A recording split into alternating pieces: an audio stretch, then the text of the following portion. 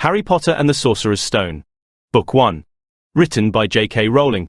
Produced by Karmin Walker. Chapter 1. The Boy Who Lived. Mr. and Mrs. Dursley, of number 4 Privet Drive, were proud to say that they were perfectly normal, thank you very much.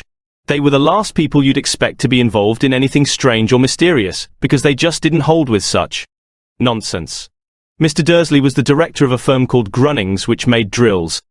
He was a big beefy man with hardly any neck, although he did have a very large moustache. Mrs. Dursley was thin and blonde, and had nearly twice the usual amount of neck, which came in very useful as she spent so much of her time craning over garden fences, spying on the neighbours. The Dursleys had a small son called Dudley, and in their opinion there was no finer boy anywhere. The Dursleys had everything they wanted, but they also had a secret, and their greatest fear was that somebody would discover it. They didn't think they could bear it if anyone found out about the Potters. Mrs. Potter was Mrs. Dursley's sister, but they hadn't met for several years. In fact, Mrs. Dursley pretended she didn't have a sister, because her sister and her good-for-nothing husband were as un-Dursley-ish as it was possible to be. The Dursleys shuddered to think what the neighbours would say if the Potters arrived in the street. The Dursleys knew that the Potters had a small son too, but they had never even seen him. This boy was another good reason for keeping the Potters away. They didn't want Dudley mixing with a child like that. When Mr. and Mrs. Dursley woke up on the dull grey Tuesday our story starts, there was nothing about the cloudy sky outside to suggest that strange and mysterious things would soon be happening all over the country. Mr. Dursley hummed as he picked out his most boring tie for work, and Mrs. Dursley gossiped away happily as she wrestled a screaming Dudley into his high chair. None of them noticed a large tawny owl flutter past the window. At 8:30, Mr. Dursley picked up his briefcase, pecked Mrs. Dursley on the cheek, and tried to kiss Dudley goodbye but missed, because Dudley was now having a tantrum and throwing his cereal at the walls. "Little tyke," chortled Mr. Dursley as he left the house. He got into his car and backed out of number 4's drive. It was on the corner of the street that he noticed the first sign of something peculiar, a cat reading a map. For a second, Mr. Dursley didn't realize what he had seen. Then he jerked his head around to look again. There was a tabby cat standing on the corner of Privet Drive, but there wasn't a map in sight. What could he have been thinking of? It must have been a trick of the light. Mr. Dursley blinked and stared at the cat. It stared back. As Mr. Dursley drove around the corner and up the road, he watched the cat in his mirror. It was now reading the sign that said Privet Drive. No, looking at the sign. Cats couldn't read maps or signs. Mr. Dursley gave himself a little shake and put the cat out of his mind. As he drove toward town, he thought of nothing except a large order of drills he was hoping to get that day. But on the edge of town, drills were driven out of his mind by something else. As he sat in the usual morning traffic jam, he couldn't help noticing that there seemed to be a lot of strangely dressed people about.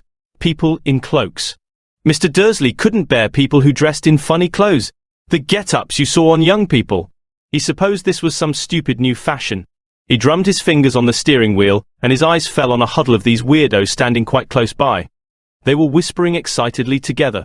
Mr. Dursley was enraged to see that a couple of them weren't young at all. Why, that man had to be older than he was, and wearing an emerald green cloak. The nerve of him! But then it struck Mr. Dursley that this was probably some silly stunt. These people were obviously collecting for something. Yes, that would be it. The traffic moved on, and a few minutes later Mr. Dursley arrived in the Grunnings parking lot, his mind back on drills. Mr. Dursley always sat with his back to the window in his office on the 9th floor. If he hadn't, he might have found it harder to concentrate on drills that morning. He didn't see the owl swooping past in broad daylight, though people down in the street did. They pointed and gazed open-mouthed as owl after owl sped overhead. Most of them had never seen an owl even at night time. Mr. Dursley, however, had a perfectly normal owl-free morning. He yelled at 5 different people. He made several important telephone calls, and shouted a bit more.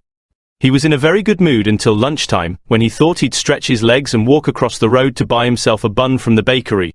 He'd forgotten all about the people in cloaks until he passed a group of them next to the baker's. He eyed them angrily as he passed. He didn't know why, but they made him uneasy. This bunch were whispering excitedly too, and he couldn't see a single collecting tin.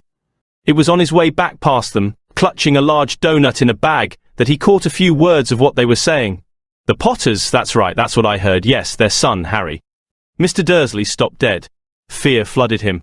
He looked back at the whisperers as if he wanted to say something to them, but thought better of it.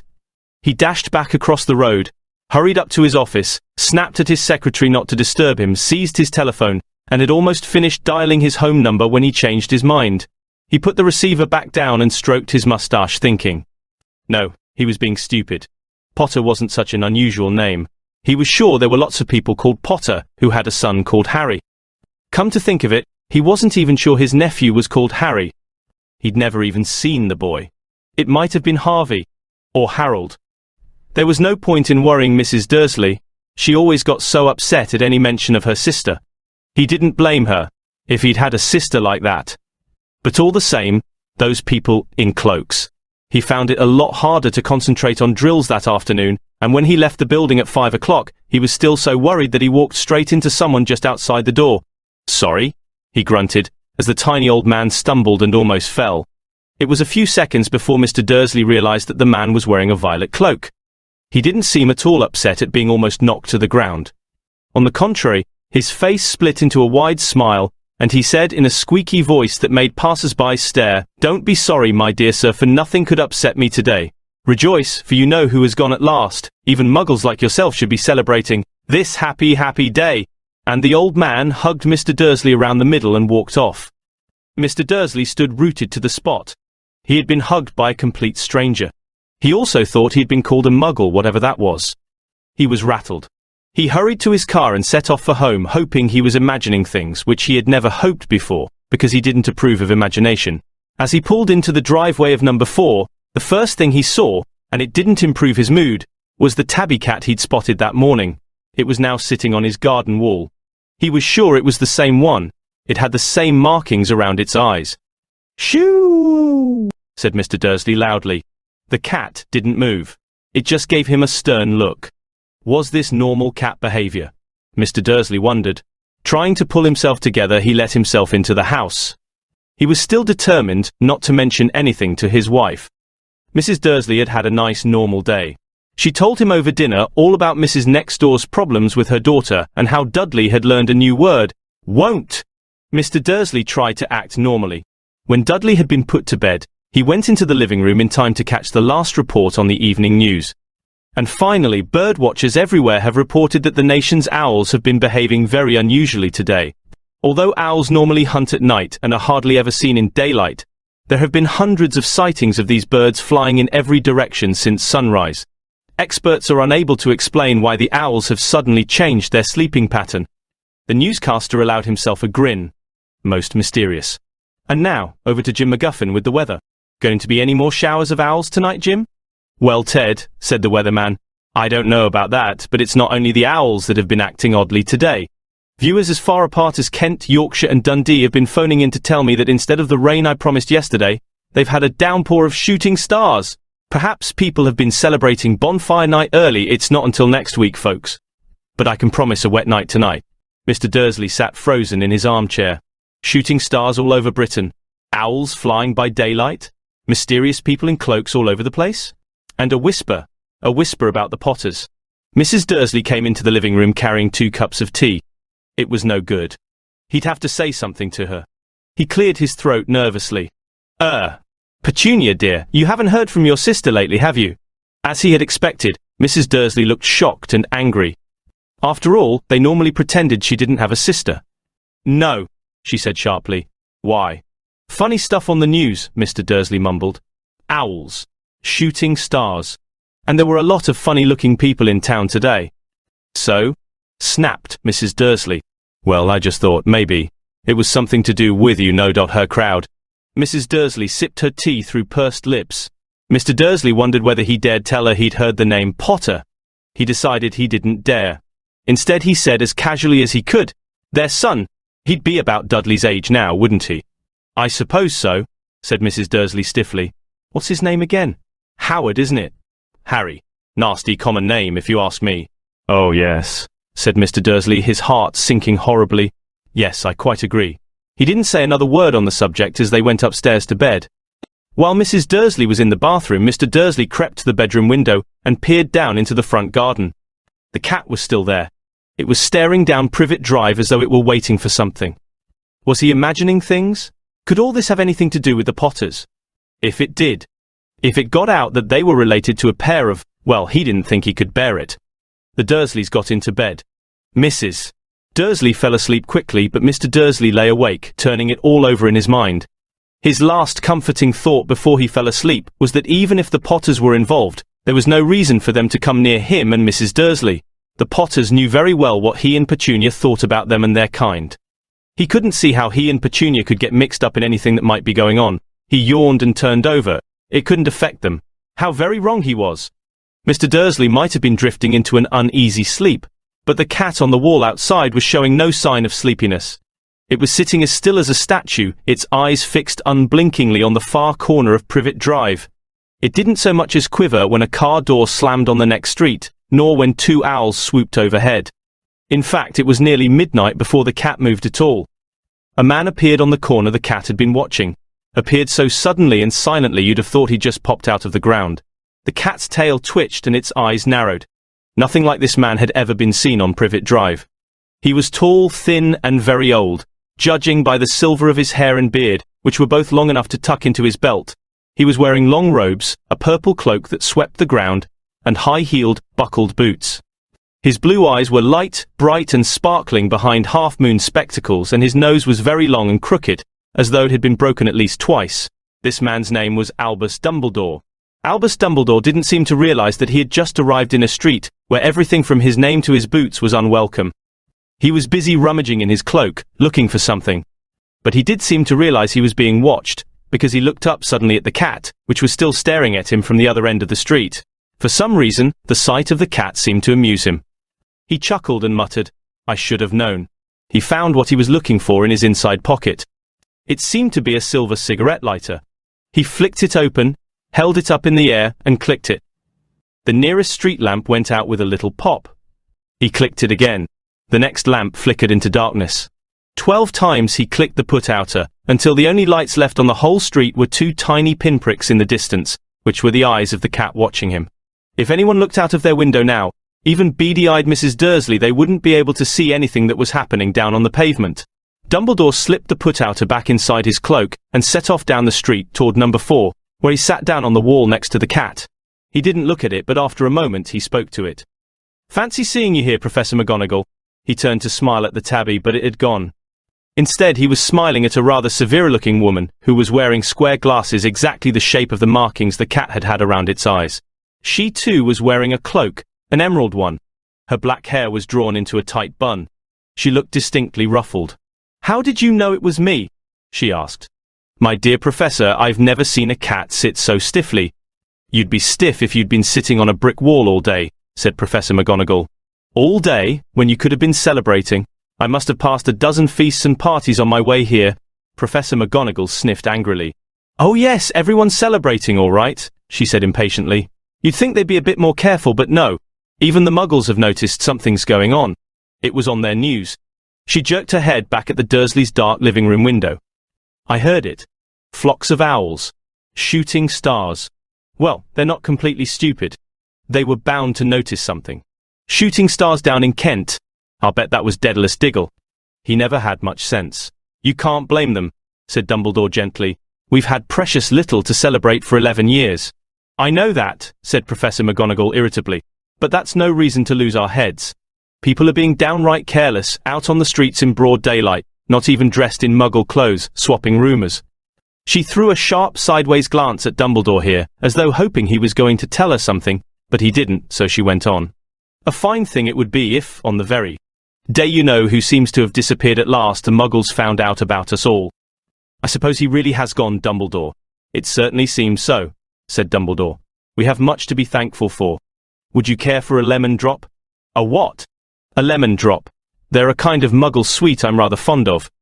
"No, thank you," said Professor McGonagall coldly, as though she didn't think this was the moment for lemon drops. "As I say, even if you know who has gone." "My dear Professor, surely a sensible person like yourself can call him by his name.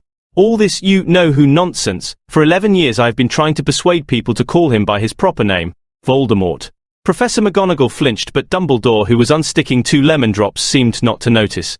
"It all gets so confusing if we keep saying you-know-who. I have never seen any reason to be frightened of saying Voldemort's name." "I know you, Haven," said Professor McGonagall, sounding half exasperated, half admiring. "You're different. Everyone knows you're the only one you know." Oh, all right, Voldemort was frightened of? You flatter me, said Dumbledore calmly. Voldemort had powers I will never have. Only because you're too, well, noble to use them. It's lucky it's dark. I haven't blushed so much since Madame Pomfrey told me she liked my new earmuffs. Professor McGonagall shot a sharp look at Dumbledore and said, The owls are nothing next to the rumors that are flying around. You know what everyone's saying? About why he's disappeared? About what finally stopped him? It seemed that Professor McGonagall had reached the point she was most anxious to discuss, the real reason she had been waiting on a cold, hard wall all day. For neither as a cat nor as a woman had she fixed Dumbledore with such a piercing stare as she did now.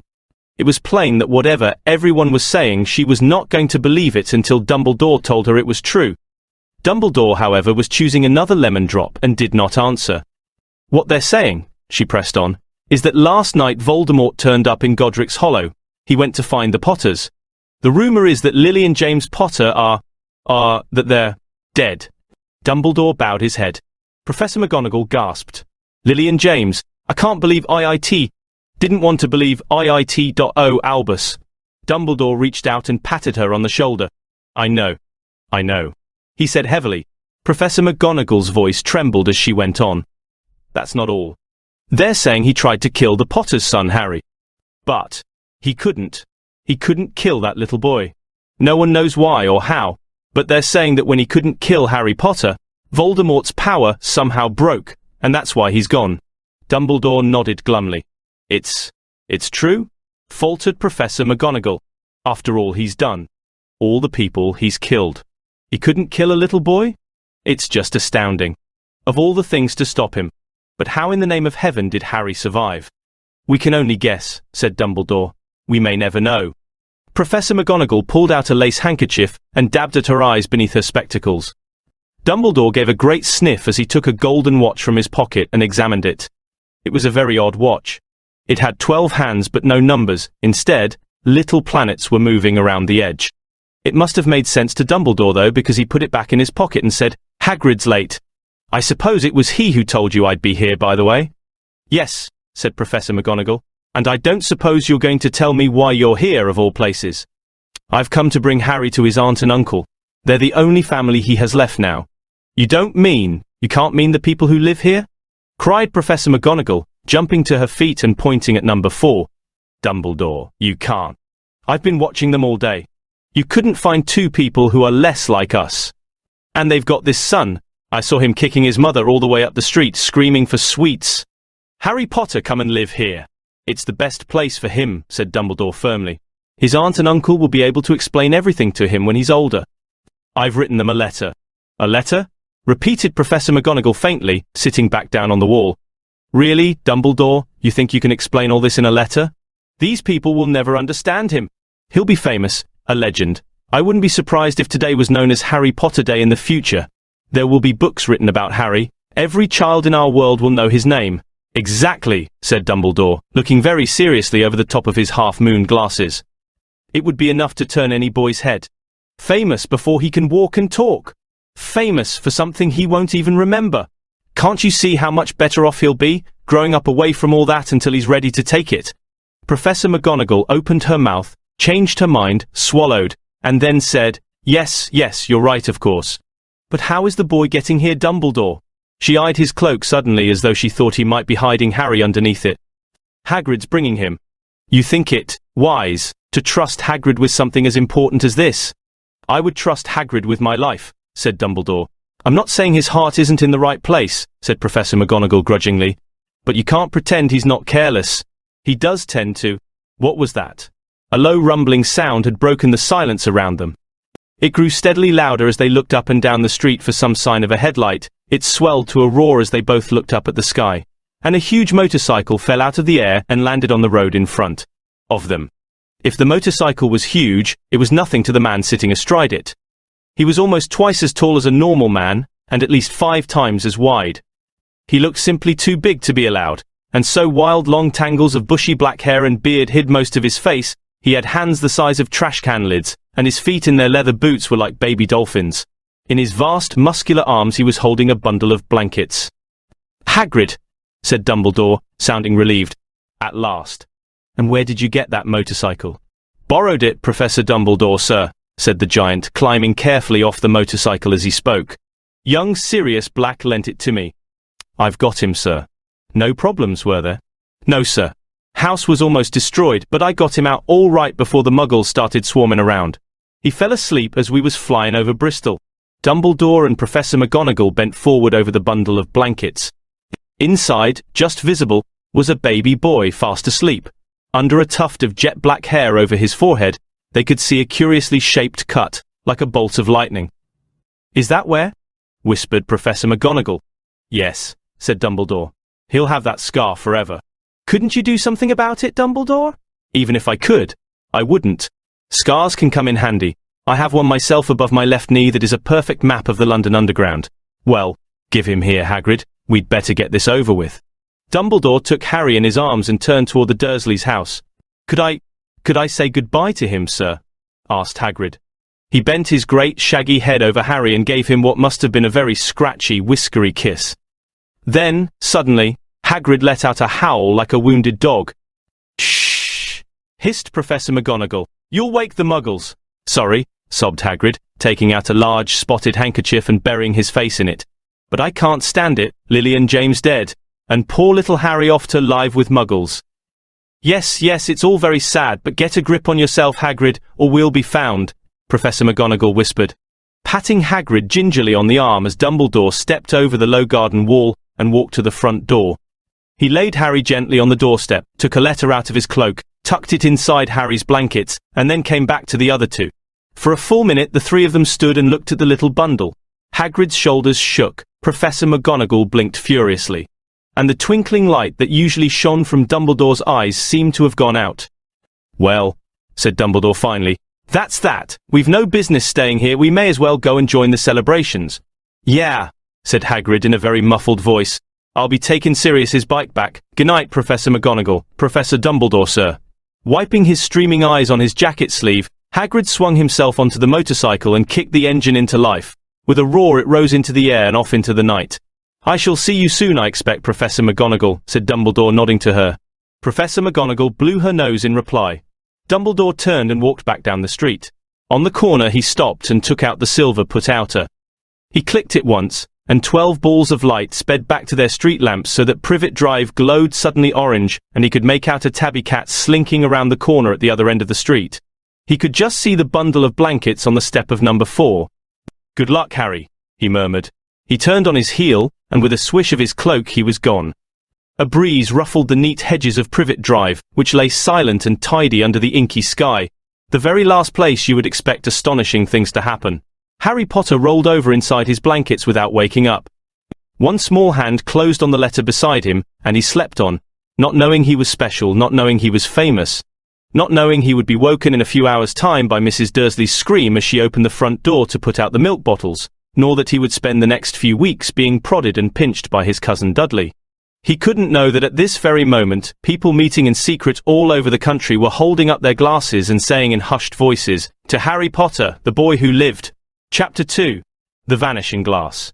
Nearly 10 years had passed since the Dursleys had woken up to find their nephew on the front step, but Privet Drive had hardly changed at all. The sun rose on the same tidy front gardens and lit up the brass number 4 on the Dursleys' front door. It crept into their living room, which was almost exactly the same as it had been on the night when Mr. Dursley had seen that fateful news report about the owls. Only the photographs on the mantelpiece really showed how much time had passed. 10 years ago there had been lots of pictures of what looked like a large pink beach ball wearing different coloured bonnets. But Dudley Dursley was no longer a baby, and now the photographs showed a large blonde boy riding his first bicycle, on a carousel at the fair, playing a computer game with his father, being hugged and kissed by his mother. The room held no sign at all that another boy lived in the house too. Yet Harry Potter was still there, asleep at the moment, but not for long. His Aunt Petunia was awake, and it was her shrill voice that made the first noise of the day. Up, get up, now. Harry woke with a start. His aunt rapped on the door again. Up, she screeched. Harry heard her walking toward the kitchen, and then the sound of the frying pan being put on the stove. He rolled onto his back and tried to remember the dream he had been having. It had been a good one. There had been a flying motorcycle in it. He had a funny feeling he'd had the same dream before. His aunt was back outside the door. Are you up yet? She demanded. Nearly, said Harry.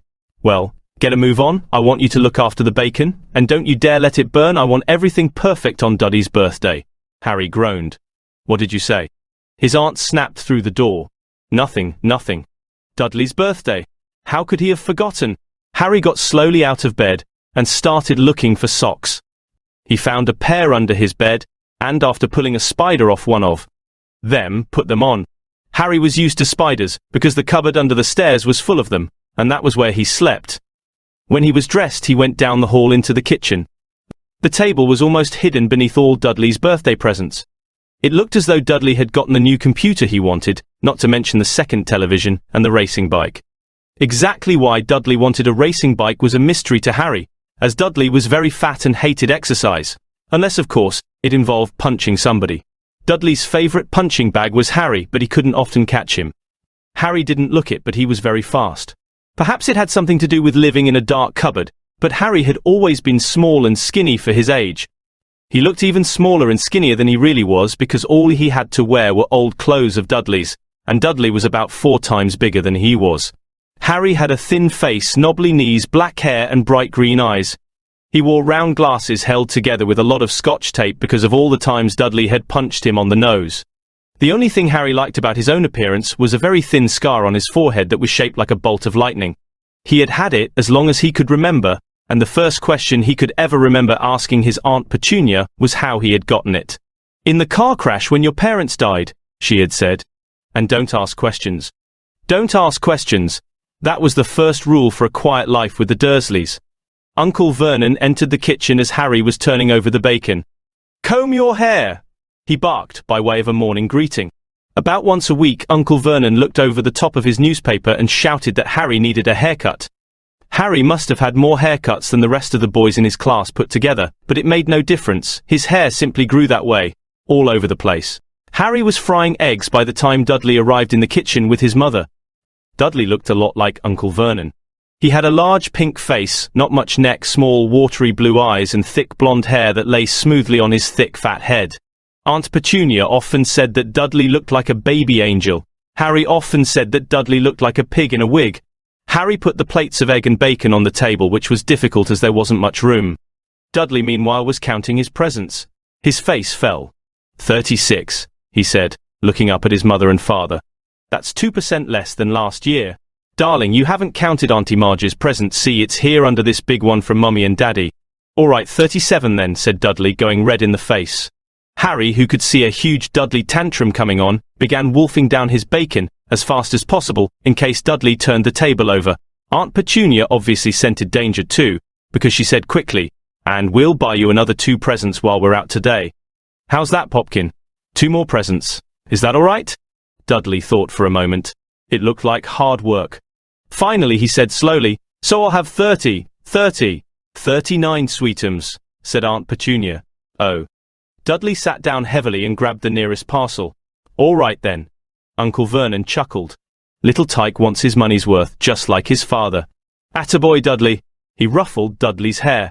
At that moment the telephone rang, and Aunt Petunia went to answer it, while Harry and Uncle Vernon watched Dudley unwrap the racing bike, a video camera, a remote control airplane, 16 new computer games and a VCR. He was ripping the paper off a gold wristwatch when Aunt Petunia came back from the telephone looking both angry and worried.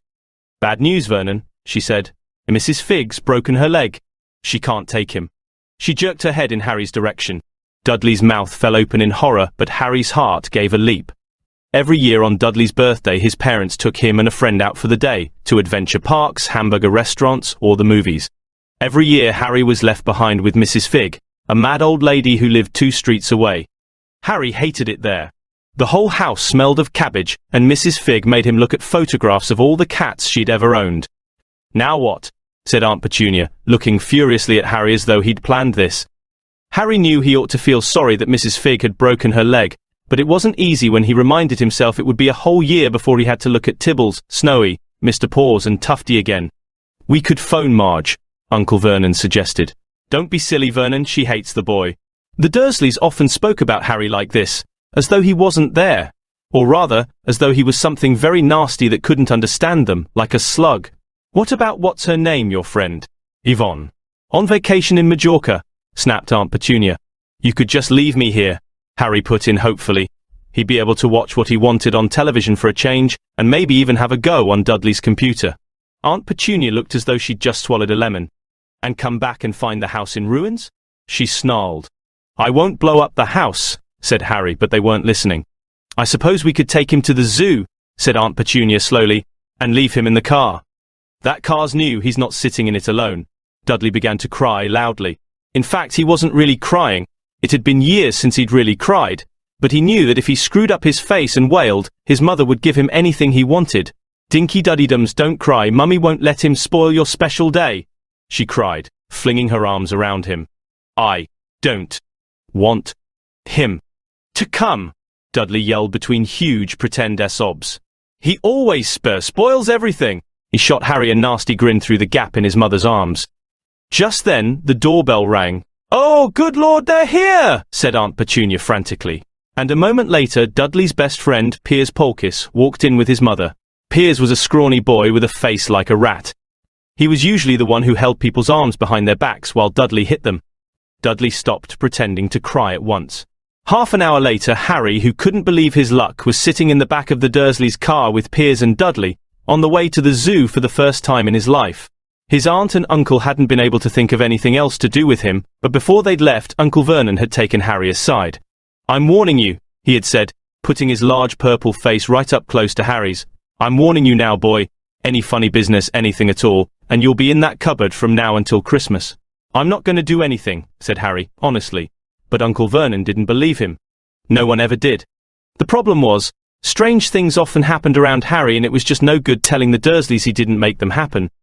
Once Aunt Petunia, tired of Harry coming back from the barber's looking as though he hadn't been at all, had taken a pair of kitchen scissors and cut his hair so short he was almost bald except for his bangs, which she left to hide that horrible scar.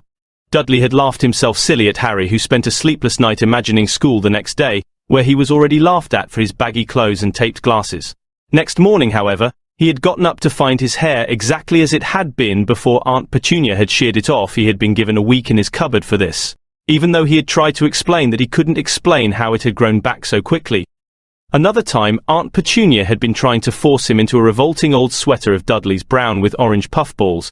The harder she tried to pull it over his head, the smaller it seemed to become, until finally it might have fitted a hand puppet, but certainly wouldn't fit Harry. Aunt Petunia had decided it must have shrunk in the wash and, to his great relief, Harry wasn't punished. On the other hand, he'd gotten into terrible trouble for being found on the roof of the school kitchens. Dudley's gang had been chasing him as usual when, as much to Harry's surprise as anyone else's, there he was sitting on the chimney. The Dursleys had received a very angry letter from Harry's headmistress, telling them Harry had been climbing school buildings. But all he tried to do, as he shouted at Uncle Vernon through the locked door of his cupboard, was jump behind the big trash cans outside the kitchen doors. Harry supposed that the wind must have caught him in mid-jump. But today, nothing was going to go wrong. It was even worth being with Dudley and Piers to be spending the day somewhere that wasn't school, his cupboard, or Mrs. Figg's cabbage-smelling living room. While he drove, Uncle Vernon complained to Aunt Petunia. He liked to complain about things. People at work, Harry, the council, Harry, the bank, and Harry were just a few of his favourite subjects. This morning, it was motorcycles. Roaring along like maniacs, the young hoodlums, he said, as a motorcycle overtook them. I had a dream about a motorcycle, said Harry, remembering suddenly. It was flying. Uncle Vernon nearly crashed into the car in front. He turned right around in his seat and yelled at Harry, his face like a gigantic beet with a moustache. Motorcycles don't fly. Dudley and Piers sniggered. I know they don't, said Harry. It was only a dream. But he wished he hadn't said anything. If there was one thing the Dursleys hated even more than his asking questions, it was his talking about anything acting in a way it shouldn't. No matter if it was in a dream or even a cartoon. They seemed to think he might get dangerous ideas. It was a very sunny Saturday and the zoo was crowded with families. The Dursleys bought Dudley and Piers large chocolate ice creams at the entrance, and then, because the smiling lady in the van had asked Harry what he wanted before they could hurry him away, they bought him a cheap lemon ice pop. It wasn't bad either, Harry thought, licking it as they watched a gorilla scratching its head who looked remarkably like Dudley, except that it wasn't blonde. Harry had the best morning he'd had in a long time. He was careful to walk a little way apart from the Dursleys so that Dudley and Piers, who were starting to get bored with the animals by lunchtime, wouldn't fall back on their favourite hobby of hitting him. They ate in the zoo restaurant, and when Dudley had a tantrum because his Knickerbocker Glory didn't have enough ice cream on top, Uncle Vernon bought him another one, and Harry was allowed to finish the first. Harry felt, afterward, that he should have known it was all too good to last. After lunch they went to the reptile house. It was cool and dark in there with lit windows all along the walls. Behind the glass all sorts of lizards and snakes were crawling and slithering over bits of wood and stone. Dudley and Piers wanted to see huge poisonous cobras and thick, man-crushing pythons. Dudley quickly found the largest snake in the place. It could have wrapped its body twice around Uncle Vernon's car and crushed it into a trash can, but at the moment it didn't look in the mood. In fact, it was fast asleep. Dudley stood with his nose pressed against the glass, staring at the glistening brown coils. "Make it move," he whined at his father. Uncle Vernon tapped on the glass, but the snake didn't budge. "Do it again," Dudley ordered. Uncle Vernon rapped the glass smartly with his knuckles, but the snake just snoozed on. "This is boring," Dudley moaned. He shuffled away. Harry moved in front of the tank and looked intently at the snake. He wouldn't have been surprised if it had died of boredom itself. No company except stupid people drumming their fingers on the glass trying to disturb it all day long. It was worse than having a cupboard as a bedroom, where the only visitor was Aunt Petunia hammering on the door to wake you up. At least he got to visit the rest of the house. The snake suddenly opened its beady eyes. Slowly, very slowly, it raised its head until its eyes were on a level with Harry's. It winked. Harry stared. Then he looked quickly around to see if anyone was watching. They weren't. He looked back at the snake and winked too. The snake jerked its head toward Uncle Vernon and Dudley, then raised its eyes to the ceiling. It gave Harry a look that said quite plainly, "I get that all the time." "I know," Harry murmured through the glass, though he wasn't sure the snake could hear him. "It must be really annoying." The snake nodded vigorously. "Where do you come from anyway?" Harry asked. The snake jabbed its tail at a little sign next to the glass. Harry peered at it. "Boa constrictor, Brazil." Was it nice there? The boa constrictor jabbed its tail at the sign again, and Harry read on. "This specimen was bred in the zoo." "Oh, I see. So you've never been to Brazil?" As the snake shook its head, a deafening shout behind Harry made both of them jump. "Dudley! Mr. Dursley! Come and look at this snake. You won't believe what it's doing." Dudley came waddling toward them as fast as he could. "Out of the way, you," he said, punching Harry in the ribs. Caught by surprise, Harry fell hard on the concrete floor. What came next happened so fast no one saw how it happened. 1 second, Piers and Dudley were leaning right up close to the glass. The next, they had leapt back with howls of horror. Harry sat up and gasped. The glass front of the boa constrictor's tank had vanished. The great snake was uncoiling itself rapidly, slithering out onto the floor. People throughout the reptile house screamed and started running for the exits. As the snake slid swiftly past him, Harry could have sworn a low, hissing voice said, "Brazil, here I come." "Thanks, amigo." The keeper of the reptile house was in shock. "But the glass," he kept saying. "Where did the glass go?" The zoo director himself made Aunt Petunia a cup of strong sweet tea while he apologized over and over again. Piers and Dudley could only gibber. As far as Harry had seen, the snake hadn't done anything except snap playfully at their heels as it passed, but by the time they were all back in Uncle Vernon's car, Dudley was telling them how it had nearly bitten off his leg, while Piers was swearing it had tried to squeeze him to death. But worst of all, for Harry at least, was Piers calming down enough to say, "Harry was talking to it, weren't you, Harry?" Uncle Vernon waited until Piers was safely out of the house before starting on Harry. He was so angry he could hardly speak. He managed to say, "Go, cupboard, stay, no meals," before he collapsed into a chair, and Aunt Petunia had to run and get him a large brandy. Harry lay in his dark cupboard much later, wishing he had a watch. He didn't know what time it was, and he couldn't be sure the Dursleys were asleep yet. Until they were, he couldn't risk sneaking to the kitchen for some food. He'd lived with the Dursleys almost 10 years, 10 miserable years, as long as he could remember, ever since he'd been a baby and his parents had died in that car crash. He couldn't remember being in the car when his parents had died. Sometimes, when he strained his memory during long hours in his cupboard, he came up with a strange vision, a blinding flash of green light and a burning pain on his forehead. This, he supposed, was the crash, though he couldn't imagine where all the green light came from. He couldn't remember his parents at all. His aunt and uncle never spoke about them, and of course he was forbidden to ask questions. There were no photographs of them in the house. When he had been younger, Harry had dreamed and dreamed of some unknown relation coming to take him away, but it had never happened. The Dursleys were his only family. Yet sometimes he thought, or maybe hoped, that strangers in the streets seemed to know him. Very strange strangers they were too. A tiny man in a violet top hat had bowed to him once while out shopping with Aunt Petunia and Dudley. After asking Harry furiously if he knew the man, Aunt Petunia had rushed them out of the shop without buying anything. A wild-looking old woman dressed all in green had waved merrily at him once on a bus. A bald man in a very long purple coat had actually shaken his hand in the street the other day and then walked away without a word. The weirdest thing about all these people was the way they seemed to vanish the second Harry tried to get a closer look. At school, Harry had no one. Everybody knew that Dudley's gang hated that odd Harry Potter in his baggy old clothes and broken glasses, and nobody liked to disagree with Dudley's gang. Chapter 3. The Letters from No One. The escape of the Brazilian boa constrictor earned Harry his longest ever punishment. By the time he was allowed out of his cupboard again, the summer holidays had started, and Dudley had already broken his new video camera, crashed his remote control airplane, and, first time out on his racing bike, knocked down old Mrs. Figg as she crossed Privet Drive on her crutches. Harry was glad school was over, but there was no escaping Dudley's gang, who visited the house every single day. Piers, Dennis, Malcolm and Gordon were all big and stupid, but as Dudley was the biggest and stupidest of the lot, he was the leader. The rest of them were all quite happy to join in Dudley's favourite sport, Harry hunting. This was why Harry spent as much time as possible out of the house, wandering around and thinking about the end of the holidays, where he could see a tiny ray of hope.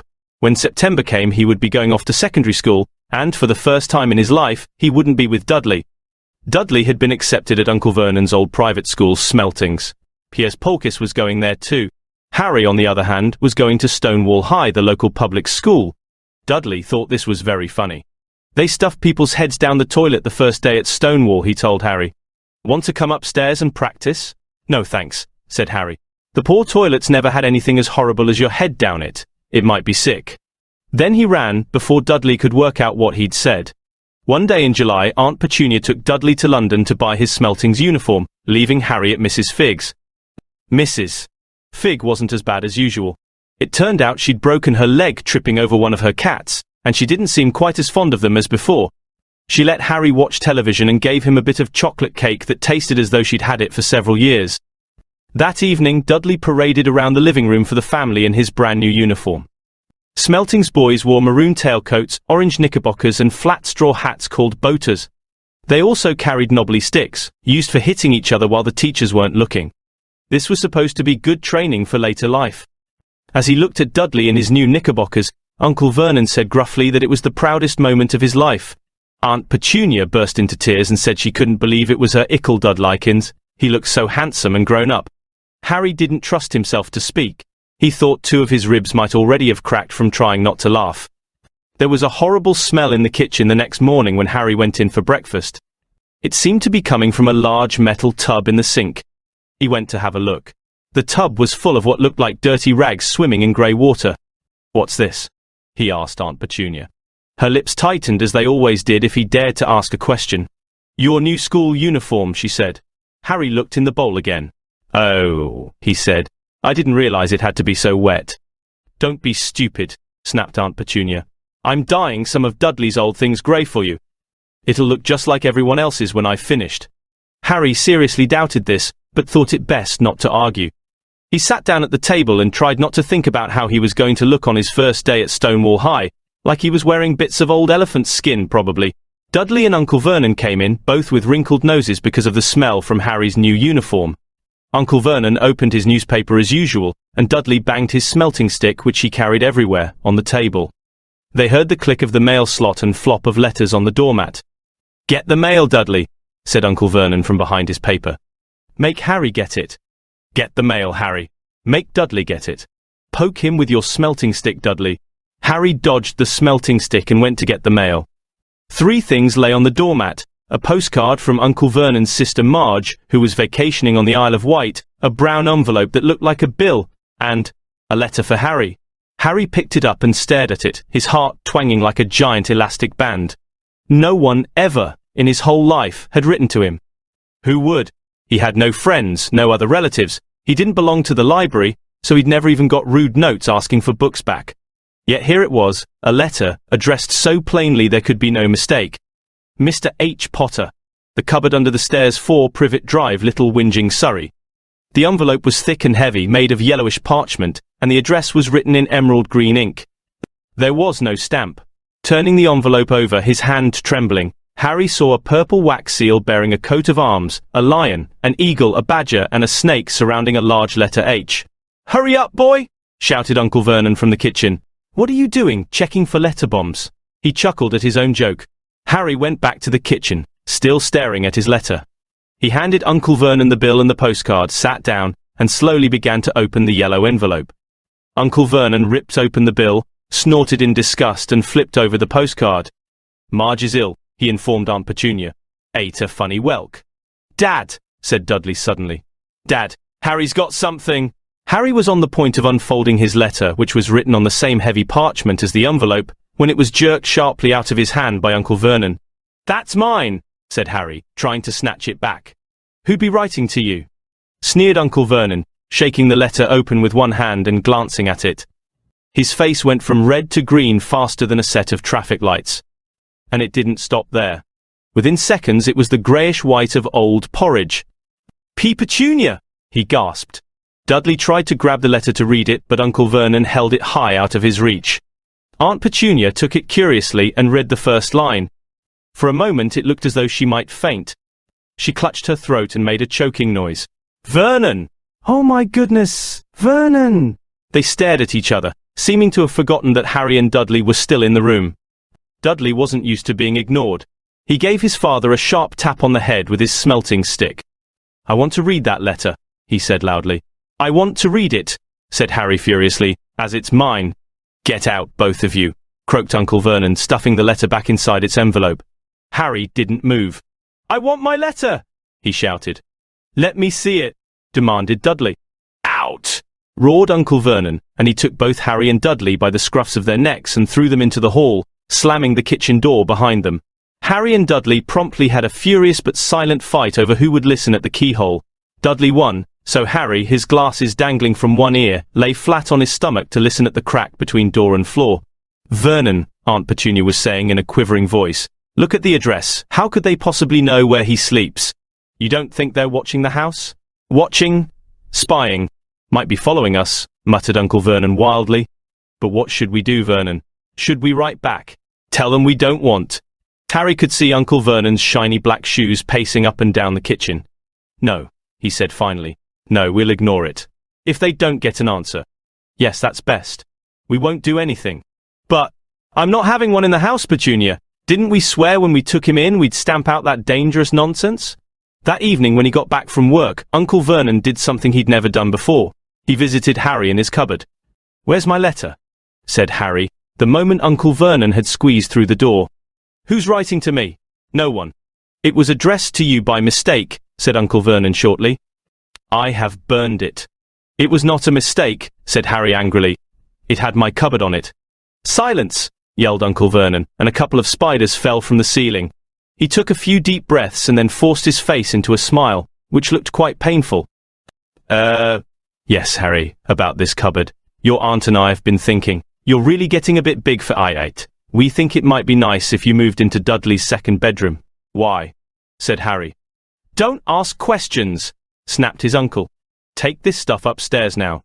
The Dursleys' house had 4 bedrooms, one for Uncle Vernon and Aunt Petunia, one for visitors, usually Uncle Vernon's sister Marge, one where Dudley slept, and one where Dudley kept all the toys and things that wouldn't fit into his first bedroom.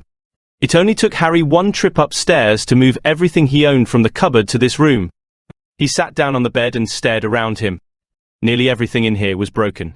The month-old video camera was lying on top of a small working tank Dudley had once driven over the next-door neighbor's dog. In the corner was Dudley's first-ever television set, which he'd put his foot through when his favorite program had been cancelled. There was a large birdcage, which had once held a parrot that Dudley had swapped at school for a real air rifle, which was up on a shelf with the end all bent because Dudley had sat on it. Other shelves were full of books. They were the only things in the room that looked as though they'd never been touched. From downstairs came the sound of Dudley bawling at his mother. "I don't want him in there. I need that room. Make him get out." Harry sighed and stretched out on the bed. Yesterday he'd have given anything to be up here. Today he'd rather be back in his cupboard with that letter than up here without it. Next morning at breakfast, everyone was rather quiet. Dudley was in shock. He'd screamed, whacked his father with his smelting stick, been sick on purpose, kicked his mother, and thrown his tortoise through the greenhouse roof, and he still didn't have his room back. Harry was thinking about this time yesterday, and bitterly wishing he'd opened the letter in the hall. Uncle Vernon and Aunt Petunia kept looking at each other darkly. When the mail arrived, Uncle Vernon, who seemed to be trying to be nice to Harry, made Dudley go and get it. They heard him banging things with his smelting stick all the way down the hall. Then he shouted, "There's another one! Mr. H. Potter, the smallest bedroom, 4 Privet Drive." With a strangled cry, Uncle Vernon leapt from his seat and ran down the hall, Harry right behind him. Uncle Vernon had to wrestle Dudley to the ground to get the letter from him, which was made difficult by the fact that Harry had grabbed Uncle Vernon around the neck from behind. After a minute of confused fighting in which everyone got hit a lot by the smelting stick, Uncle Vernon straightened up, gasping for breath, with Harry's letter clutched in his hand. "Go to your cupboard. Your bedroom," he wheezed at Harry. "Dudley, go. Just go." Harry walked round and round his new room. Someone knew he had moved out of his cupboard, and they seemed to know he hadn't received his first letter. Surely that meant they'd try again? And this time he'd make sure they didn't fail. He had a plan. The repaired alarm clock rang at 6 o'clock the next morning. Harry turned it off quickly and dressed silently. He mustn't wake the Dursleys. He stole downstairs without turning on any of the lights. He's going to wait for the postman on the corner of Privet Drive and get the letters for number 4 first. His heart hammered as he crept across the dark hall toward the front door. Ah! Harry leapt into the air. He'd trodden on something big and squashy on the doormat, something alive. Lights clicked on upstairs, and to his horror Harry realized that the big squashy something had been his uncle's face.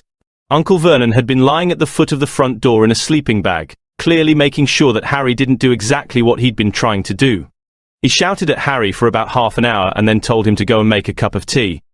Harry shuffled miserably off into the kitchen, and by the time he got back the mail had arrived, right into Uncle Vernon's lap. Harry could see 3 letters addressed in green ink. "I want," he began, but Uncle Vernon was tearing the letters into pieces before his eyes. Uncle Vernon didn't go to work that day. He stayed at home and nailed up the mail slot. "See," he explained to Aunt Petunia through a mouthful of nails, "if they can't deliver them they'll just give up." "I'm not sure that'll work, Vernon." "Oh, these people's minds work in strange ways, Petunia. They're not like you and me," said Uncle Vernon, trying to knock in a nail with the piece of fruitcake Aunt Petunia had just brought him. On Friday, no less than 12 letters arrived for Harry. As they couldn't go through the mail slot, they had been pushed under the door, slotted through the sides, and a few even forced through the small window in the downstairs bathroom. Uncle Vernon stayed at home again. After burning all the letters, he got out a hammer and nails and boarded up the cracks around the front and back doors so no one could go out. He hummed Tiptoe Through the Tulips as he worked, and jumped at small noises. On Saturday, things began to get out of hand. 24 letters to Harry found their way into the house, rolled up and hidden inside each of the 24 eggs that their very confused milkman had handed Aunt Petunia through the living room window. While Uncle Vernon made furious telephone calls to the post office and the dairy trying to find someone to complain to, Aunt Petunia shredded the letters in her food processor. "Who on earth wants to talk to you this badly?" Dudley asked Harry in amazement. On Sunday morning, Uncle Vernon sat down at the breakfast table looking tired and rather ill, but happy. "No post on Sundays," he reminded them cheerfully as he spread marmalade on his newspapers. "No damn letters today." Something came whizzing down the kitchen chimney as he spoke and caught him sharply on the back of the head. Next moment, 30 or 40 letters came pelting out of the fireplace like bullets. The Dursleys ducked, but Harry leapt into the air, trying to catch one. "Out! Out!" Uncle Vernon seized Harry around the waist and threw him into the hall. When Aunt Petunia and Dudley had run out with their arms over their faces, Uncle Vernon slammed the door shut. They could hear the letters still streaming into the room, bouncing off the walls and floor. "That does it," said Uncle Vernon, trying to speak calmly but pulling great tufts out of his mustache at the same time. "I want you all back here in 5 minutes ready to leave. We're going away. Just pack some clothes. No arguments." He looked so dangerous with half his mustache missing that no one dared argue. 10 minutes later they had wrenched their way through the boarded-up doors and were in the car, speeding toward the highway. Dudley was sniffling in the back seat. His father had hit him round the head for holding them up while he tried to pack his television, VCR and computer in his sports bag. They drove. And they drove. Even Aunt Petunia didn't dare ask where they were going. Every now and then Uncle Vernon would take a sharp turn and drive in the opposite direction for a while. "Shake 'em off. Shake 'em off," he would mutter whenever he did this. They didn't stop to eat or drink all day. By nightfall Dudley was howling. He'd never had such a bad day in his life. He was hungry. He'd missed 5 television programs he'd wanted to see, And he'd never gone so long without blowing up an alien on his computer. Uncle Vernon stopped at last outside a gloomy-looking hotel on the outskirts of a big city. Dudley and Harry shared a room with twin beds and damp, musty sheets. Dudley snored, but Harry stayed awake, sitting on the windowsill, staring down at the lights of passing cars and wondering. They ate stale cornflakes and cold tinned tomatoes on toast for breakfast the next day. They had just finished when the owner of the hotel came over to their table. "Excuse me, but is one of you Mr. H. Potter? Only I got about 100 of these at the front desk." She held up a letter so they could read the green ink address. Mr. H. Potter, room 17, Railview Hotel, Cokeworth. Harry made a grab for the letter, but Uncle Vernon knocked his hand out of the way. The woman stared. "I'll take them," said Uncle Vernon, standing up quickly and following her from the dining room. "Wouldn't it be better just to go home, dear?" Aunt Petunia suggested timidly hours later, but Uncle Vernon didn't seem to hear her. Exactly what he was looking for, none of them knew. He drove them into the middle of a forest, got out, looked around, shook his head, got back in the car, and off they went again. The same thing happened in the middle of a ploughed field, halfway across a suspension bridge, and at the top of a multi-level parking garage. "Daddy's gone mad, hasn't he?" Dudley asked Aunt Petunia dully late that afternoon. Uncle Vernon had parked at the coast, locked them all inside the car, and disappeared. It started to rain. Great drops beat on the roof of the car. Dudley snivelled. "It's Monday," he told his mother. "The great Humberto's on tonight. I want to stay somewhere with a television." Monday. This reminded Harry of something. If it was Monday, and you could usually count on Dudley to know the days the week because of television, then tomorrow, Tuesday, was Harry's 11th birthday. Of course, his birthdays were never exactly fun. Last year, the Dursleys had given him a coat hanger and a pair of Uncle Vernon's old socks. Still, you weren't 11 every day. Uncle Vernon was back and he was smiling. He was also carrying a long, thin package, and didn't answer Aunt Petunia when she asked what he'd bought. "Found the perfect place," he said. "Come on! Everyone out!" It was very cold outside the car. Uncle Vernon was pointing at what looked like a large rock way out at sea. Perched on top of the rock was the most miserable little shack you could imagine. One thing was certain, there was no television in there. "Storm forecast for tonight," said Uncle Vernon gleefully, clapping his hands together. "And this gentleman's kindly agreed to lend us his boat." A toothless old man came ambling up to them, pointing, with a rather wicked grin, at an old rowboat bobbing in the iron-grey water below them. "I've already got us some rations," said Uncle Vernon. "So all aboard." It was freezing in the boat. Icy sea spray and rain crept down their necks and a chilly wind whipped their faces. After what seemed like hours, they reached the rock, where Uncle Vernon, slipping and sliding, led the way to the broken-down house. The inside was horrible. It smelled strongly of seaweed, the wind whistled through the gaps in the wooden walls, and the fireplace was damp and empty. There were only 2 rooms. Uncle Vernon's rations turned out to be a bag of chips each and 4 bananas. He tried to start a fire, but the empty chip bags just smoked and shriveled up. "Could do with some of those letters now, eh?" he said cheerfully. He was in a very good mood. Obviously he thought nobody stood a chance of reaching them here in a storm to deliver mail. Harry privately agreed, though the thought didn't cheer him up at all. As night fell, the promised storm blew up around them. Spray from the high waves splattered the walls of the hut and a fierce wind rattled the filthy windows. Aunt Petunia found a few mouldy blankets in the second room and made up a bed for Dudley on the moth-eaten sofa. She and Uncle Vernon went off to the lumpy bed next door, and Harry was left to find the softest bit of floor he could, and to curl up under the thinnest, most ragged blanket. The storm raged more and more ferociously as the night went on. Harry couldn't sleep. He shivered and turned over, trying to get comfortable, his stomach rumbling with hunger. Dudley's snores were drowned by the low rolls of thunder that started near midnight. The lighted dial of Dudley's watch, which was dangling over the edge of the sofa on his fat wrist, told Harry he'd be 11 in 10 minutes' time. He lay and watched his birthday tick nearer, wondering if the Dursleys would remember at all, wondering where the letter writer was now. 5 minutes to go. Harry heard something creak outside. He hoped the roof wasn't going to fall in, although he might be warmer if it did. 4 minutes to go. Maybe the house in Privet Drive would be so full of letters when they got back that he'd be able to steal one somehow. 3 minutes to go. Was that the sea slapping hard on the rock like that? And 2 minutes to go. What was that funny crunching noise? Was the rock crumbling into the sea? 1 minute to go and he'd be 11. 30 seconds. 20. 10. 9. Maybe he'd wake Dudley up just to annoy him. 3. 2. 1. Boom. The whole shack shivered and Harry sat bolt upright, staring at the door. Someone was outside knocking to come in. Chapter 4. The Keeper of the Keys. Boom. They knocked again. Dudley jerked awake. "Where's the cannon?" he said stupidly. There was a crash behind them and Uncle Vernon came skidding into the room.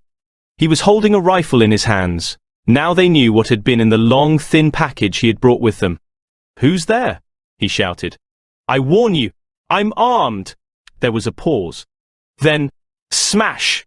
The door was hit with such force that it swung clean off its hinges and with a deafening crash landed flat on the floor. A giant of a man was standing in the doorway. His face was almost completely hidden by a long shaggy mane of hair and a wild, tangled beard, but you could make out his eyes, glinting like black beetles under all the hair. The giant squeezed his way into the hut, stooping so that his head just brushed the ceiling. He bent down, picked up the door, and fitted it easily back into its frame.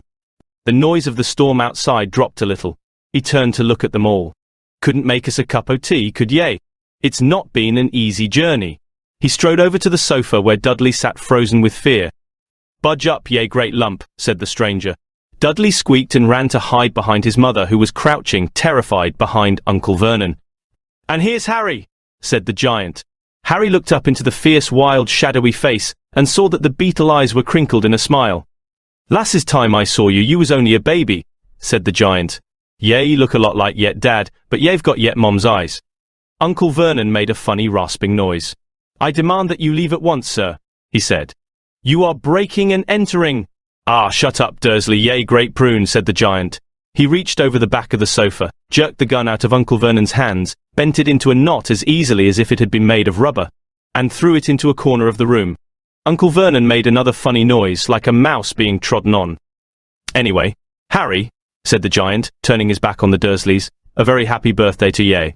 Got summat for ye here, I might have sat on it at some point, but it'll taste all right." From an inside pocket of his black overcoat he pulled a slightly squashed box. Harry opened it with trembling fingers.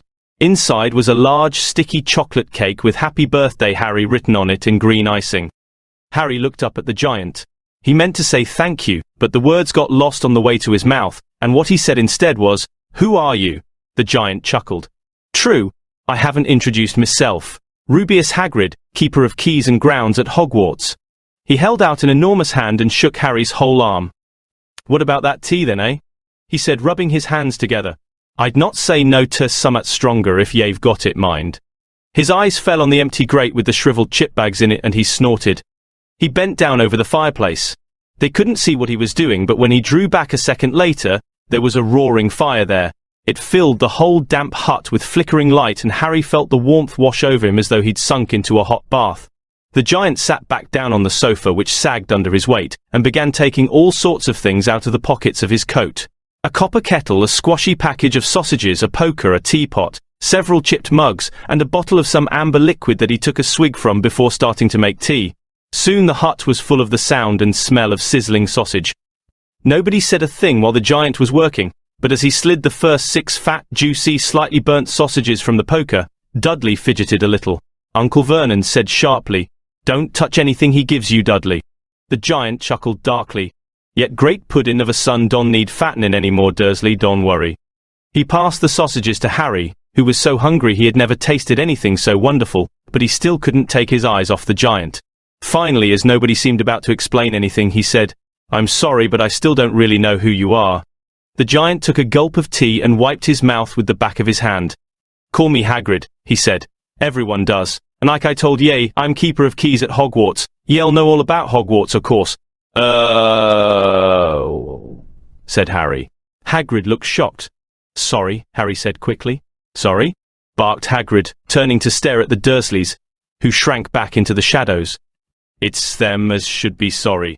I knew ye weren't getting your letters, but I never thought ye wouldn't even know aboo Hogwarts, for crying out loud. Did ye never wonder where yet parents learned it all?" "Or what?" asked Harry. "Or what?" Hagrid thundered. "Now wait just 1 second." He had leapt to his feet. In his anger he seemed to fill the whole hut. The Dursleys were cowering against the wall. "Do you mean to tell me," he growled at the Dursleys, "that this boy knows nothing about anything?" Harry thought this was going a bit far. He had been to school after all and his marks weren't bad. I know some things, he said. I can, do math and stuff. But Hagrid simply waved his hand and said, about our world, I mean. Your world, my world, your parents' world. What world? Hagrid looked as if he was about to explode. Dursley, he boomed. Uncle Vernon, who had gone very pale, whispered something that sounded like Mimblewimble. Hagrid stared wildly at Harry. But ye must know about yet Mom and Dad, he said. I mean, they're famous. You're famous. What? My mom and dad weren't famous, were they? Ye don't know. Ye don't know. Hagrid ran his fingers through his hair, fixing Harry with a bewildered stare. Ye don't know what ye are? He said finally. Uncle Vernon suddenly found his voice. Stop, he commanded. Stop right there, sit. I forbid you to tell the boy anything. A braver man than Vernon Dursley would have quailed under the furious look Hagrid now gave him. When Hagrid spoke, his every syllable trembled with rage. You never told him? Never told him what was in the letter Dumbledore left for him? I was there. I saw Dumbledore leave it, Dursley. And you've kept it from him all these years? Kept what from me? Said Harry eagerly. Stop. I forbid you, yelled Uncle Vernon in panic. Aunt Petunia gave a gasp of horror. Ah, go boil yet heads, both of ye, said Hagrid. Harry, you're a wizard. There was silence inside the hut. Only the sea and the whistling wind could be heard. I'm a what? Gasped Harry. A wizard, of course, said Hagrid, sitting back down on the sofa, which groaned and sank even lower. And a thumping good 'un, I'd say, once ye've been trained up a bit. With a mum and dad like yours, what else would ye be? And I reckon it's about time ye read your letter. Harry stretched out his hand at last to take the yellowish envelope, addressed in emerald green to Mr. H. Potter, the floor, hut on the rock, the sea. He pulled out the letter and read. Hogwarts School of Witchcraft and Wizardry Headmaster, Albus Dumbledore, Order of Merlin, First Class, Grand Sorc, CHF. Warlock, Supreme Mugwump, International Confed. Of Wizards, dear Mr. Potter. We are pleased to inform you that you have been accepted at Hogwarts School of Witchcraft and Wizardry. Please find enclosed a list of all necessary books and equipment. Term begins on September 1st. We await your owl by no later than July 31st. Yours sincerely, Minerva McGonagall, Deputy Headmistress. Questions exploded inside Harry's head like fireworks, and he couldn't decide which to ask first. After a few minutes he stammered, What does it mean, they await my owl? Galloping Gorgons, that reminds me, said Hagrid, clapping a hand to his forehead with enough force to knock over a cart horse, and from yet another pocket inside his overcoat he pulled an owl. A real, live, rather ruffled-looking owl. A long quill, and a roll of parchment. With his tongue between his teeth he scribbled a note that Harry could read upside down. Dear Professor Dumbledore, given Harry his letter. Taking him to buy his things tomorrow. Weather's horrible. Hope you're well. Hagrid. Hagrid rolled up the note, gave it to the owl which clamped it in its beak, went to the door, and threw the owl out into the storm. Then he came back and sat down as though this was as normal as talking on the telephone. Harry realized his mouth was open and closed it quickly. Where was I? Said Hagrid, but at that moment Uncle Vernon, still ashen-faced but looking very angry, moved into the firelight. He's not going, he said. Hagrid grunted. I'd like to see a great muggle like you stop him, he said. A what? Said Harry, interested. A muggle, said Hagrid. It's what we call non-magic folk like them, and it's your bad luck you grew up in a family o' the biggest muggles I ever laid eyes on. We swore when we took him in we'd put a stop to that rubbish, said Uncle Vernon. Swore we'd stamp it out of him. Wizard indeed. You knew? Said Harry. You knew I'm a wizard? Knew! Shrieked Aunt Petunia suddenly. Knew! Of course we knew. How could you not be, my dratted sister being what she was? Oh, she got a letter just like that and disappeared off to that school, and came home every vacation with her pockets full of frog spawn, turning teacups into rats. I was the only one who saw her for what she was, a freak. But for my mother and father, oh no, it was Lily this and Lily that. They were proud of having a witch in the family. She stopped to draw a deep breath and then went ranting on. It seemed she had been wanting to say all this for years. Then she met that Potter at school, and they left and got married and had you. And of course I knew you'd be just the same, just as strange, just as abnormal. And then if you please, she went and got herself blown up and we got landed with you. Harry had gone very white. As soon as he found his voice he said, Blown up, you told me they died in a car crash. Car crash, roared Hagrid, jumping up so angrily that the Dursleys scuttled back to their corner. How could a car crash kill Lily and James Potter? It's an outrage. A scandal. Harry Potter not knowing his own story when every kid in our world knows his name. But why? What happened? Harry asked urgently. The anger faded from Hagrid's face. He looked suddenly anxious. I never expected this, he said, in a low, worried voice. I had no idea when Dumbledore told me there might be trouble getting hold of Ye. How much Ye didn't know. I know if I'm the right person to tell Ye. But someone's gotta. Ye can't go off to Hogwarts not knowing. He threw a dirty look at the Dursleys. Well, it's best Ye know as much as I can tell Ye. Mind, I can't tell Ye everything. It's a great mystery, parts of it.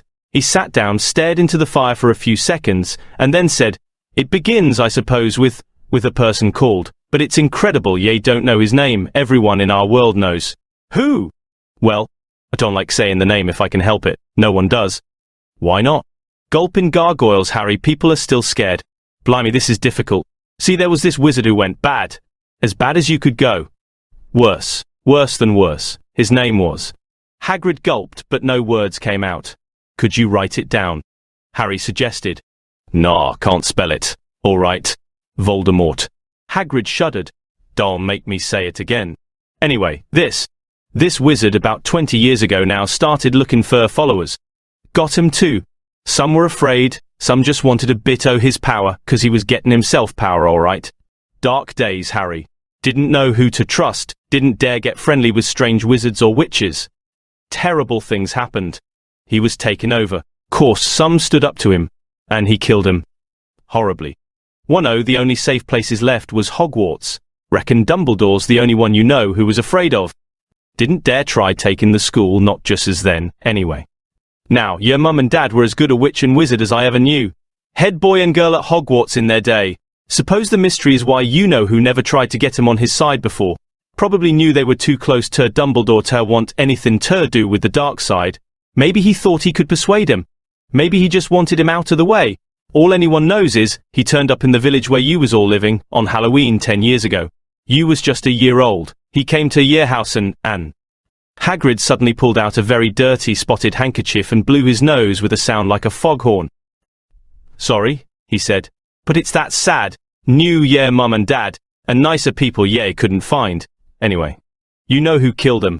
And then, and this is the real mystery of the thing, he tried to kill you too. Wanted to make a clean job of it, I suppose, or maybe he just liked killing by then. But he couldn't do it. Never wondered how you got that mark on your forehead. That was no ordinary cut.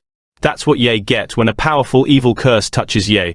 Took care of your mum and dad and your house even, but it didn't work on you.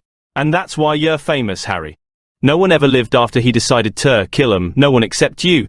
And he'd killed some o' the best witches and wizards of the age, the McKinnons, the Bones, the Prewets. And you was only a baby, and you lived. Something very painful was going on in Harry's mind. As Hagrid's story came to a close, he saw again the blinding flash of green light, more clearly than he had ever remembered it before, and he remembered something else, for the first time in his life. A high, cold, cruel laugh. Hagrid was watching him sadly.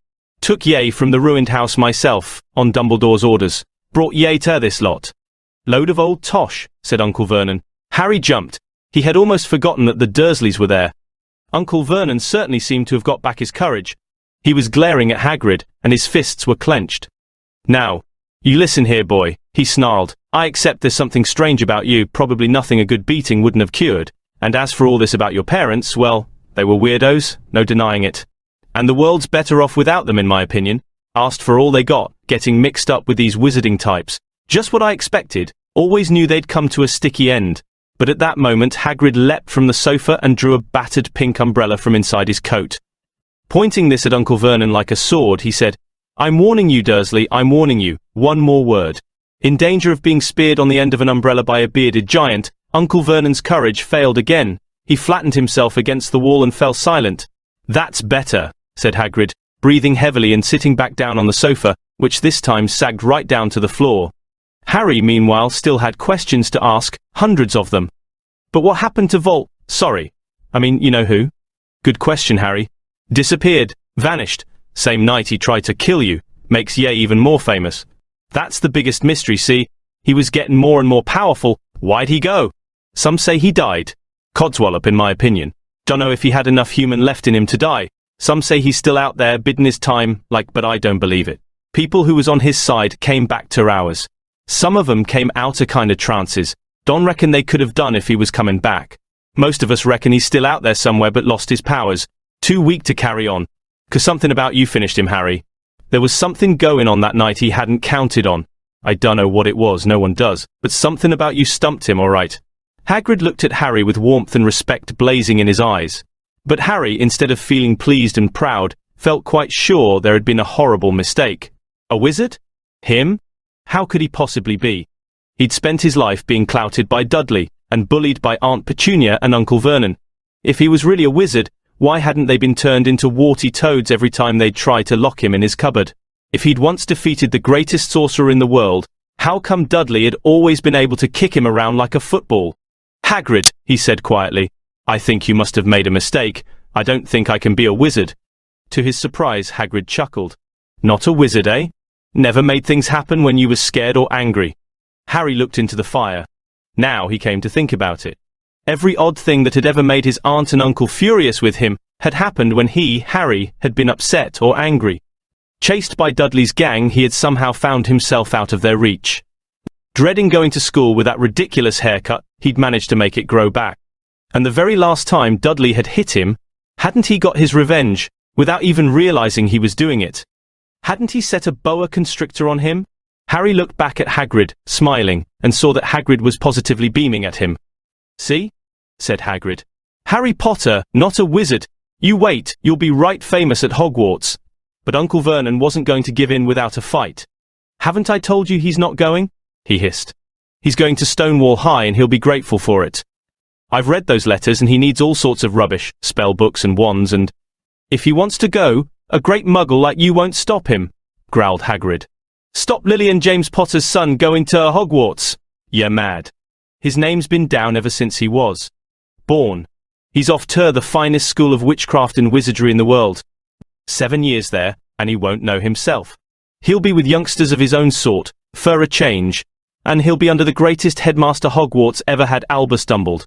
I am not paying for some crackpot old fool to teach him magic tricks, yelled Uncle Vernon.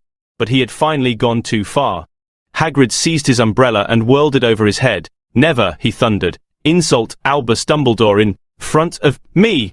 He brought the umbrella swishing down through the air to point at Dudley. There was a flash of violet light, a sound like a firecracker, a sharp squeal, and the next second, Dudley was dancing on the spot with his hands clasped over his fat bottom, howling in pain. When he turned his back on them, Harry saw a curly pig's tail poking through a hole in his trousers. Uncle Vernon roared. Pulling Aunt Petunia and Dudley into the other room, he cast one last terrified look at Hagrid and slammed the door behind them. Hagrid looked down at his umbrella and stroked his beard. Shouldn't have lost me temper, he said ruefully. But it didn't work anyway. Meant to turn him into a pig, but I suppose he was so much like a pig anyway there wasn't much left to do. He cast a sideways look at Harry under his bushy eyebrows. Be grateful if Ye didn't mention that to anyone at Hogwarts, he said. I'm, not supposed to do magic, strictly speaking. I was allowed to do a bit to follow Ye and get your letters to Ye and stuff. One o' the reasons I was so keen to take on the job. Why aren't you supposed to do magic? Asked Harry.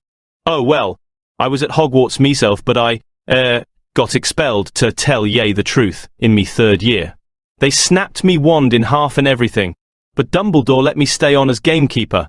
Great man, Dumbledore. Why were you expelled? It's getting late and we've got lots to do tomorrow, said Hagrid loudly.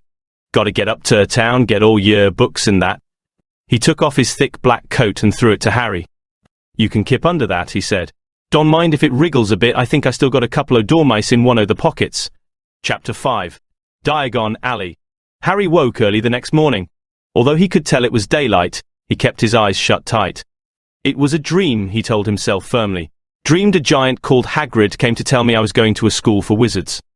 When I open my eyes, I'll be at home in my cupboard. There was suddenly a loud tapping noise. And there's Aunt Petunia knocking on the door, Harry thought, his heart sinking. But he still didn't open his eyes. It had been such a good dream. Tap, tap, tap. All right, Harry mumbled. I'm getting up.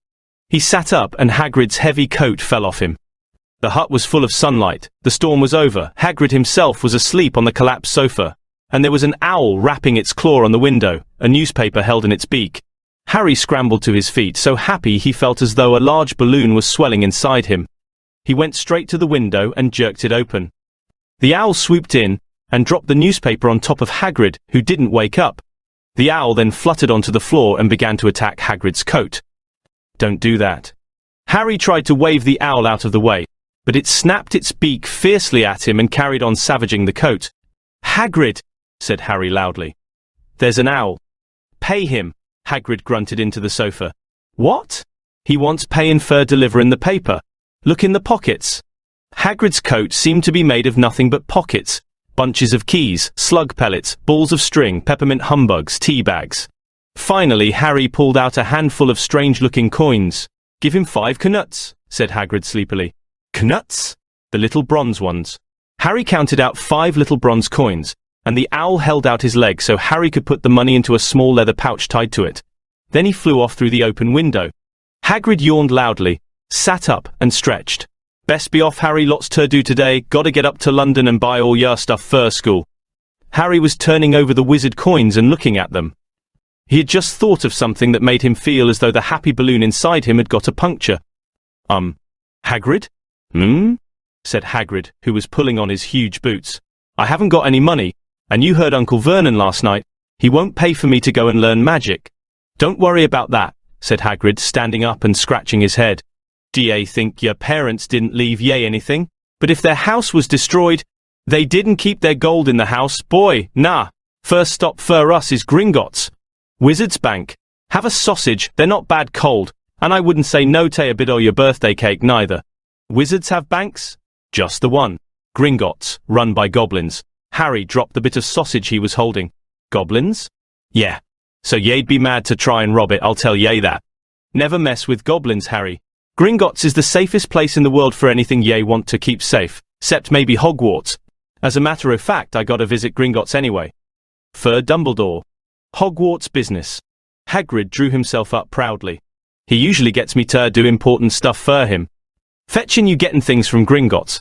Knows he can trust me, see? Got everything? Come on then." Harry followed Hagrid out onto the rock.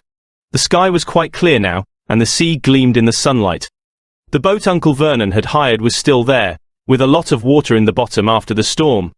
"How did you get here?" Harry asked, looking around for another boat. "Flew," said Hagrid. "Flew? Yeah, but we'll go back in this. Not supposed to use magic now I've got ye." They settled down in the boat, Harry still staring at Hagrid, trying to imagine him flying. "Seems a shame to row, though," said Hagrid, giving Harry another of his sideways looks. "If I was to, speed things up a bit, would ye mind not mentioning it at Hogwarts?" "Of course not," said Harry, eager to see more magic. Hagrid pulled out the pink umbrella again, tapped it twice on the side of the boat, and they sped off toward land. "Why would you be mad to try and rob Gringotts?" Harry asked. "Spells. Enchantments," said Hagrid, unfolding his newspaper as he spoke. "They say there's dragons guarding the high security vaults. And then ye gotta find your way. Gringotts is hundreds of miles under London. See? Deep under the underground. Ye'd die of hunger trying to get out, even if ye did manage to get your hands on summit." Harry sat and thought about this while Hagrid read his newspaper, The Daily Prophet. Harry had learned from Uncle Vernon that people liked to be left alone while they did this. But it was very difficult. He'd never had so many questions in his life. "Ministry o' Magic messing things up as usual," Hagrid muttered, turning the page. "There's a Ministry of Magic?" Harry asked, before he could stop himself. "Course," said Hagrid. "They wanted Dumbledore for minister, o' course, but he'd never leave Hogwarts, so old Cornelius Fudge got the job. Bungler if ever there was one. So he pelts Dumbledore with owls every morning, asking for advice." "But what does a Ministry of Magic do?" "Well, their main job is to keep it from the muggles that there's still witches and wizards up and down the country." "Why?" "Why? Blimey, Harry, everyone be wanting magic solutions to their problems." "Nah, we're best left alone." At this moment the boat bumped gently into the harbour wall. Hagrid folded up his newspaper, and they clambered up the stone steps onto the street. Passers-by stared a lot at Hagrid as they walked through the little town to the station. Harry couldn't blame them. Not only was Hagrid twice as tall as anyone else, he kept pointing at perfectly ordinary things, like parking meters, and saying loudly, "See that, Harry? Things these muggles dream up, eh?" "Hagrid," said Harry, panting a bit as he ran to keep up, "did you say there are dragons at Gringotts?" "Well, so they say," said Hagrid. "Crikey, I'd like a dragon." "You'd like one?" "Wanted one ever since I was a kid. Here we go." They had reached the station. There was a train to London in 5 minutes' time. Hagrid, who didn't understand Muggle money as he called it, gave the bills to Harry so he could buy their tickets. People stared more than ever on the train. Hagrid took up 2 seats and sat knitting what looked like a canary yellow circus tent. "Still got your letter, Harry?" he asked as he counted stitches. Harry took the parchment envelope out of his pocket. "Good," said Hagrid. "There's a list there of everything ye need." Harry unfolded a second piece of paper he hadn't noticed the night before, and read, "Hogwarts School of Witchcraft and Wizardry. Uniform. First-year students will require 1. 3 sets of plain work robes, black. 2. 1 plain pointed hat, black for day wear. 3. 1 pair of protective gloves, dragon hide or similar. 4. 1 winter cloak, black silver fastenings. Please note that all pupils' clothes should carry name tags. Course books.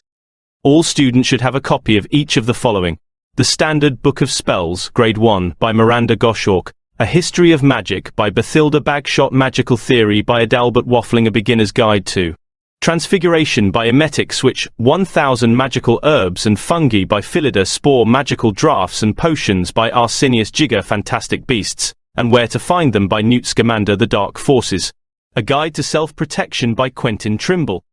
Other equipment. 111 Cauldron, pewter, standard size. 2, 1 set glass or crystal phials, 1 telescope, 1 set brass scale. Students may also bring an owl or a cat or a toad. Parents are reminded that first years are not allowed their own broomsticks. "Can we buy all this in London?" Harry wondered aloud. "If ye know where to go," said Hagrid. Harry had never been to London before. Although Hagrid seemed to know where he was going, he was obviously not used to getting there in an ordinary way. He got stuck in the ticket barrier on the Underground, and complained loudly that the seats were too small and the trains too slow. "I don't know how the Muggles manage without magic," he said as they climbed a broken-down escalator that led up to a bustling road lined with shops.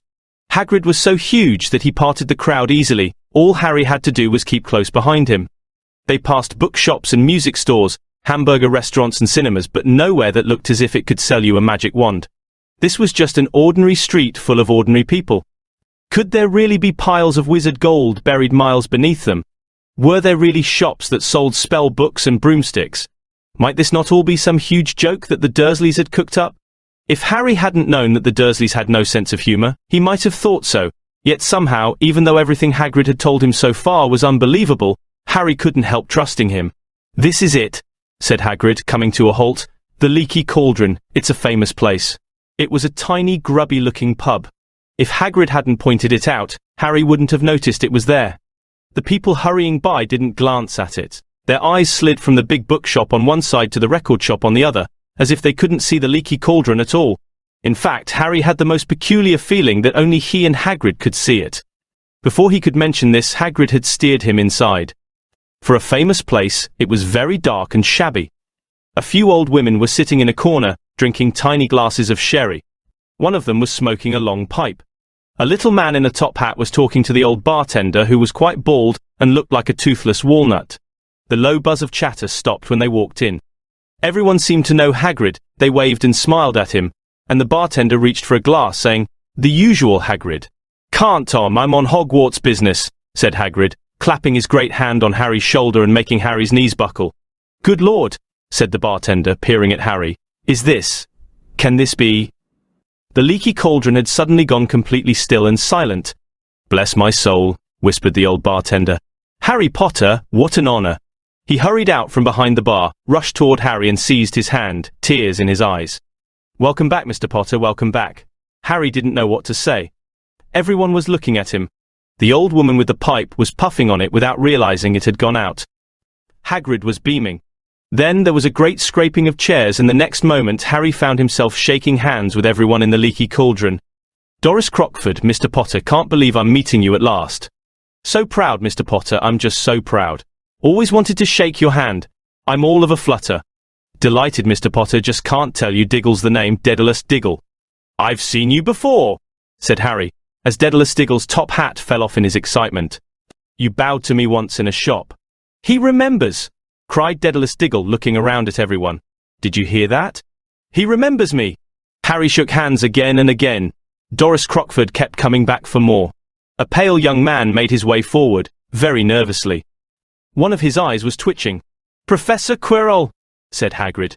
Harry, Professor Quirrell will be one of your teachers at Hogwarts.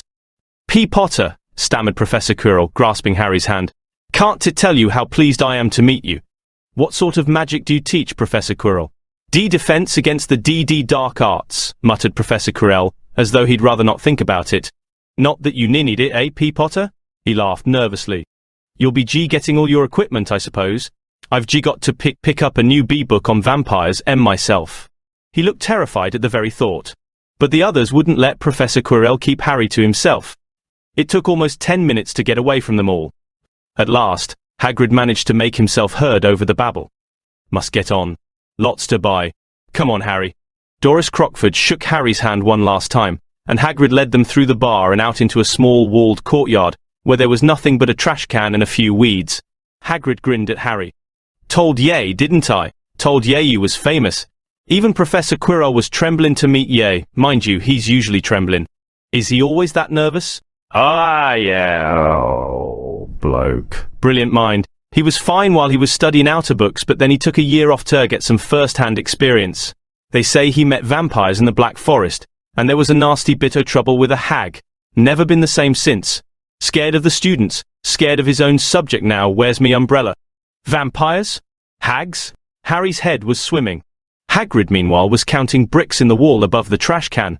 3 up, 2 across, he muttered. Aight, stand back, Harry. He tapped the wall 3 times with the point of his umbrella. The brick he had touched quivered, it wriggled. In the middle, a small hole appeared, it grew wider and wider. A second later they were facing an archway large enough even for Hagrid. An archway onto a cobbled street that twisted and turned out of sight.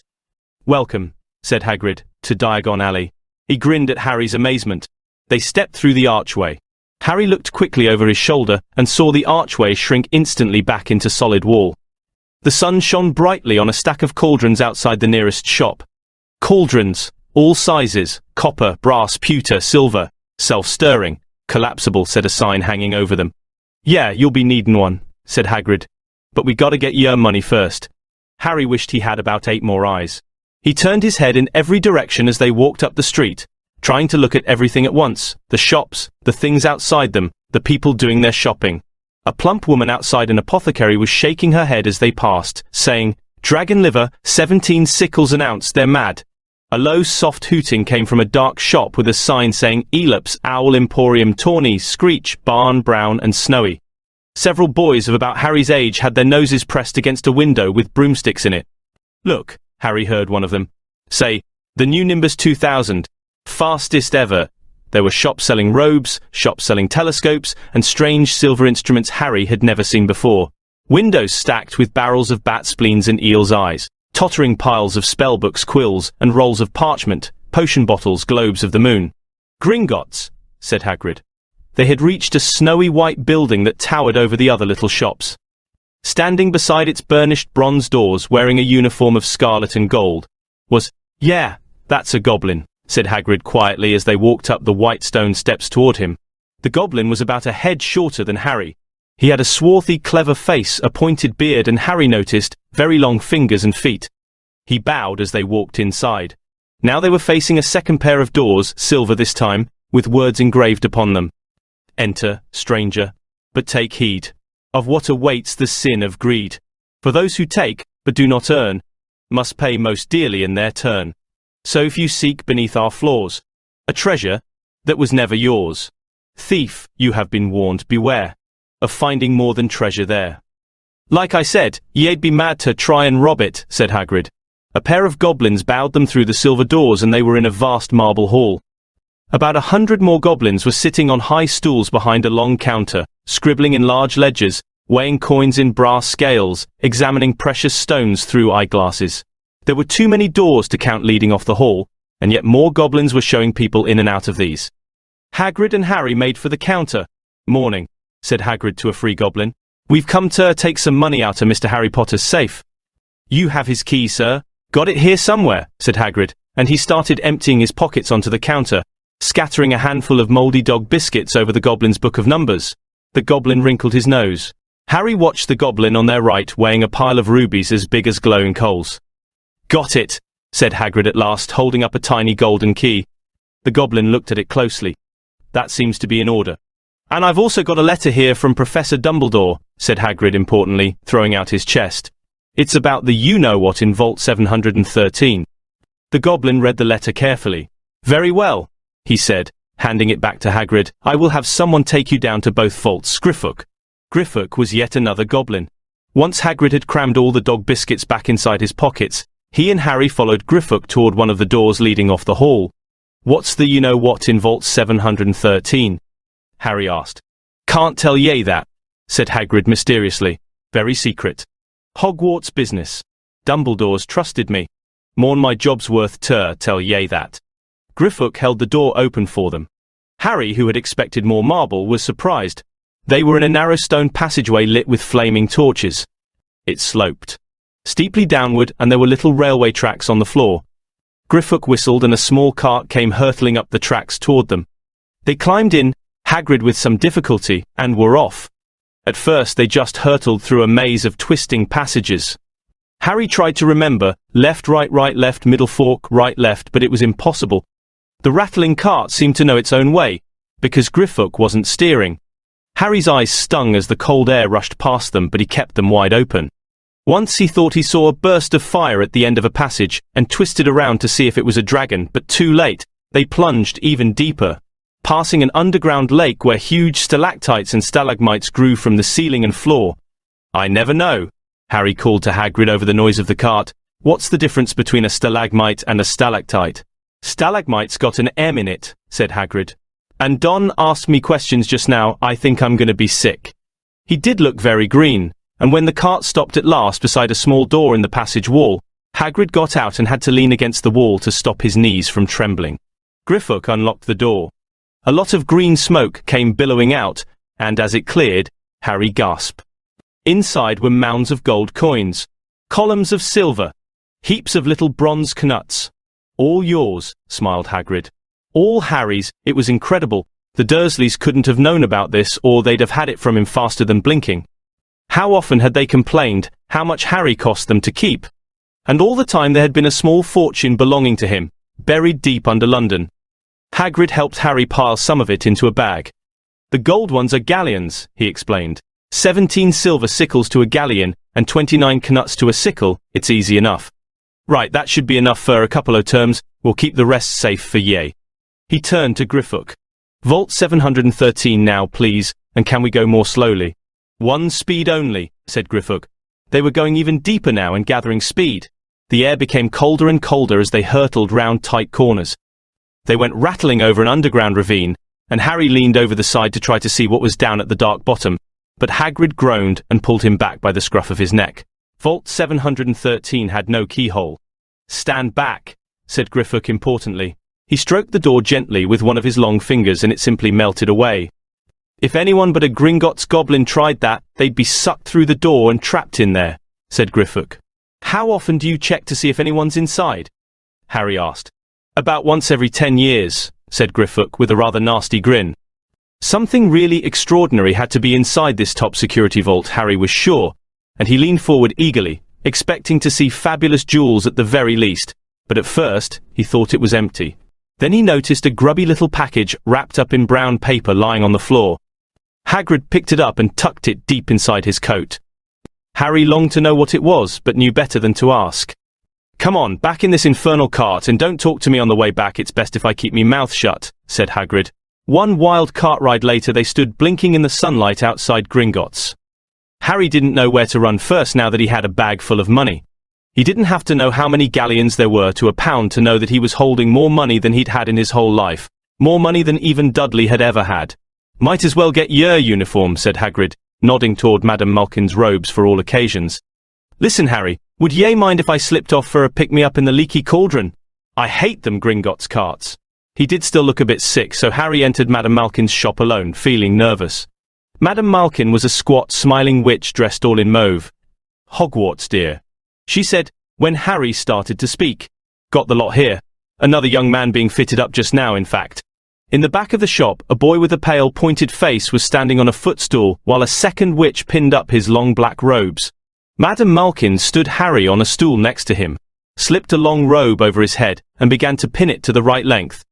Hello, said the boy. Hogwarts too? Yes, said Harry. My father's next door buying my books and mother's up the street looking at wands, said the boy. He had a bored, drawling voice. Then I'm going to drag them off to Tukat. Racing brooms. I don't see why first years can't have their own. I think I'll bully father into getting me one, and I'll smuggle it in somehow. Harry was strongly reminded of Dudley. Have you got your own broom? The boy went on. No, said Harry. Play Quidditch at all? No, Harry said again, wondering what on earth Quidditch could be. I do. Father says it's a crime if I'm not picked to play for my house, and I must say, I agree. Know what house you'll be in yet? No, said Harry, feeling more stupid by the minute. Well, no one really knows until they get there, do they? But I know I'll be in Slytherin. All our family have been. Imagine being in Hufflepuff. I think I'd leave, wouldn't you? Said Harry, wishing he could say something a bit more interesting. I say, look at that man, said the boy suddenly, nodding toward the front window. Hagrid was standing there, grinning at Harry and pointing at 2 large ice creams to show he couldn't come in. That's Hagrid, said Harry, pleased to know something the boy didn't. He works at Hogwarts. Oh, said the boy. I've heard of him. He's a sort of servant, isn't he? He's the gamekeeper, said Harry. He was liking the boy less and less every second. Yes, exactly. I heard he's a sort of savage, lives in a hut on the school grounds, and every now and then he gets drunk, tries to do magic, and ends up setting fire to his bed. I think he's brilliant, said Harry coldly. Do you? Said the boy, with a slight sneer. Why is he with you? Where are your parents? They're dead, said Harry shortly. He didn't feel much like going into the matter with this boy. Oh, sorry, said the other, not sounding sorry at all. But they were our kind, weren't they? They were a witch and wizard, if that's what you mean. I really don't think they should let the other sort in, do you? They're just not the same. They've never been brought up to know our ways. Some of them have never even heard of Hogwarts until they get the letter. Imagine. I think they should keep it in the old wizarding families. What's your surname, anyway? But before Harry could answer, Madame Malkin said, That's you done, my dear, and Harry, not sorry for an excuse to stop talking to the boy, hopped down from the footstool. Well, I'll see you at Hogwarts, I suppose, said the drawling boy. Harry was rather quiet as he ate the ice cream Hagrid had bought him. Chocolate and raspberry with chopped nuts. What's up? Said Hagrid. Nothing, Harry lied. They stopped to buy parchment and quills. Harry cheered up a bit when he found a bottle of ink that changed colour as you wrote. When they had left the shop, he said, Hagrid, what's Quidditch? Blimey, Harry, I keep forgetting how little ye know. Not knowing about Quidditch. Don't make me feel worse, said Harry. He told Hagrid about the Pat Boy and Madame Malkin's. And he said people from Muggle families shouldn't even be allowed in. You're not from a Muggle family. If he'd known who ye were, he's grown up knowing your name if his parents are wizarding folk. You saw what everyone in the Leaky Cauldron was like when they saw ye. Anyway, what does he know about it? Some o' the best I ever saw were the only ones with magic in 'em in a long line of Muggles. Look at your mum. Look what she had for a sister. So what is Quidditch? It's our sport. Wizard sport. It's like soccer in the Muggle world. Everyone follows Quidditch, played up in the air on broomsticks, and there's 4 balls, sorta hard to explain the rules. And what are Slytherin and Hufflepuff? Schoolhouses. There's 4. Everyone says Hufflepuff are a lot o' duffers, but I bet I'm in Hufflepuff, said Harry gloomily. Better Hufflepuff than Slytherin, said Hagrid darkly. There's not a single witch or wizard who went bad who wasn't in Slytherin. You know who was one? You know who was at Hogwarts? Years and years ago, said Hagrid. They bought Harry's school books in a shop called Flourish and Blots, where the shelves were stacked to the ceiling with books as large as paving stones bound in leather, books the size of postage stamps in covers of silk, books full of peculiar symbols, and a few books with nothing in them at all. Even Dudley, who never read anything, would have been wild to get his hands on some of these. Hagrid almost had to drag Harry away from curses and counter-curses, to bewitch your friends and befuddle your enemies with the latest revenges. Hair loss, jelly legs, tongue-tying, and much, much more, by Professor Vindictus Viridian. I was trying to find out how to curse Dudley. I'm not saying that's not a good idea, but you're not to use magic in the Muggle world except in very special circumstances, said Hagrid. And anyway, ye couldn't work any of them curses yet. Ye'll need a lot more study before ye get to that level. Hagrid wouldn't let Harry buy a solid gold cauldron, either. It says pewter on your list, but they got a nice set of scales for weighing potion ingredients and a collapsible brass telescope. Then they visited the apothecary, which was fascinating enough to make up for its horrible smell, a mixture of bad eggs and rotted cabbages. Barrels of slimy stuff stood on the floor, Jars of herbs, dried roots and bright powders lined the walls, bundles of feathers, strings of fangs, and snarled claws hung from the ceiling. While Hagrid asked the man behind the counter for a supply of some basic potion ingredients for Harry, Harry himself examined silver unicorn horns at 21 galleons each and minuscule. Glittery black beetle eyes, 5 knuts a scoop. Outside the apothecary, Hagrid checked Harry's list again. Just year wand left, a year and I still haven't got yay a birthday present. Harry felt himself go red. You don't have to. I know I don't have to. Tell yay what, I'll get year animal. Not a toad, toads went out of fashion years ago, ye'd be laughed at, and I don't like cats, they make me sneeze. I'll get year an owl.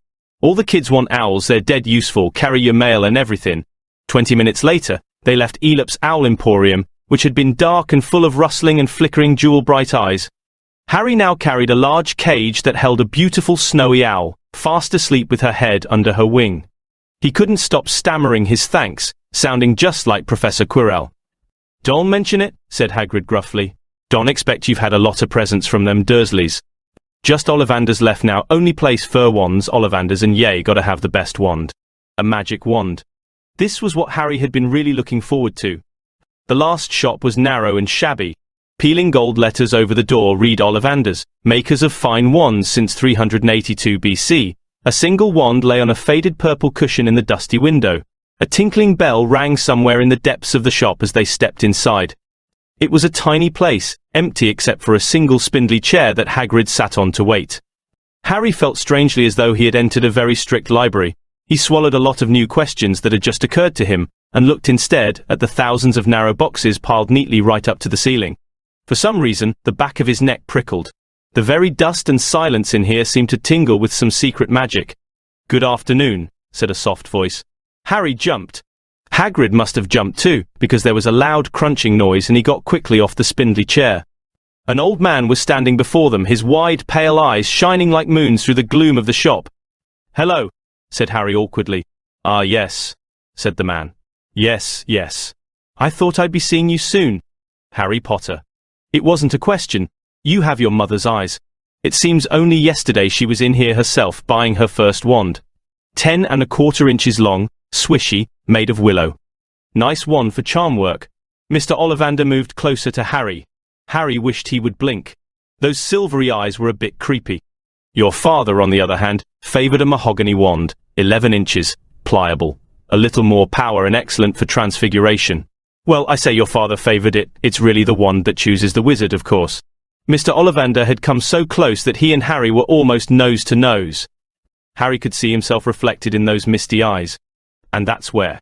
Mr. Ollivander touched the lightning scar on Harry's forehead with a long white finger. "I'm sorry to say I sold the wand that did it," he said softly. 13½ inches. You. Powerful wand, very powerful, and in the wrong hands. Well, if I'd known what that wand was going out into the world to do. He shook his head, and then, to Harry's relief, spotted Hagrid. Rubeus! Rubeus Hagrid! How nice to see you again! Oak 16 inches, rather bendy, wasn't it?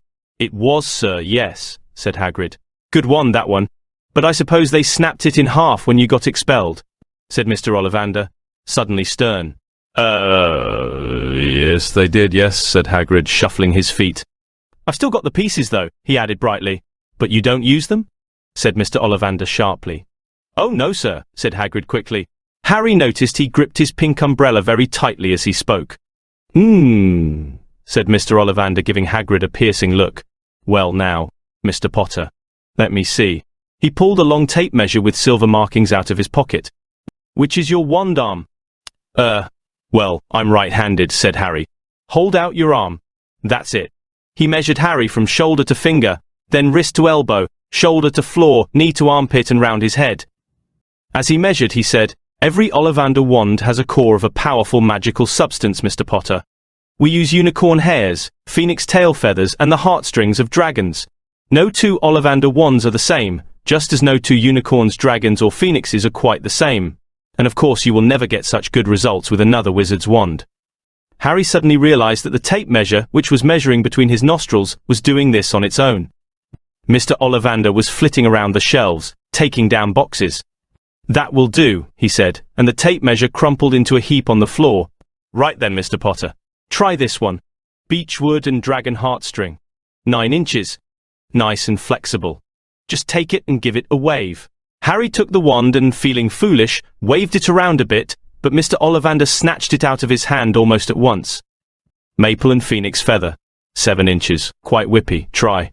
Harry tried, but he had hardly raised the wand when it too was snatched back by Mr. Ollivander. No, here, ebony and unicorn hair. 8.5 inches, springy. Go on, try it out. Harry tried. And tried. He had no idea what Mr. Ollivander was waiting for. The pile of tried wands was mounting higher and higher on the spindly chair, but the more wands Mr. Ollivander pulled from the shelves, the happier he seemed to become. Tricky customer, eh? Not to worry, we'll find the perfect match here somewhere. I wonder now. Yes, why not? Unusual combination. Holly and phoenix feather, 11 inches, nice and supple. Harry took the wand. He felt a sudden warmth in his fingers. He raised the wand above his head, brought it swishing down through the dusty air, and a stream of red and gold sparks shot from the end like a firework, throwing dancing spots of light onto the walls. Hagrid whooped and clapped, and Mr. Ollivander cried, "Oh, bravo!" Yes, indeed, oh, very good. Well, how curious, how very curious. He put Harry's wand back into its box and wrapped it in brown paper, still muttering, "Curious, curious."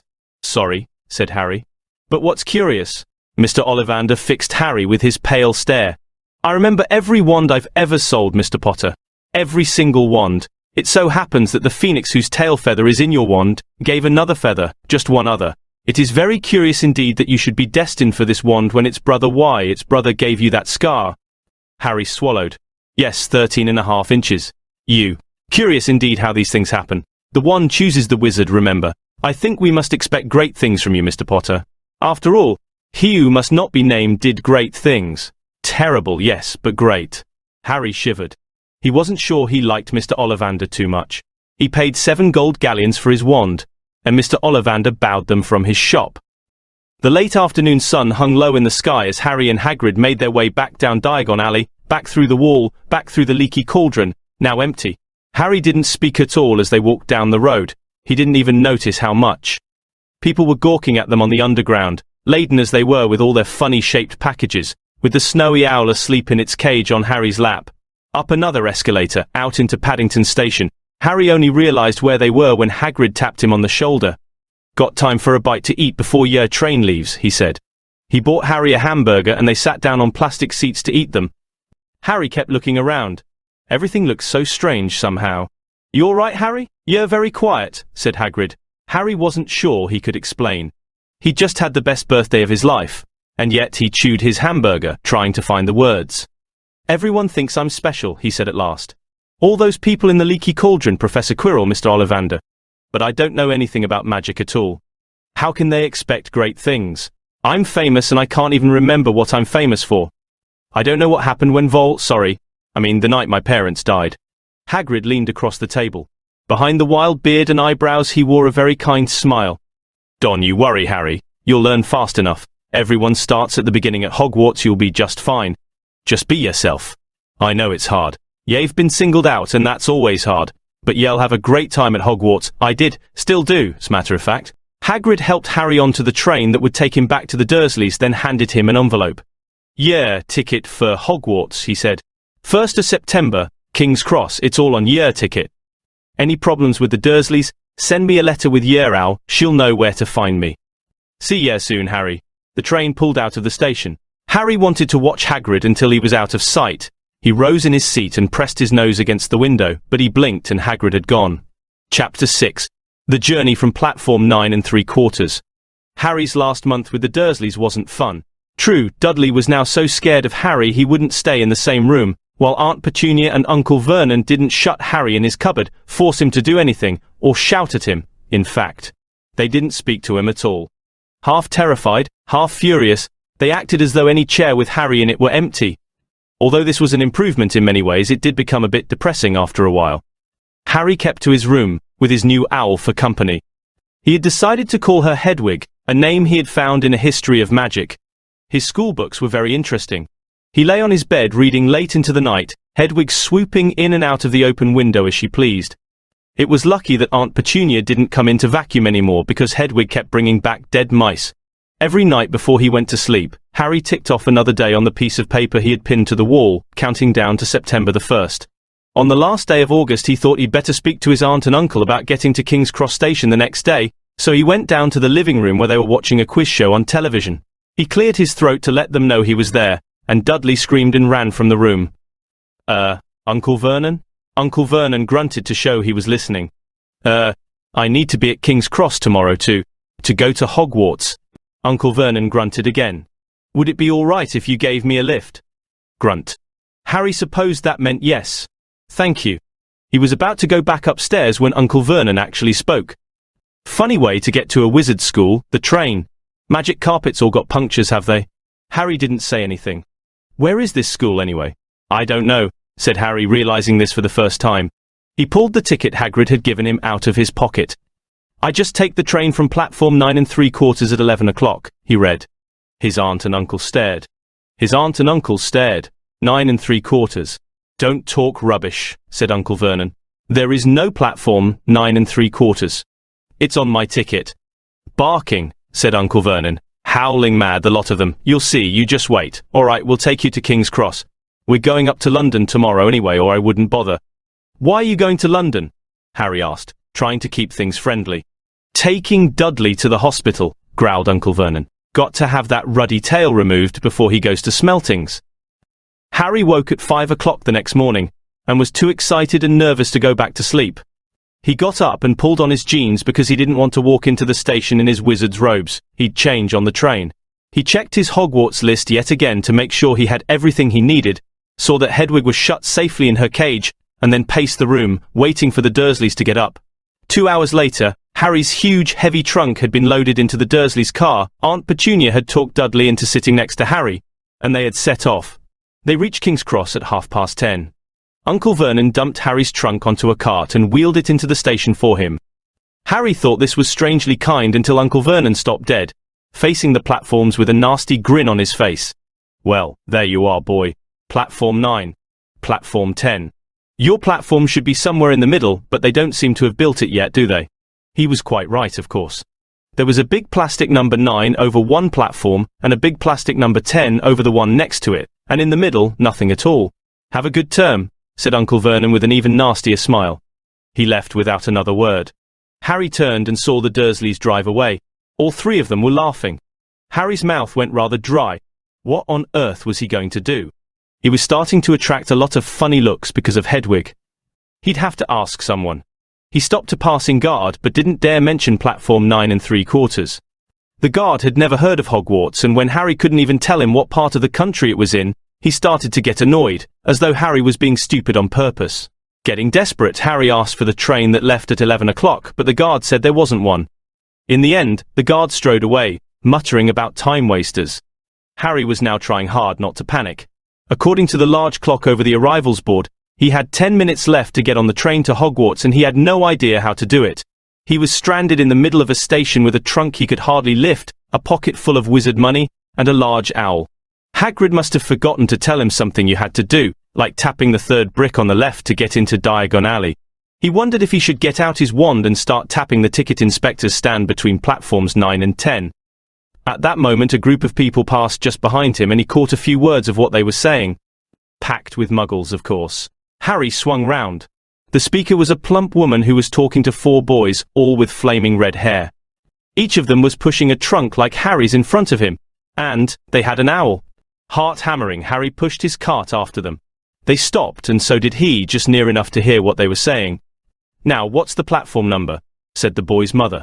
9 3/4. Piped a small girl, also red-headed, who was holding her hand. Mom, can't I go? You're not old enough, Ginny, now be quiet. All right, Percy, you go first. What looked like the oldest boy marched toward platforms 9 and 10. Harry watched, careful not to blink in case he missed it. But just as the boy reached the dividing barrier between the two platforms, a large crowd of tourists came swarming in front of him, and by the time the last backpack had cleared away, the boy had vanished. Fred, you next, the plump woman said. I'm not Fred, I'm George, said the boy. Honestly, woman, you call yourself our mother? Can't you tell I'm George? Sorry, George dear. Only joking, I am Fred, said the boy, and off he went. His twin called after him to hurry up, and he must have done so because a second later he had gone. But how had he done it? Now the third brother was walking briskly toward the barrier. He was almost there, and then quite suddenly he wasn't anywhere. There was nothing else for it. "Excuse me," Harry said to the plump woman. "Hello, dear," she said. "First time at Hogwarts?" Ron's new too. She pointed at the last and youngest of her sons. He was tall, thin and gangling, with freckles, big hands and feet, and a long nose. "Yes," said Harry. The thing is, I don't know how to get onto the platform," she said kindly, and Harry nodded. "Not to worry," she said. "All you have to do is walk straight at the barrier between platforms 9 and 10. Don't stop, and don't be scared you'll crash into it. That's very important. Best do it at a bit of a run if you're nervous. Go on. Go now before Ron." Okay," said Harry. He pushed his trolley around and stared at the barrier. It looked very solid. He started to walk toward it. People jostled him on their way to platforms 9 and 10. Harry walked more quickly.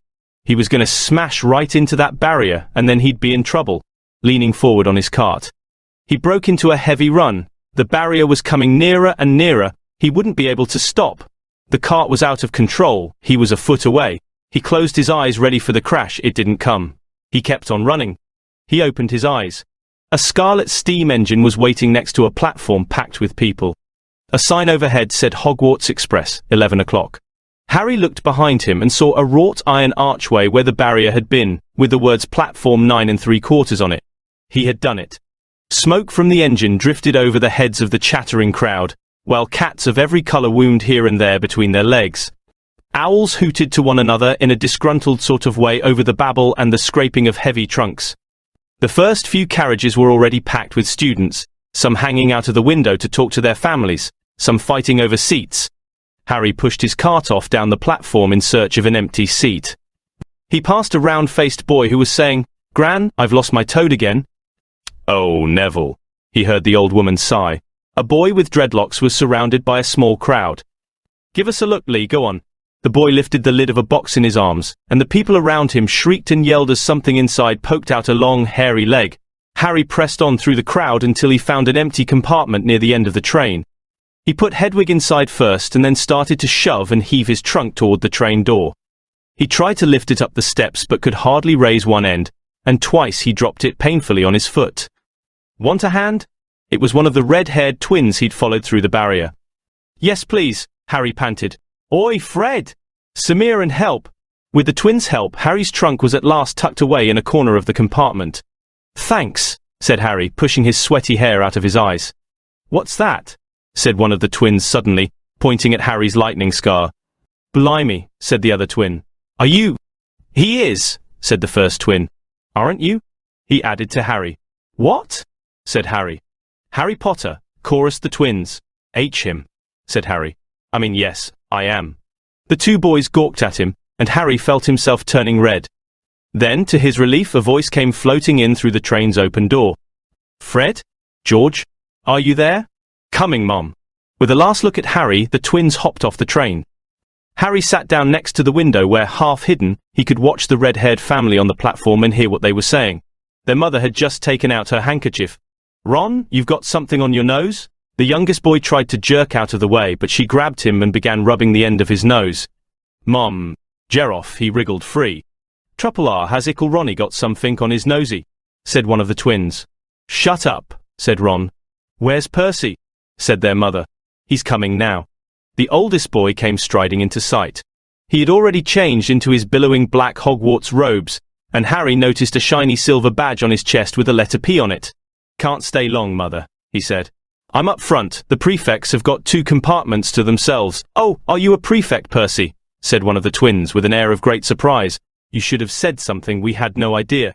"Hang on, I think I remember him saying something about it," said the other twin. "Once. Or twice. A minute. All summer." "Oh, shut up," said Percy the prefect. "How come Percy gets new robes, anyway?" said one of the twins. "Because he's a prefect," said their mother fondly. "All right, dear, well, have a good term. Send me an owl when you get there." She kissed Percy on the cheek and he left. Then she turned to the twins. "Now, you two, this year you behave yourselves. If I get one more owl telling me you've blown up a toilet or blown up a toilet, we've never blown up a toilet." "Great idea though, thanks Mom. It's not funny. And look after Ron. Don't worry, Ickle Ronnikins is safe with us." "Shut up," said Ron again. He was almost as tall as the twins already, and his nose was still pink where his mother had rubbed it. "Hey Mom, guess what? Guess who we just met on the train?" Harry leaned back quickly so they couldn't see him looking. "You know that black-haired boy who was near us in the station? Know who he is?" "Who?" "Harry Potter!" Harry heard the little girl's voice. "Oh, Mom, can I go on the train and see him, Mom? Please? You've already seen him, Ginny, and the poor boy isn't something you goggle at in a zoo." "Is he really, Fred?" "How do you know?" "Asked him. Saw his scar. It's really there. Like lightning." Poor dear, no wonder he was alone, I wondered. He was ever so polite when he asked how to get onto the platform. "Never mind that. Do you think he remembers what you know who looks like?" Their mother suddenly became very stern. "I forbid you to ask him, Fred." "No, don't you dare." As though he needs reminding of that on his first day at school. "All right, keep your hair on." A whistle sounded.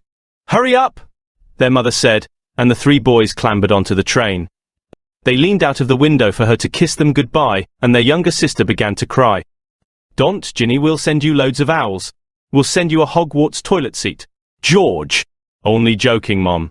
The train began to move. Harry saw the boys' mother waving and their sister half laughing, half crying, running to keep up with the train until it gathered too much speed. Then she fell back and waved. Harry watched the girl and her mother disappear as the train rounded the corner. Houses flashed past the window. Harry felt a great leap of excitement. He didn't know what he was going to, but it had to be better than what he was leaving behind. The door of the compartment slid open, and the youngest red-headed boy came in. "Anyone sitting there?" he asked, pointing at the seat opposite Harry. "Everywhere else is full." Harry shook his head and the boy sat down. He glanced at Harry and then looked quickly out of the window, pretending he hadn't looked. Harry saw he still had a black mark on his nose. "Hey, Ron." The twins were back. "Listen, we're going down the middle of the train. Lee Jordan's got a giant tarantula down there." "Right," mumbled Ron. "Harry," said the other twin, "did we introduce ourselves? Fred and George Weasley, and this is Ron, our brother. See you later then." "Bye," said Harry and Ron. The twins slid the compartment door shut behind them. "Are you really Harry Potter?" Ron blurted out. Harry nodded. "Oh well, I thought it might be one of Fred and George's jokes," said Ron. "And have you really got, you know?" He pointed at Harry's forehead. Harry pulled back his bangs to show the lightning scar. Ron stared. "So that's where you know who?" "Yes," said Harry, "but I can't remember it." "Nothing," said Ron eagerly. "Well, I remember a lot of green light, but nothing else." "Wow," said Ron. He sat and stared at Harry for a few moments. Then, as though he had suddenly realized what he was doing, he looked quickly out of the window again. "Are all your family wizards?" asked Harry, who found Ron just as interesting as Ron found him. Yes, I think so," said Ron. "I think Mum's got a second cousin who's an accountant, but we never talk about him." "So you must know loads of magic already." The Weasleys were clearly one of those old wizarding families the pale boy in Diagon Alley had talked about.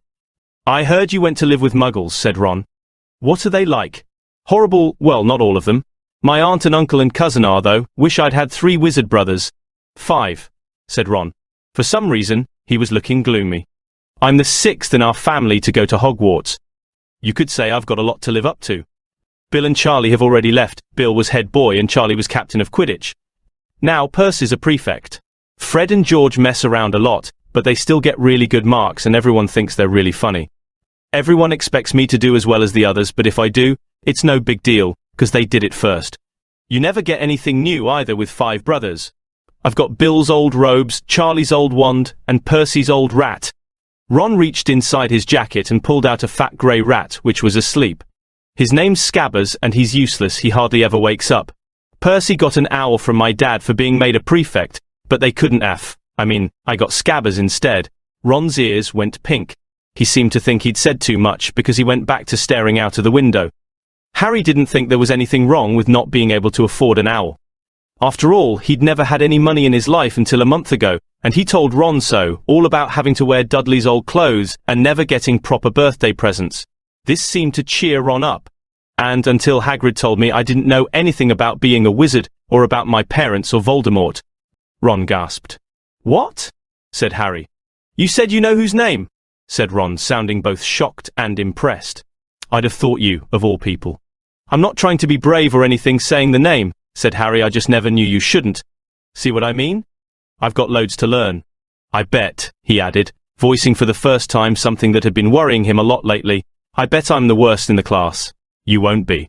There's loads of people who come from Muggle families and they learn quick enough. While they had been talking, the train had carried them out of London. Now they were speeding past fields full of cows and sheep. They were quiet for a time, watching the fields and lanes flick past. Around 12:30 there was a great clattering outside in the corridor, and a smiling dimpled woman slid back their door and said, "Anything off the cart, dears?" Harry, who hadn't had any breakfast, leapt to his feet, but Ron's ears went pink again and he muttered that he'd brought sandwiches. Harry went out into the corridor. He had never had any money for candy with the Dursleys, and now that he had pockets rattling with gold and silver, he was ready to buy as many Mars bars as he could carry, but the woman didn't have Mars bars. What she did have were Betty Bott's every flavour beans, Drooble's best blowing gum, chocolate frogs, pumpkin pasties, cauldron cakes, licorice wands, and a number of other strange things Harry had never seen in his life. Not wanting to miss anything, he got some of everything and paid the woman 11 silver sickles and 7 bronze knuts. Ron stared as Harry brought it all back into the compartment and tipped it onto an empty seat. "Hungry, are you?" "Starving," said Harry, taking a large bite out of a pumpkin pasty. Ron had taken out a lumpy package and unwrapped it. There were 4 sandwiches inside. He pulled one of them apart and said, "She always forgets I don't like corned beef." "Swap you for one of these," said Harry, holding up a pasty. "Go on." "You don't want this? It's all dry," said Ron. "She hasn't got much time," he added quickly. "You know, with 5 of us." "Go on, have a pasty," said Harry, who had never had anything to share before or indeed anyone to share it with. It was a nice feeling sitting there with Ron, eating their way through all Harry's pasties, cakes and candies. The sandwiches lay forgotten. "What are these?" Harry asked Ron, holding up a pack of chocolate frogs. "They're not really frogs, are they?" He was starting to feel that nothing would surprise him. "No," said Ron. "But see what the card is. I'm missing a gripper." "What?" "Oh, of course you wouldn't know. Chocolate frogs have cards inside them, you know, to collect famous witches and wizards. I've got about 500, but I haven't got a gripper or Ptolemy." Harry unwrapped his chocolate frog and picked up the card. It showed a man's face. He wore half-moon glasses, had a long, crooked nose, and flowing silver hair, beard, and moustache. Underneath the picture was the name Albus Dumbledore. "So this is Dumbledore," said Harry. "Don't tell me you'd never heard of Dumbledore," said Ron. "Can I have a frog? I might get a gripper, thanks." Harry turned over his card and read. Albus Dumbledore. Currently headmaster of Hogwarts. Considered by many the greatest wizard of modern times, Dumbledore is particularly famous for his defeat of the dark wizard Grindelwald in 1945, for the discovery of the 12 uses of dragon's blood, and his work on alchemy with his partner Nicholas Flamel. Professor Dumbledore enjoys chamber music and 10-pin bowling. Harry turned the card back over and saw, to his astonishment, that Dumbledore's face had disappeared. "He's gone!" "Well, you can't expect him to hang around all day," said Ron. "He'll be back." "No, I've got Morgana again and I've got about 6 of her." "Do you want it? You can start collecting." Ron's eyes strayed to the pile of chocolate frogs waiting to be unwrapped. "Help yourself," said Harry. "But in, the Muggle world, people just stay put in photos." "Do they? What, they don't move at all?" Ron sounded amazed. "Weird." Harry stared as Dumbledore sidled back into the picture on his card and gave him a small smile. Ron was more interested in eating the frogs than looking at the famous witches and wizards cards, but Harry couldn't keep his eyes off them. Soon he'd not only Dumbledore and Morgana, but Hengist of Woodcroft, Alberic Grunion, Circe, Paracelsus, and Merlin. He finally tore his eyes away from the druidess Cleodna, who was scratching her nose, to open a bag of Bertie Bott's every flavour beans. "You want to be careful with those," Ron warned Harry. "When they say every flavour, they mean every flavour. You get all the ordinary ones like chocolate and peppermint and marmalade, but then you can get spinach and liver and tripe. George reckons he had a booger-flavoured one once." Ron picked up a green bean, looked at it carefully, and bit into a corner. "Blurg. See. Sprouts." They had a good time eating the every flavour beans. Harry got toast, coconut, baked beans, strawberry, curry, grass, coffee, sardine, and was even brave enough to nibble the end off a funny grey one Ron wouldn't touch, which turned out to be pepper. The countryside now flying past the window was becoming wilder. The neat fields had gone. Now there were woods, twisting rivers, and dark green hills. There was a knock on the door of their compartment and the round-faced boy Harry had passed on platform 9 3/4 came in. He looked tearful. "Sorry," he said, "but have you seen a toad at all?"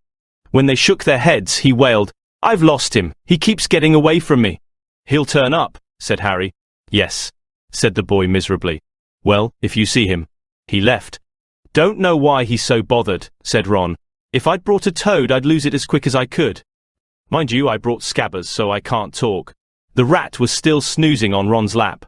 He might have died and you wouldn't know the difference, said Ron in disgust. I tried to turn him yellow yesterday to make him more interesting, but the spell didn't work. I'll show you, look. He rummaged around in his trunk and pulled out a very battered-looking wand. It was chipped in places and something white was glinting at the end. Unicorn hairs nearly poking out. Anyway, he had just raised his wand when the compartment door slid open again. The toadless boy was back, but this time he had a girl with him. She was already wearing her new Hogwarts robes. Has anyone seen a toad? Neville's lost one, she said. She had a bossy sort of voice, lots of bushy brown hair, and rather large front teeth. We've already told him we haven't seen it, said Ron. But the girl wasn't listening, she was looking at the wand in his hand. Oh, are you doing magic? Let's see it then. She sat down. Ron looked taken aback. All right. He cleared his throat. Sunshine, daisies, buttermellow, turn this stupid fat rat yellow. He waved his wand, but nothing happened. Scabbers stayed grey and fast asleep. Are you sure that's a real spell? Said the girl. Well, it's not very good, is it? I've tried a few simple spells just for practice and it's all worked for me. Nobody in my family's magic at all. It was ever such a surprise when I got my letter, but I was ever so pleased, of course. I mean, it's the very best school of witchcraft there is. I've learned all our course books by heart, of course. I just hope it will be enough. I'm Hermione Granger, by the way. Who are you? She said all this very fast. Harry looked at Ron, and was relieved to see by his stunned face that he hadn't learned all the course books by heart either. I'm Ron Weasley, Ron muttered. Harry Potter, said Harry. Are you really? Said Hermione. I know all about you, of course. I got a few extra books for background reading, and you're in modern magical history and the rise and fall of the dark arts and great wizarding events of the 20th century. Am I? Said Harry, feeling dazed. Goodness, didn't you know? I'd have found out everything I could if it was me, said Hermione. Do either of you know what house you'll be in? I've been asking around, and I hope I'm in Gryffindor. It sounds by far the best. I hear Dumbledore himself was in it, but I suppose Ravenclaw wouldn't be too bad. Anyway, we'd better go and look for Neville's toad. You two had better change, you know, I expect we'll be there soon. And she left, taking the toadless boy with her. Whatever house I'm in, I hope she's not in it, said Ron. He threw his wand back into his trunk. Stupid spell. George gave it to me. Betty knew it was a dud. What house are your brothers in? Asked Harry. Gryffindor, said Ron. Gloom seemed to be settling on him again. Mom and Dad were in it too. I don't know what they'll say if I'm not. I don't suppose Ravenclaw would be too bad, but imagine if they put me in Slytherin. That's the house vault, I mean, you know who was in. Yeah, said Ron. He flopped back into his seat, looking depressed. You know, I think the ends of Scabbers' whiskers are a bit lighter, said Harry, trying to take Ron's mind off houses. So what do your oldest brothers do now that they've left anyway? Harry was wondering what a wizard did once he'd finished school. Charlie's in Romania studying dragons, and Bill's in Africa doing something for Gringotts, said Ron. Did you hear about Gringotts? It's been all over the Daily Prophet, but I don't suppose you get that with the Muggles. Someone tried to rob a high-security vault. Harry stared. Really? What happened to them? Nothing, that's why it's such big news. They haven't been caught. My dad says it must have been a powerful dark wizard to get round Gringotts, but they don't think they took anything. That's what's odd. Course, everyone gets scared when something like this happens in case you know who's behind it. Harry turned this news over in his mind. He was starting to get a prickle of fear every time you know who was mentioned. He supposed this was all part of entering the magical world, but it had been a lot more comfortable saying Voldemort without worrying. What's your Quidditch team? Ron asked. I don't know any, Harry confessed. What? Ron looked dumbfounded. Oh, you wait, it's the best game in the world. And he was off, explaining all about the 4 balls and the positions of the 7 players. Describing famous games he'd been to with his brothers and the broomstick he'd like to get if he had the money. He was just taking Harry through the finer points of the game when the compartment door slid open yet again, but it wasn't Neville the toadless boy, or Hermione Granger this time. 3 boys entered, and Harry recognized the middle one at once. It was the pale boy from Madame Malkin's robe shop. He was looking at Harry with a lot more interest than he'd shown back in Diagon Alley. Is it true? He said. They're saying all down the train that Harry Potter's in this compartment. So it's you, is it? Yes, said Harry. He was looking at the other boys. Both of them were thick-set, and looked extremely mean. Standing on either side of the pale boy, they looked like bodyguards. "Oh, this is Crabbe and this is Goyle," said the pale boy carelessly, noticing where Harry was looking. "And my name's Malfoy, Draco Malfoy." Ron gave a slight cough which might have been hiding a snigget. Draco Malfoy looked at him. "Think my name's funny, do you? No need to ask who you are. My father told me all the Weasleys have red hair, freckles, and more children than they can afford." He turned back to Harry. "You'll soon find out some wizarding families are much better than others, Potter. You don't want to go making friends with the wrong sort. I can help you there." He held out his hand to shake Harry's, but Harry didn't take it. "I think I can tell who the wrong sort are for myself, thanks," he said coolly. Draco Malfoy didn't go red, but a pink tinge appeared in his pale cheeks. "I'd be careful if I were you, Potter," he said slowly. "Unless you're a bit politer, you'll go the same way as your parents. They didn't know what was good for them either. You hang around with riffraff like the Weasleys and that Hagrid, and it'll rub off on you." Both Harry and Ron stood up. "Say that again," Ron said, his face as red as his hair. You're gonna fight us, are you?" Malfoy sneered. "Unless you get out now," said Harry, more bravely than he felt, because Crabbe and Goyle were a lot bigger than him or Ron. "But we don't feel like leaving, do we, boys? We've eaten all our food and you still seem to have some." Goyle reached toward the chocolate frogs next to Ron. Ron leapt forward, but before he'd so much as touched Goyle, Goyle let out a horrible yell.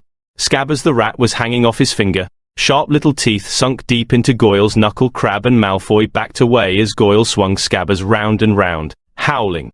And when Scabbers finally flew off and hit the window, all three of them disappeared at once. Perhaps they thought there were more rats lurking among the sweets, or perhaps they'd heard footsteps, because a second later, Hermione Granger had come in. "What has been going on?" she said, looking at the sweets all over the floor and Ron picking up Scabbers by his tail. "I think he's been knocked out," Ron said to Harry. He looked closer at Scabbers. "No, I don't believe it. He's gone back to sleep." And so he had. "You've met Malfoy before?" Harry explained about their meeting in Diagon Alley. "I've heard of his family," said Ron darkly. "They were some of the first to come back to our side after you-know-who disappeared.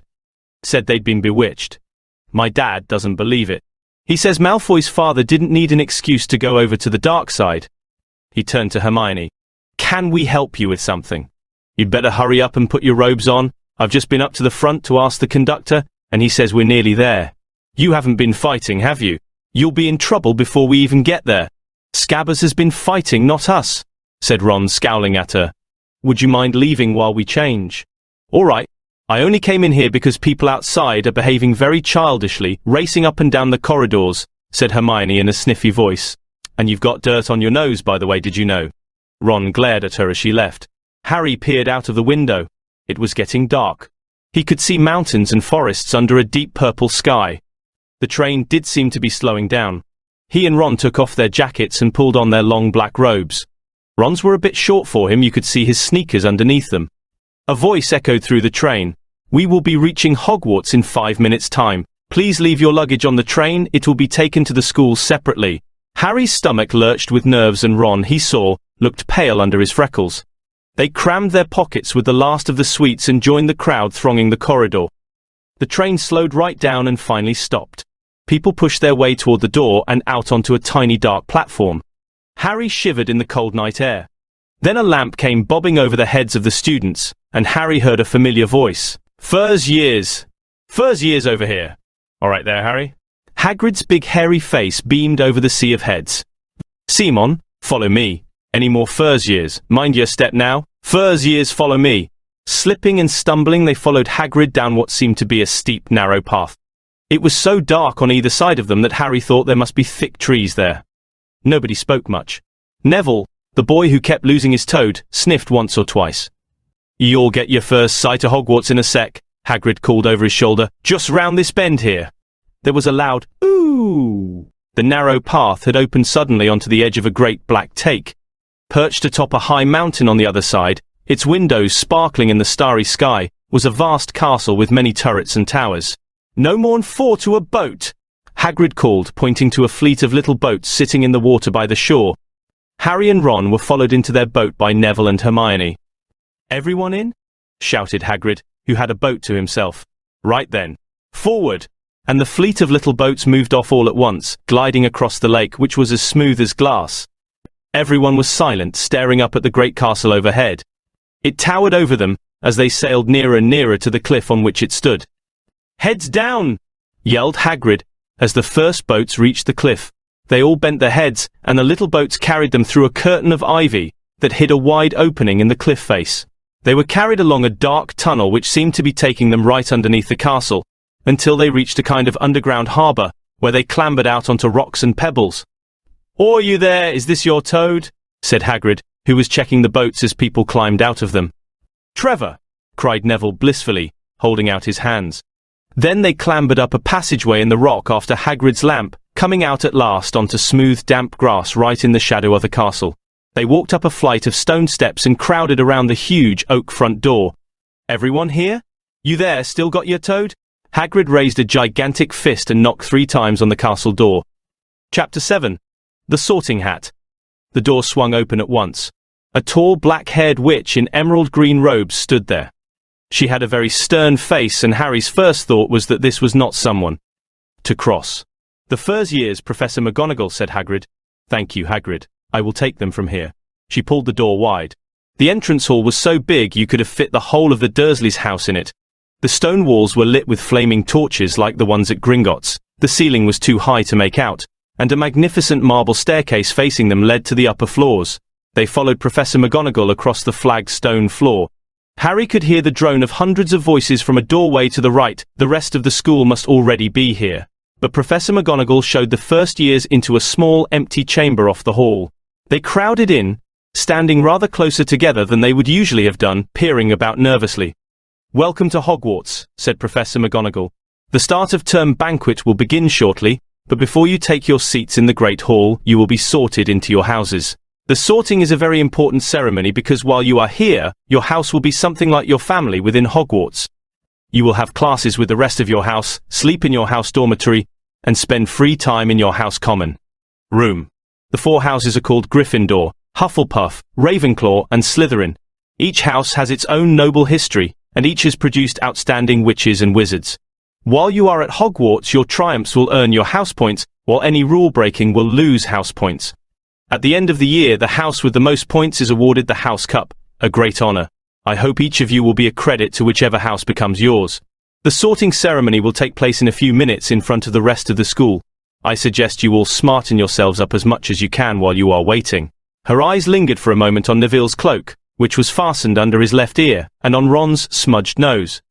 Harry nervously tried to flatten his hair. "I shall return when we are ready for you," said Professor McGonagall. "Please wait quietly." She left the chamber. Harry swallowed. "How exactly do they sort us into houses?" he asked Ron. "Some sort of test, I think. Fred said it hurts a lot, but I think he was joking." Harry's heart gave a horrible jolt. A test? In front of the whole school? But he didn't know any magic yet. What on earth would he have to do? He hadn't expected something like this the moment they arrived. He looked around anxiously and saw that everyone else looked terrified too. No one was talking much except Hermione Granger, who was whispering very fast about all the spells she'd learned and wondering which one she'd need. Harry tried hard not to listen to her. He'd never been more nervous, never, not even when he'd had to take a school report home to the Dursleys saying that he'd somehow turned his teacher's wig blue. He kept his eyes fixed on the door. Any second now, Professor McGonagall would come back and lead him to his doom. Then something happened that made him jump about a foot in the air. Several people behind him screamed. "What the?" he gasped. So did the people around him. About 20 ghosts had just streamed through the back wall.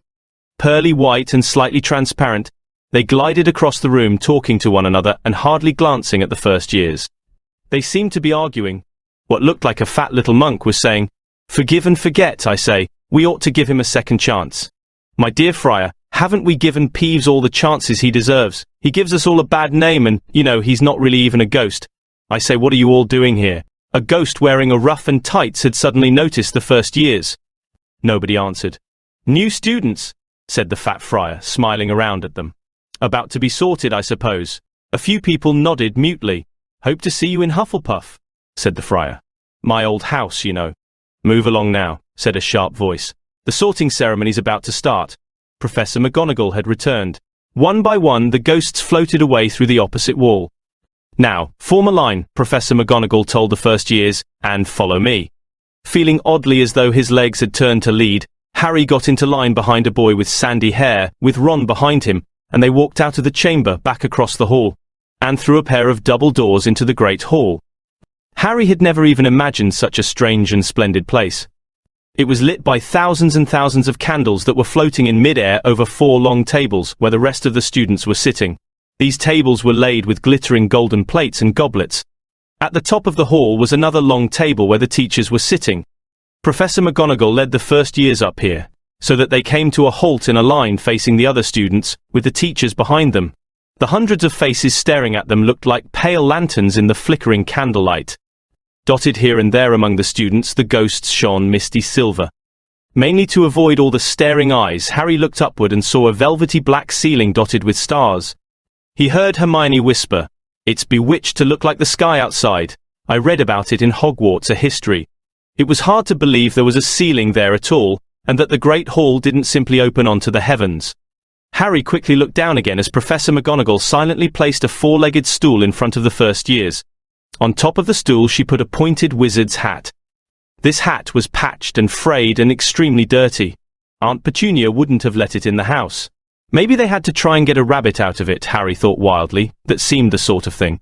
Noticing that everyone in the hall was now staring at the hat, he stared at it too. For a few seconds there was complete silence. Then the hat twitched. A rip near the brim opened wide like a mouth, and the hat began to sing. "Oh, you may not think I'm pretty, but don't judge on what you see. I'll eat myself if you can find a smarter hat than me.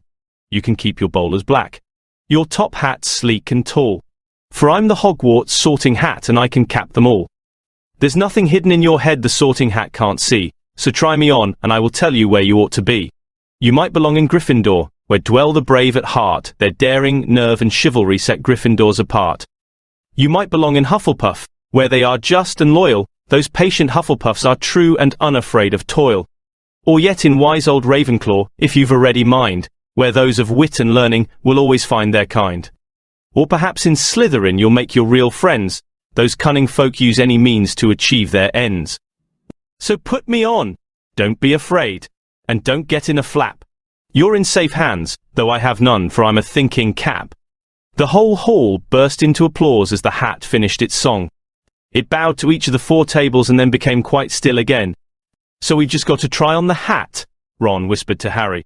"I'll kill Fred, he was going on about wrestling a troll." Harry smiled weakly. Yes, trying on the hat was a lot better than having to do a spell, but he did wish they could have tried it on without everyone watching. The hat seemed to be asking rather a lot. Harry didn't feel brave or quick-witted or any of it at the moment. If only the hat had mentioned a house for people who felt a bit queasy, that would have been the one for him. Professor McGonagall now stepped forward holding a long roll of parchment. "When I call your name, you will put on the hat and sit on the stool to be sorted," she said. Abbott Hannah. A pink-faced girl with blonde pigtails stumbled out of line, put on the hat, which fell right down over her eyes, and sat down.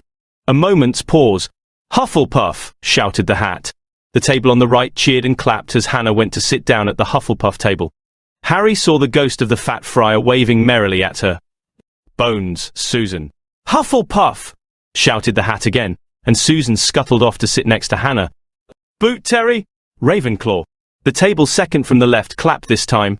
Several Ravenclaws stood up to shake hands with Terry as he joined them.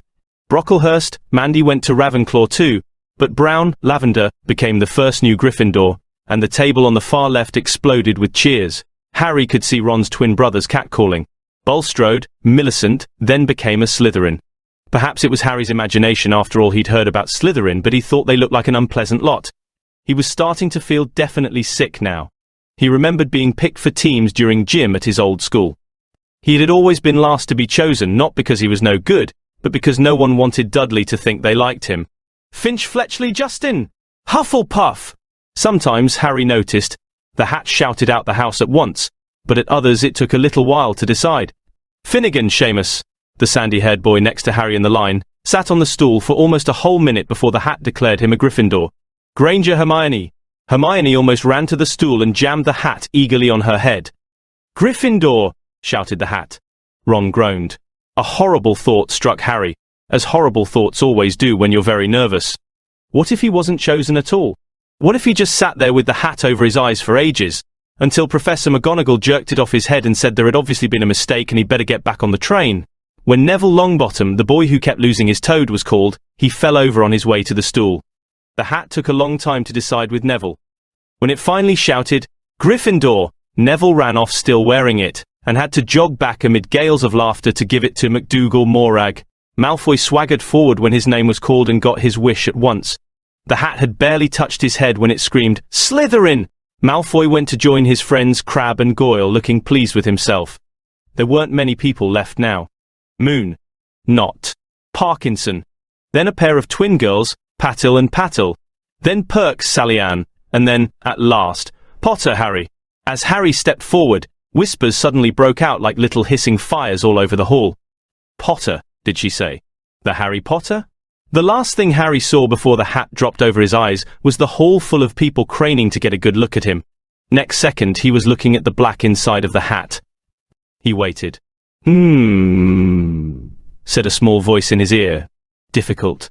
Very difficult. Plenty of courage, I see. Not a bad mind either. There's talent, and my goodness, yes, and a nice thirst to prove yourself. Now that's interesting. So where shall I put you? Harry gripped the edges of the stool and thought, not Slytherin, not Slytherin. Not Slytherin, eh? Said the small voice. Are you sure? You could be great, you know, it's all here in your head, and Slytherin will help you on the way to greatness, no doubt about that. No? Well, if you're sure, better be Gryffindor. Harry heard the hat shout the last word to the whole hall. He took off the hat and walked shakily toward the Gryffindor table. He was so relieved to have been chosen and not put in Slytherin, he hardly noticed that he was getting the loudest cheer yet. Percy the prefect got up and shook his hand vigorously while the Weasley twins yelled, "We got Potter! We got Potter!" Harry sat down opposite the ghost in the rough he'd seen earlier. The ghost patted his arm, giving Harry the sudden horrible feeling he'd just plunged it into a bucket of ice-cold water. He could see the high table properly now. At the end, nearest him sat Hagrid, who caught his eye and gave him the thumbs up. Harry grinned back. And there, in the centre of the high table, in a large gold chair, sat Albus Dumbledore. Harry recognised him at once from the card he'd gotten out of the chocolate frog on the train. Dumbledore's silver hair was the only thing in the whole hall that shone as brightly as the ghost's. Harry spotted Professor Quirrell too, the nervous young man from the leaky cauldron. He was looking very peculiar in a large purple turban. And now there were only 3 people left to be sorted. Thomas Dean, a black boy even taller than Ron, joined Harry at the Gryffindor table. Turpin Lisa became a Ravenclaw, and then it was Ron's turn. He was pale green by now. Harry crossed his fingers under the table, and a second later the hat had shouted, "Gryffindor!" Harry clapped loudly with the rest as Ron collapsed into the chair next to him. "Well done, Ron, excellent," said Percy Weasley pompously across Harry as Zabini Blaze was made a Slytherin. Professor McGonagall rolled up her scroll and took the sorting hat away. Harry looked down at his empty gold plate. He had only just realised how hungry he was. The pumpkin pasties seemed ages ago. Albus Dumbledore had gotten to his feet. He was beaming at the students, his arms opened wide, as if nothing could have pleased him more than to see them all there. "Welcome," he said. "Welcome to a new year at Hogwarts. Before we begin our banquet, I would like to say a few words. And here they are: Nitwit, Blubber, Oddment, Tweak. Thank you." He sat back down. Everybody clapped and cheered. Harry didn't know whether to laugh or not. "Is he a bit mad?" he asked Percy uncertainly. "Mad?" said Percy airily. "He's a genius.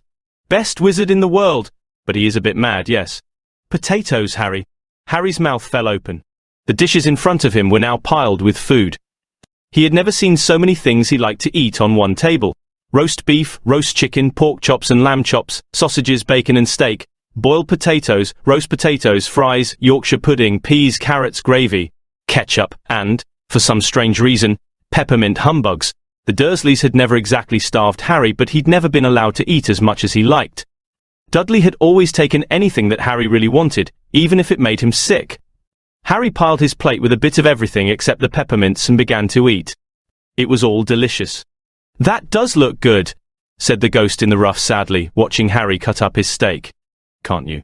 "I haven't eaten for nearly 400 years, said the ghost. "I don't need to, of course, but one does miss it." "I don't think I've introduced myself? Sir Nicholas de Mimsy Porpington at your service. Resident Ghost of Gryffindor Tower." "I know who you are," said Ron suddenly. "My brothers told me about you. You're nearly headless, Nick. I would prefer you to call me Sir Nicholas de Mimsey. The ghost began stiffly, but sandy-haired Seamus Finnegan interrupted. Nearly headless? How can you be nearly headless? Sir Nicholas looked extremely miffed, as if their little chat wasn't going at all the way he wanted. Like this, he said irritably. He seized his left ear and pulled. His whole head swung off his neck and fell onto his shoulder as if it was on a hinge. Someone had obviously tried to behead him, but not done it properly. Looking pleased at the stunned looks on their faces, nearly headless Nick flipped his head back onto his neck, coughed, and said, "So, new Gryffindors! I hope you're going to help us win the house championship this year. Gryffindors have never gone so long without winning. Slytherins have got the cup 6 years in a row, the bloody Baron's becoming almost unbearable. He's the Slytherin ghost."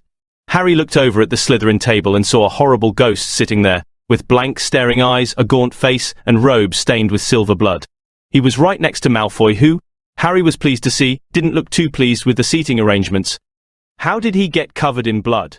asked Seamus with great interest. "I've never asked," said nearly headless Nick delicately. When everyone had eaten as much as they could, the remains of the food faded from the plates, leaving them sparkling clean as before. A moment later the desserts appeared. Blocks of ice cream in every flavour you could think of, apple pies, treacle tarts, chocolate eclairs and jam donuts, trifles, strawberries, jello, rice pudding. As Harry helped himself to a treacle tart, the talk turned to their families. "I'm half and half," said Seamus. "Me dad's a muggle. Mom didn't tell him she was a witch, till after they were married. Bit of a nasty shock for him." The others laughed. "What about you, Neville?" said Ron. "Well, my gran brought me up and she's a witch," said Neville. "But the family thought I was all muggle for ages. My great-uncle Algy kept trying to catch me off my guard and force some magic out of me. He pushed me off the end of Blackpool Pier once. I nearly drowned. But nothing happened until I was 8. Great-uncle Algy came round for dinner, and he was hanging me out of an upstairs window by the ankles when my great-auntie Enid offered him a meringue and he accidentally let go. But I bounced all the way down the garden and into the road. They were all really pleased. Gran was crying. She was so happy. And you should have seen their faces when I got in here. They thought I might not be magic enough to come, you see. Great-uncle Algy was so pleased he bought me my toad." On Harry's other side, Percy Weasley and Hermione were talking about lessons. "I do hope they start right away, there's so much to learn. I'm particularly interested in transfiguration, you know. Turning something into something else, of course. It's supposed to be very difficult. You'll be starting small, just matches into needles and that sort of thing." Harry, who was starting to feel warm and sleepy, looked up at the high table again. Hagrid was drinking deeply from his goblet. Professor McGonagall was talking to Professor Dumbledore. Professor Quirrell, in his absurd turban, was talking to a teacher with greasy black hair, a hooked nose, and sallow skin. It happened very suddenly. The hook-nosed teacher looked past Quirrell's turban straight into Harry's eyes, and a sharp, hot pain shot across the scar on Harry's forehead. "Ouch!" Harry clapped a hand to his head. "What is it?" asked Percy. Nothing." The pain had gone as quickly as it had come. Harder to shake off was the feeling Harry had gotten from the teacher's look, a feeling that he didn't like Harry at all. "Who's that teacher talking to Professor Quirrell?" he asked Percy. "Oh, you know Quirrell already, do you? No wonder he's looking so nervous. That's Professor Snape. He teaches potions, but he doesn't want to. Everyone knows he's after Quirrell's job. Knows an awful lot about the dark arts, Snape." Harry watched Snape for a while, but Snape didn't look at him again. At last the desserts too disappeared, and Professor Dumbledore got to his feet again. The hall fell silent. "Ahem, just a few more words now that we are all fed and watered. I have a few start off-term notices to give you. First years should note that the forest on the grounds is forbidden to all pupils, and a few of our older students would do well to remember that as well." Dumbledore's twinkling eyes flashed in the direction of the Weasley twins. "I have also been asked by Mr. Filch, the caretaker, to remind you all that no magic should be used between classes in the corridors. Quidditch trials will be held in the second week of the term. Anyone interested in playing for their house teams should contact Madam Hooch. And finally, I must tell you that this year, the third-floor corridor on the right-hand side is out of bounds to everyone who does not wish to die a very painful death." Harry laughed, but he was one of the few who did. "He's not serious?" he muttered to Percy. "Must be," said Percy, frowning at Dumbledore. "It's odd, because he usually gives us a reason why we're not allowed to go somewhere. The forest's full of dangerous beasts. Everyone knows that. I do think he might have told us prefects at least. And now, before we go to bed, let us sing the school song," cried Dumbledore. Harry noticed that the other teachers' smiles had become rather fixed. Dumbledore gave his wand a little flick, as if he was trying to get a fly off the end, and a long golden ribbon flew out of it, which rose high above the tables and twisted itself snake-like into words. "Everyone pick their favourite tune," said Dumbledore, "and off we go." And the school bellowed. "Hogwarts, Hogwarts, hoggy-warty Hogwarts. Teach us something, please, whether we be old and bald or young with scabby knees. Our heads could do with filling with some interesting stuff, for now they're bare and full of air. Dead flies and bits of fluff, so teach us things worth knowing. Bring back what we forgot. Just do your best, we'll do the rest, and learn until our brains all rot." Everybody finished the song at different times. At last, only the Weasley twins were left singing along to a very slow funeral march. Dumbledore conducted their last few lines with his wand, and when they had finished, he was one of those who clapped loudest. "Ah, music," he said, wiping his eyes. "A magic beyond all we do here. And now, bedtime. Off you trot!" The Gryffindor first years followed Percy through the chattering crowds, out of the great hall and up the marble staircase. Harry's legs were like lead again, but only because he was so tired and full of food. He was too sleepy even to be surprised that the people in the portraits along the corridors whispered and pointed as they passed, or that twice Percy led them through doorways hidden behind sliding panels and hanging tapestries. They climbed more staircases, yawning and dragging their feet, and Harry was just wondering how much farther they had to go when they came to a sudden halt. A bundle of walking sticks was floating in mid-air ahead of them, and as Percy took a step toward them, they started throwing themselves at him. "Peeves," Percy whispered to the first years. "A poltergeist." He raised his voice. "Peeves, show yourself." A loud, rude sound, like the air being let out of a balloon, answered. "Do you want me to go to the Bloody Baron?" There was a pop, and a little man with wicked dark eyes and a wide mouth appeared, floating cross-legged in the air, clutching the walking sticks.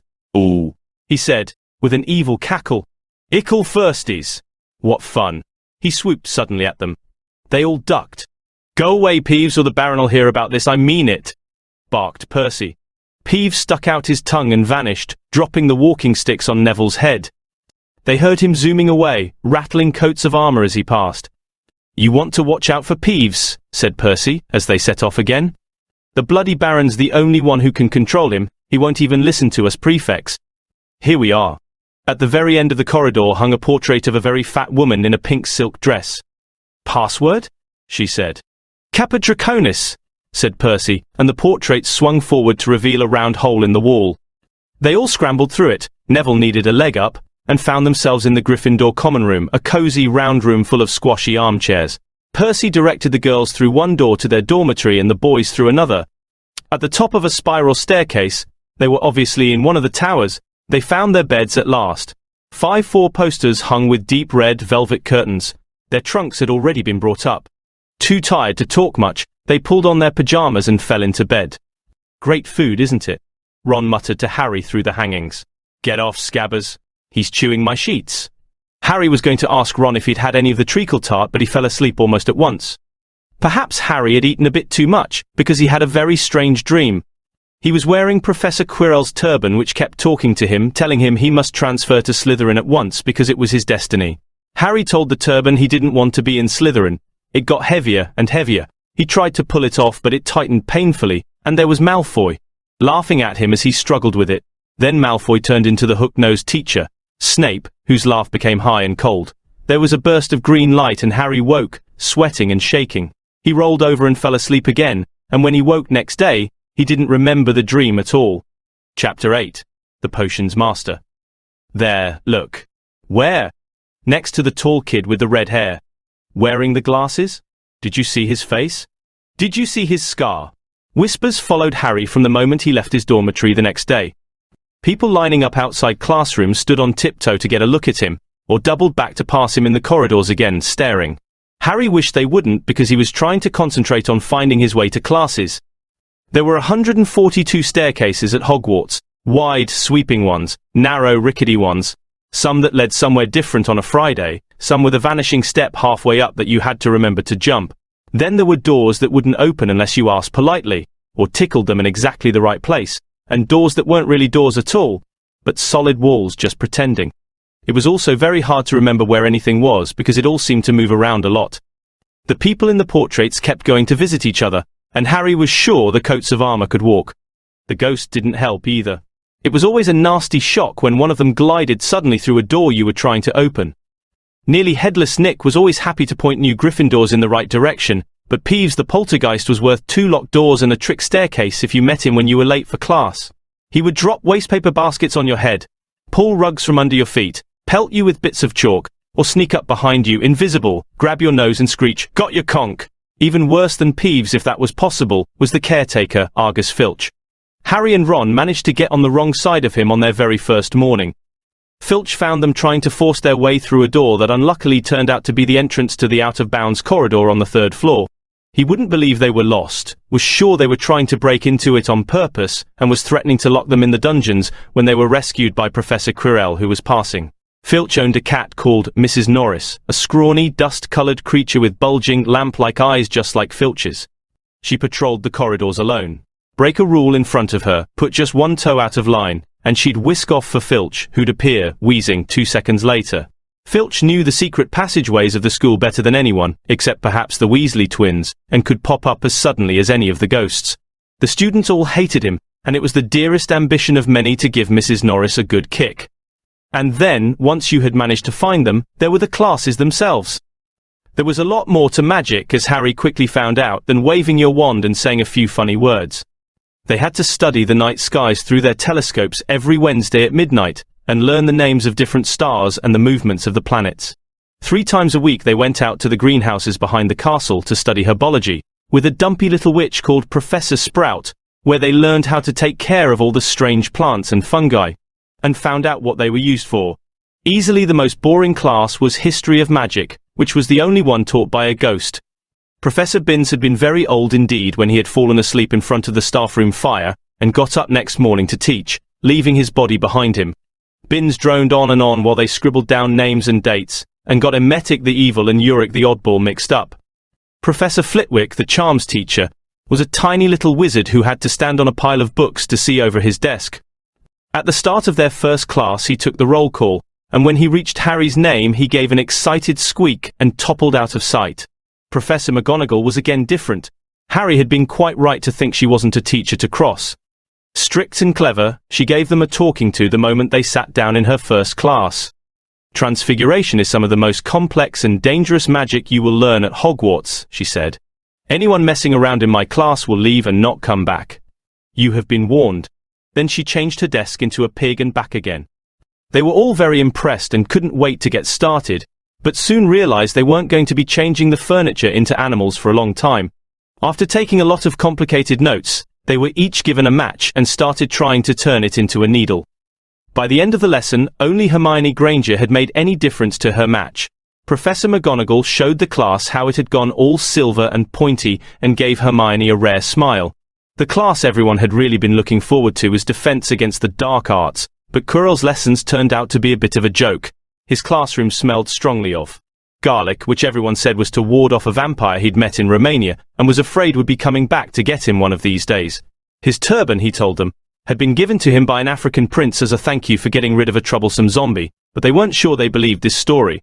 For one thing, when Seamus Finnegan asked eagerly to hear how Quirrell had fought off the zombie, Quirrell went pink and started talking about the weather.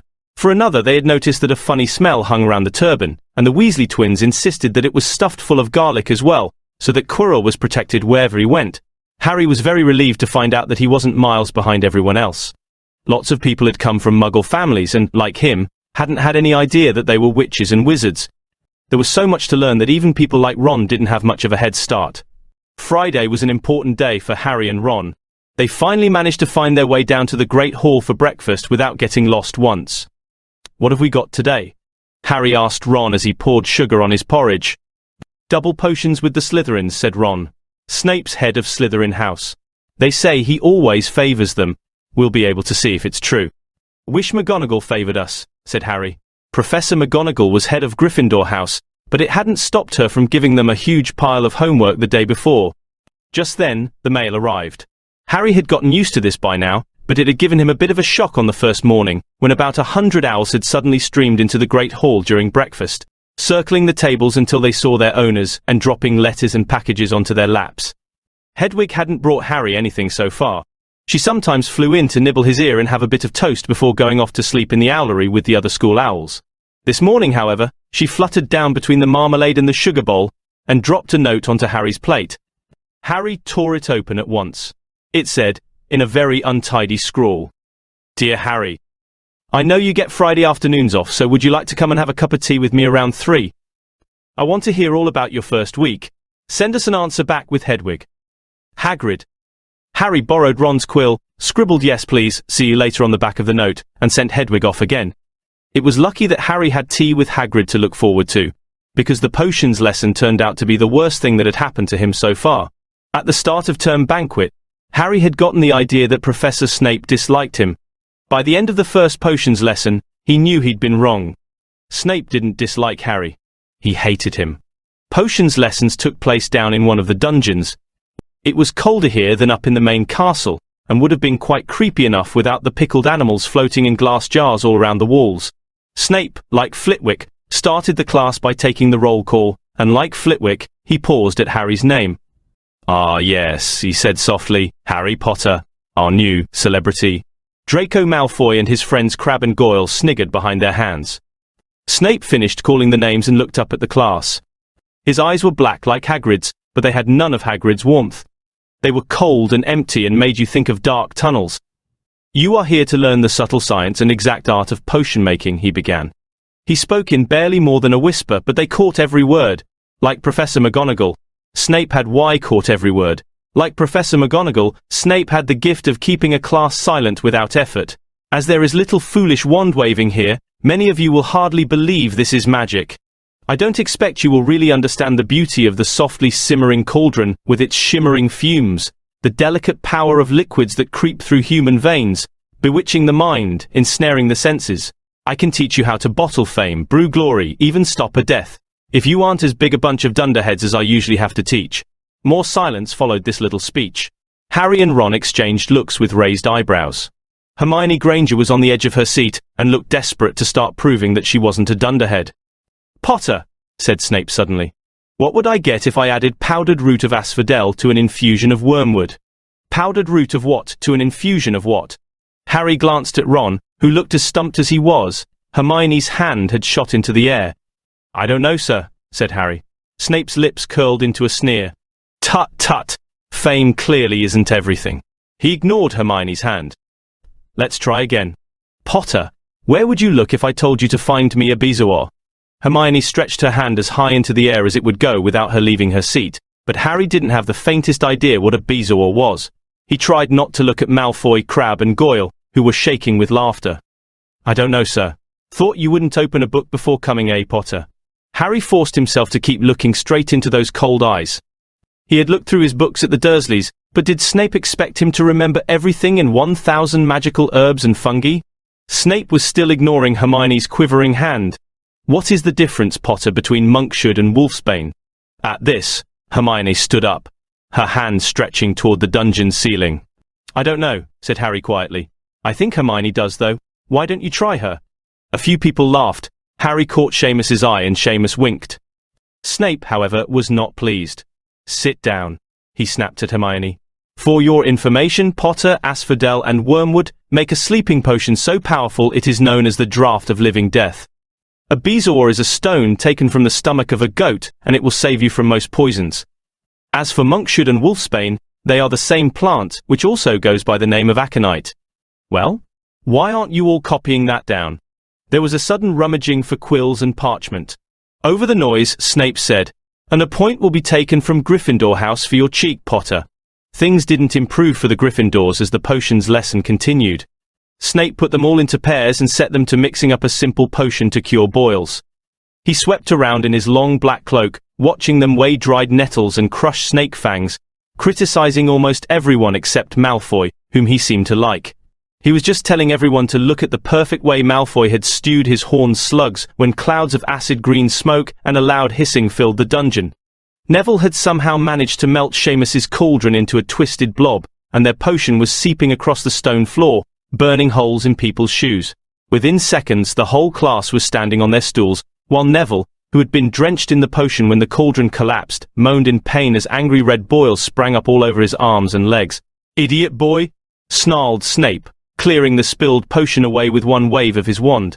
I suppose you added the porcupine quills before taking the cauldron off the fire? Neville whimpered as boils started to pop up all over his nose. Take him up to the hospital wing, Snape spat at Seamus. Then he rounded on Harry and Ron, who had been working next to Neville. You, Potter, why didn't you tell him not to add the quills?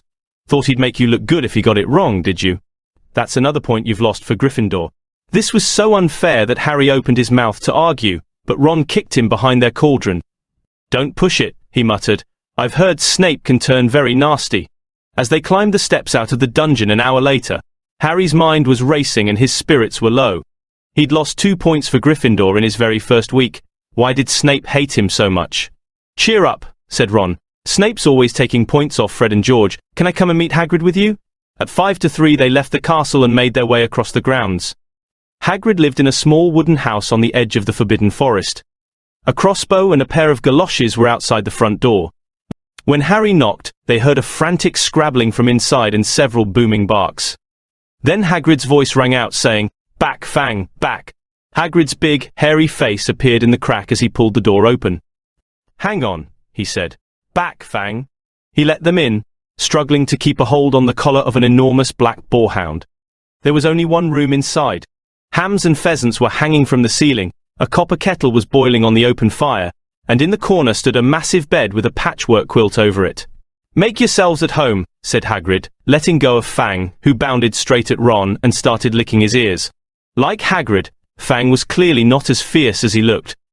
This is Ron, Harry told Hagrid, who was pouring boiling water into a large teapot and putting rock cakes onto a plate. Another Weasley, eh? Said Hagrid, glancing at Ron's freckles. I spent half me life chasing your twin brothers away from the forest. The rock cakes were shapeless lumps with raisins that almost broke their teeth, but Harry and Ron pretended to be enjoying them as they told Hagrid all about their first lessons. Fang rested his head on Harry's knee and drooled all over his robes.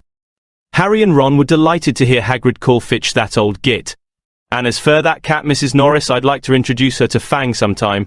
Do you know, every time I go up to the school she follows me everywhere. Can't get rid of her. Fitch puts her up to it. Harry told Hagrid about Snape's lesson. Hagrid, like Ron, told Harry not to worry about it, that Snape liked hardly any of the students. But he seemed to really hate me.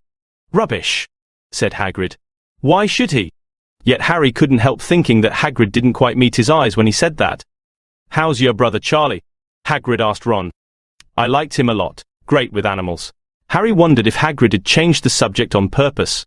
While Ron told Hagrid all about Charlie's work with dragons, Harry picked up a piece of paper that was lying on the table under the tea cozy.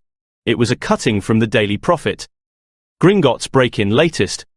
Investigations continue into the break-in at Gringotts on 31 July, widely believed to be the work of dark wizards or witches unknown. Gringotts goblins today insisted that nothing had been taken. The vault that was searched had in fact been emptied the same day. But we're not telling you what was in there, so keep your noses out if you know what's good for you, said a Gringotts spokesgoblin this afternoon. Harry remembered Ron telling him on the train that someone had tried to rob Gringotts, but Ron hadn't mentioned the date. Hagrid, said Harry, that Gringotts break-in happened on my birthday. It might have been happening while we were there. There was no doubt about it, Hagrid definitely didn't meet Harry's eyes this time. He grunted and offered him another rock cake. Harry read the story again. The vault that was searched had in fact been emptied earlier that same day. Hagrid had emptied Vault 713, if you could call it emptying, taking out that grubby little package. Had that been what the thieves were looking for? As Harry and Ron walked back to the castle for dinner, their pockets weighed down with rock cakes they'd been too polite to refuse. Harry thought that none of the lessons he'd had so far had given him as much to think about as tea with Hagrid. Had Hagrid collected that package just in time? Where was it now? And did Hagrid know something about Snape that he didn't want to tell Harry? Chapter 9. The Midnight Duel. Harry had never believed he would meet a boy he hated more than Dudley, but that was before he met Draco Malfoy. Still, first-year Gryffindors only had potions with the Slytherins, so they didn't have to put up with Malfoy much.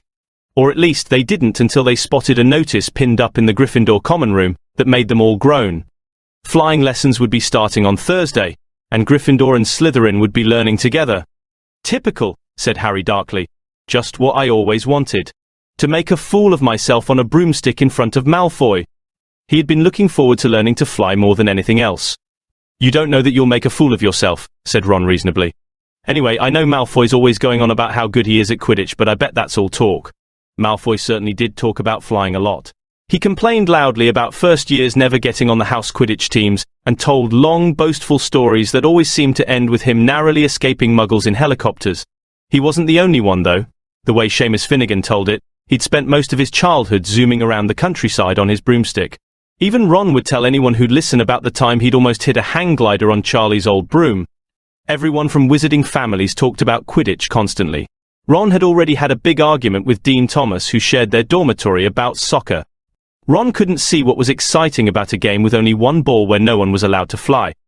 Harry had caught Ron prodding Dean's poster of West Ham's soccer team, trying to make the players move. Neville had never been on a broomstick in his life because his grandmother had never let him near one. Privately, Harry felt she'd had good reason, because Neville managed to have an extraordinary number of accidents even with both feet on the ground. Hermione Granger was almost as nervous about flying as Neville was.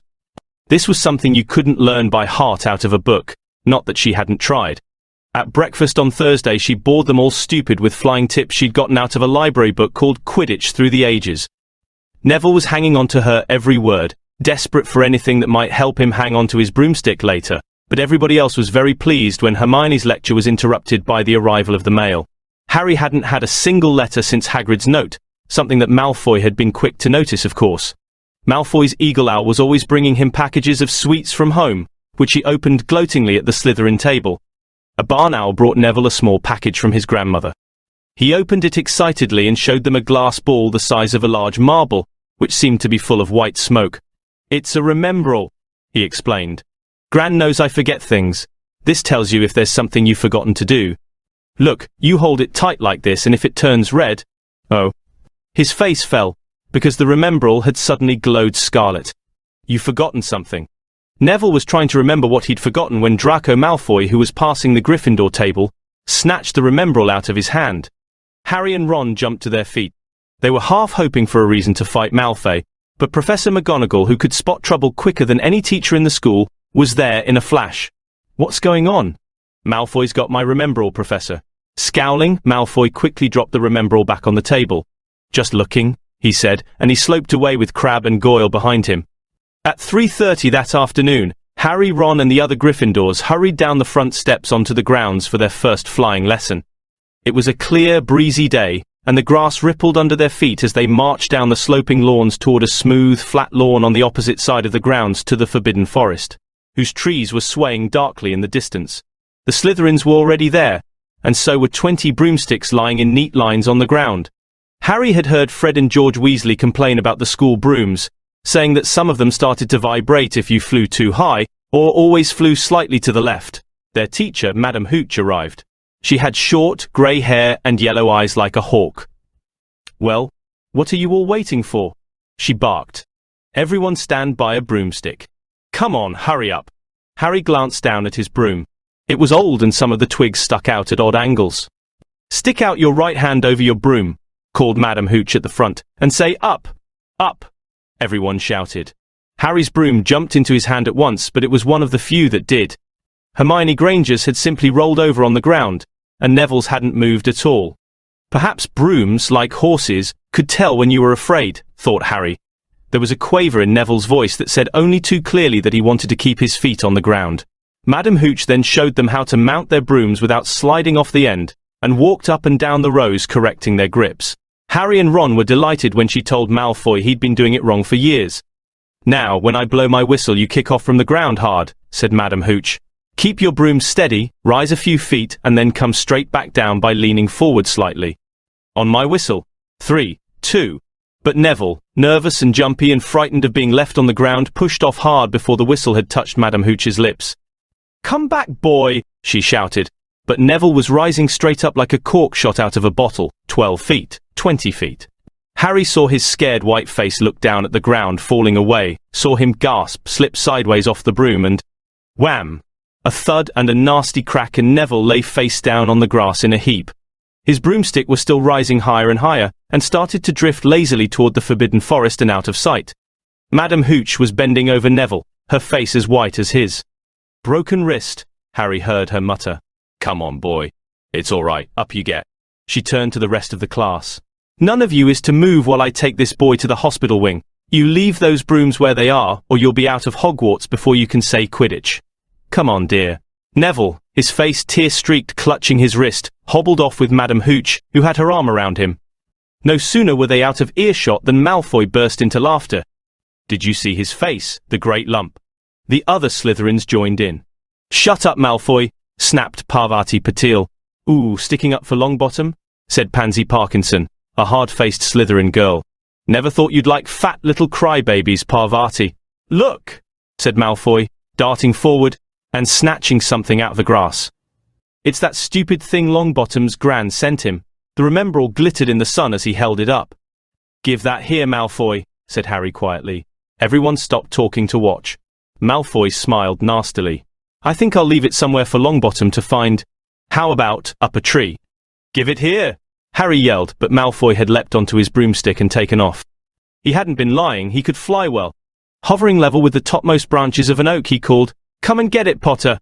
Harry grabbed his broom. No, shouted Hermione Granger. Madam Hooch told us not to move. You'll get us all into trouble. Harry ignored her. Blood was pounding in his ears. He mounted the broom and kicked hard against the ground, and up he soared. Air rushed through his hair. And his robes whipped out behind him, and in a rush of fierce joy he realized he'd found something he could do without being taught. This was easy. This was wonderful. He pulled his broomstick up a little to take it even higher, and heard screams and gasps of girls back on the ground and an admiring whoop from Ron.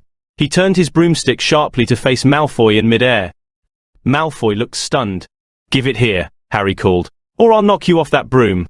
Oh yeah, said Malfoy, trying to sneer but looking worried. Harry knew, somehow, what to do.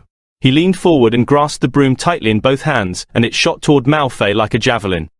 Malfoy only just got out of the way in time. Harry made a sharp about-face and held the broom steady. A few people below were clapping. No Crabbe and Goyle up here to save your neck, Malfoy, Harry called. The same thought seemed to have struck Malfoy. Catch it if you can, then, he shouted, and he threw the glass ball high into the air and streaked back toward the ground. Harry saw, as though in slow motion, the ball rise up in the air and then start to fall. He leaned forward and pointed his broom handle down. Next second, he was gathering speed in a steep dive, racing the ball. Wind whistled in his ears. Mingled with the screams of people watching, he stretched out his hand. A foot from the ground he caught it, just in time to pull his broom straight, and he toppled gently onto the grass with the Remembrall clutched safely in his fist. Harry Potter! His heart sank faster than he'd just dived. Professor McGonagall was running toward them. He got to his feet, trembling. Never, in all my time at Hogwarts. Professor McGonagall was almost speechless with shock, and her glasses flashed furiously. How dare you? Might have broken your neck. It wasn't his fault, Professor. Be quiet, Miss Patil. But Malfoy. That's enough, Mr. Weasley. Potter, follow me now.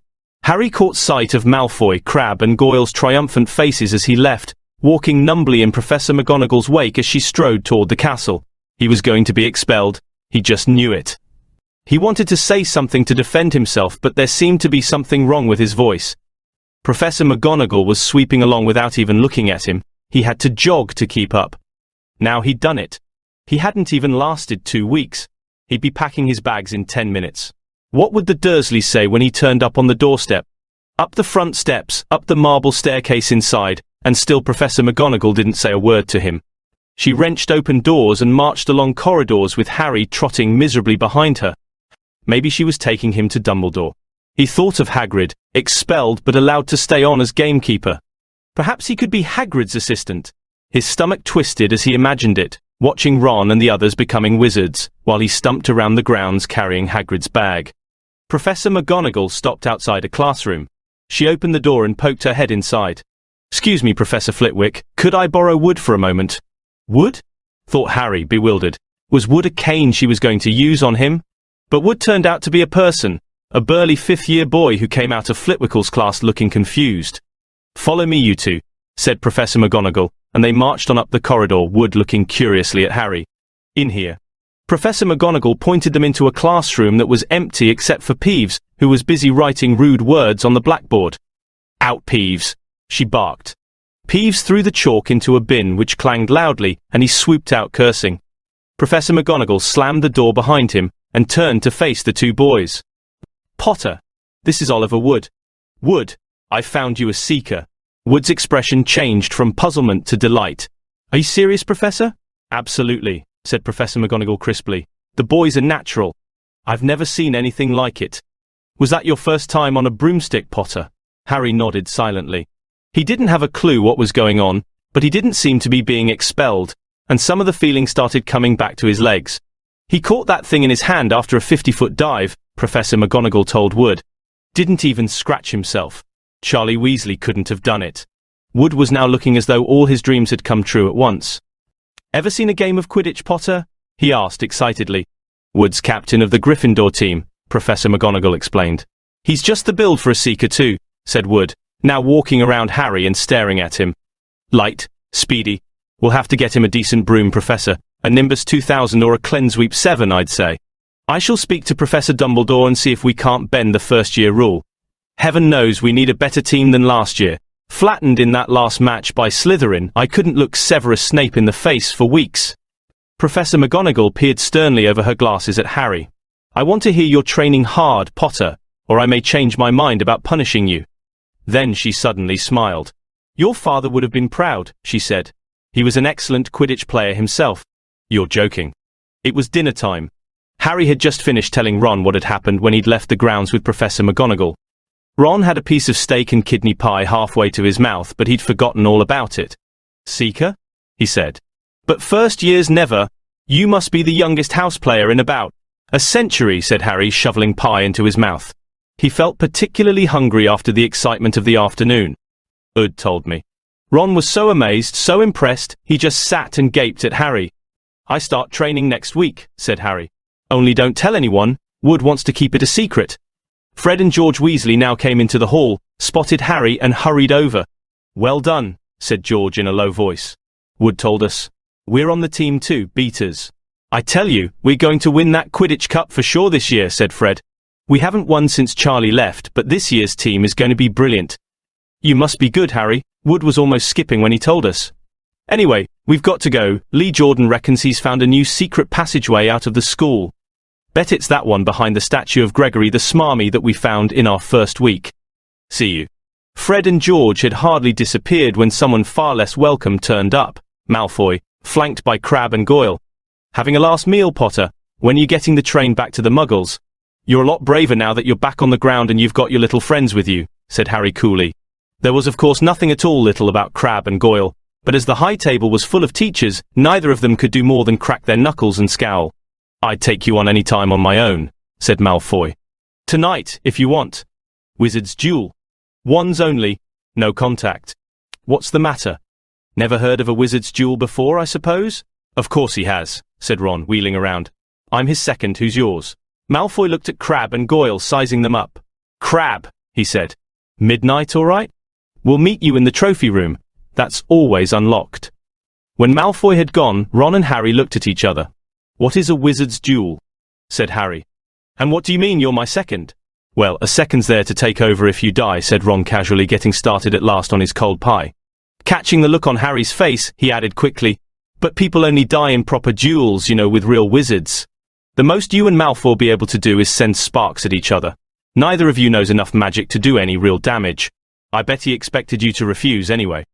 And what if I wave my wand, and nothing happens?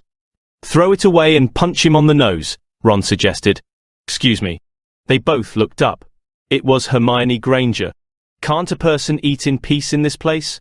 Said Ron. Hermione ignored him and spoke to Harry. I couldn't help overhearing what you and Malfoy were saying. Bet you could, Ron muttered. And you mustn't go wandering around the school at night. Think of the points you'll lose Gryffindor if you're caught, and you're bound to be. It's really very selfish of you. And it's really none of your business, said Harry. Goodbye, said Ron. All the same, it wasn't what you'd call the perfect end to the day, Harry thought, as he lay awake much later listening to Dean and Seamus falling asleep. Neville wasn't back from the hospital wing. Ron had spent all evening giving him advice such as, if he tries to curse you, you'd better dodge it, because I can't remember how to block them. There was a very good chance they were going to get caught by Filch or Mrs. Norris, and Harry felt he was pushing his luck, breaking another school rule today. On the other hand, Malfoy's sneering face kept looming up out of the darkness. This was his big chance to beat Malfoy face to face. He couldn't miss it. 11:30, Ron muttered at last, we'd better go. They pulled on their bathrobes, picked up their wands and crept across the tower room, down the spiral staircase, and into the Gryffindor common room. A few embers were still glowing in the fireplace, turning all the armchairs into hunched black shadows. They had almost reached the portrait hole when a voice spoke from the chair nearest them. "I can't believe you're going to do this, Harry." A lamp flickered on. It was Hermione Granger, wearing a pink bathrobe and a frown. "You!" said Ron furiously. "Go back to bed." "I almost told your brother," Hermione snapped. "Percy, he's a prefect, he'd put a stop to this." Harry couldn't believe anyone could be so interfering. "Come on," he said to Ron. He pushed open the portrait of the fat lady and climbed through the hole. Hermione wasn't going to give up that easily. She followed Ron through the portrait hole, hissing at them like an angry goose.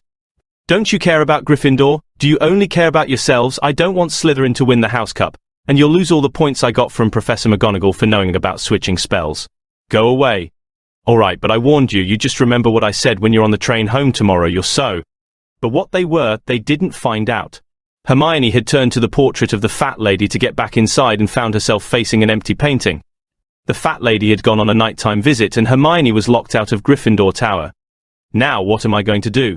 she asked shrilly. "That's your problem," said Ron. "We've got to go, we three, or are we going to be late?" They hadn't even reached the end of the corridor when Hermione caught up with them. "I'm coming with you," she said. "You are not.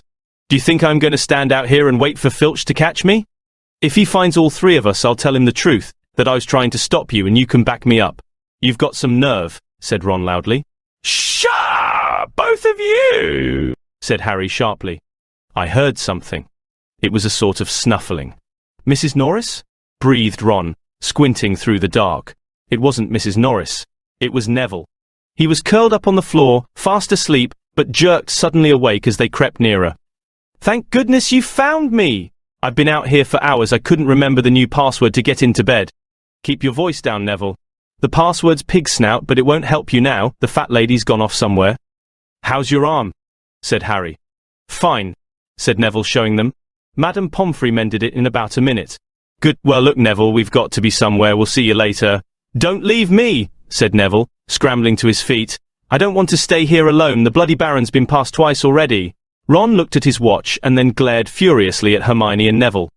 "If either of you get us caught, I'll never rest until I've learned that curse of the bogies Quirrell told us about, and used it on you." Hermione opened her mouth, perhaps to tell Ron exactly how to use the curse of the bogies, but Harry hissed at her to be quiet and beckoned them all forward. They flitted along corridors striped with bars of moonlight from the high windows. At every turn Harry expected to run into Filch or Mrs. Norris, but they were lucky. They sped up a staircase to the third floor and tiptoed toward the trophy room. Malfoy and Crabbe weren't there yet. The crystal trophy cases glimmered where the moonlight caught them. Cups, shields, plates and statues winked silver and gold in the darkness. They edged along the walls, keeping their eyes on the doors at either end of the room. Harry took out his wand in case Malfoy leapt in and started at once. The minutes crept by. "He's late, maybe he's chickened out," Ron whispered. Then a noise in the next room made them jump.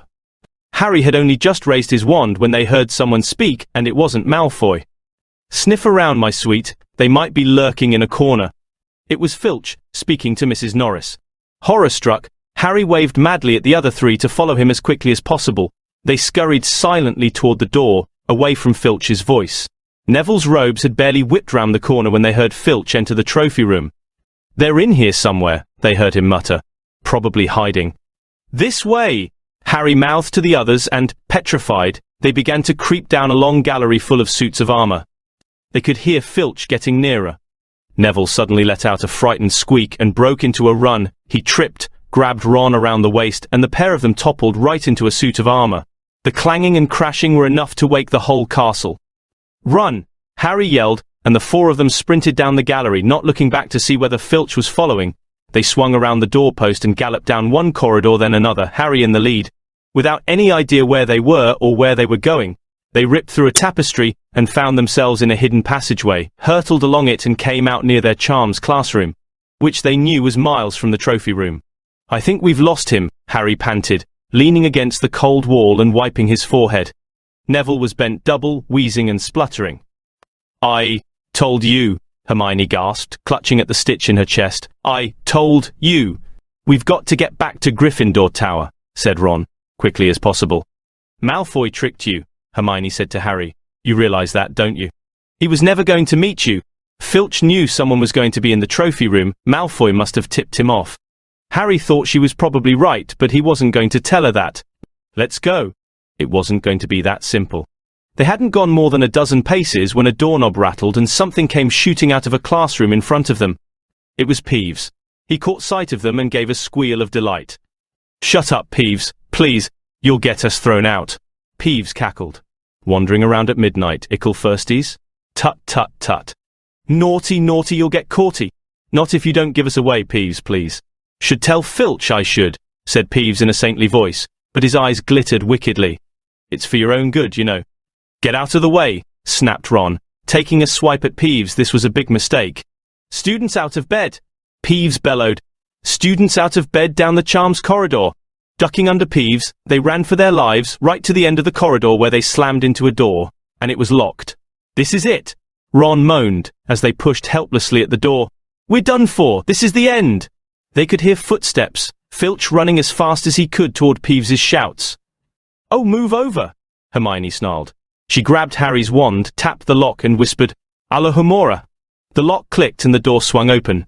They piled through it, shut it quickly, and pressed their ears against it, listening. "Which way did they go, Peeves?" Filch was saying. "Quick, tell me. Say please."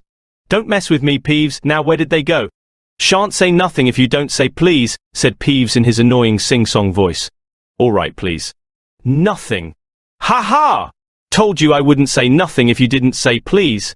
"Ha ha! Ha!" And they heard the sound of Peeves whooshing away and Filch cursing in rage.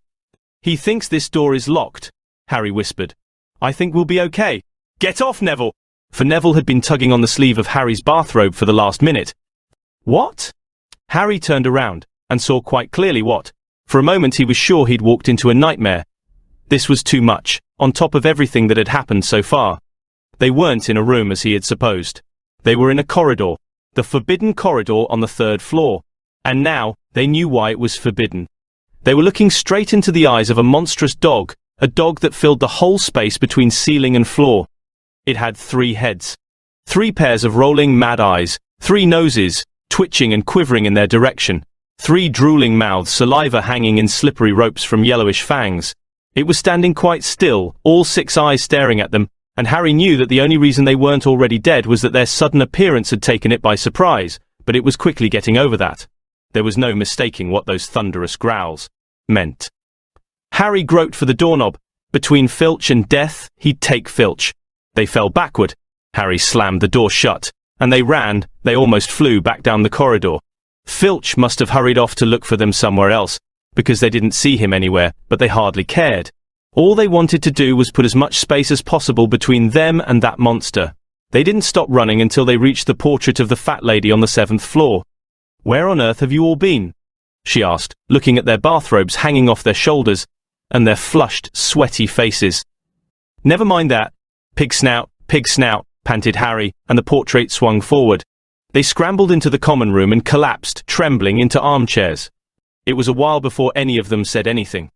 Neville indeed looked as if he'd never speak again. "What do they think they're doing, keeping a thing like that locked up in a school?" said Ron finally. "If any dog needs exercise, that one does."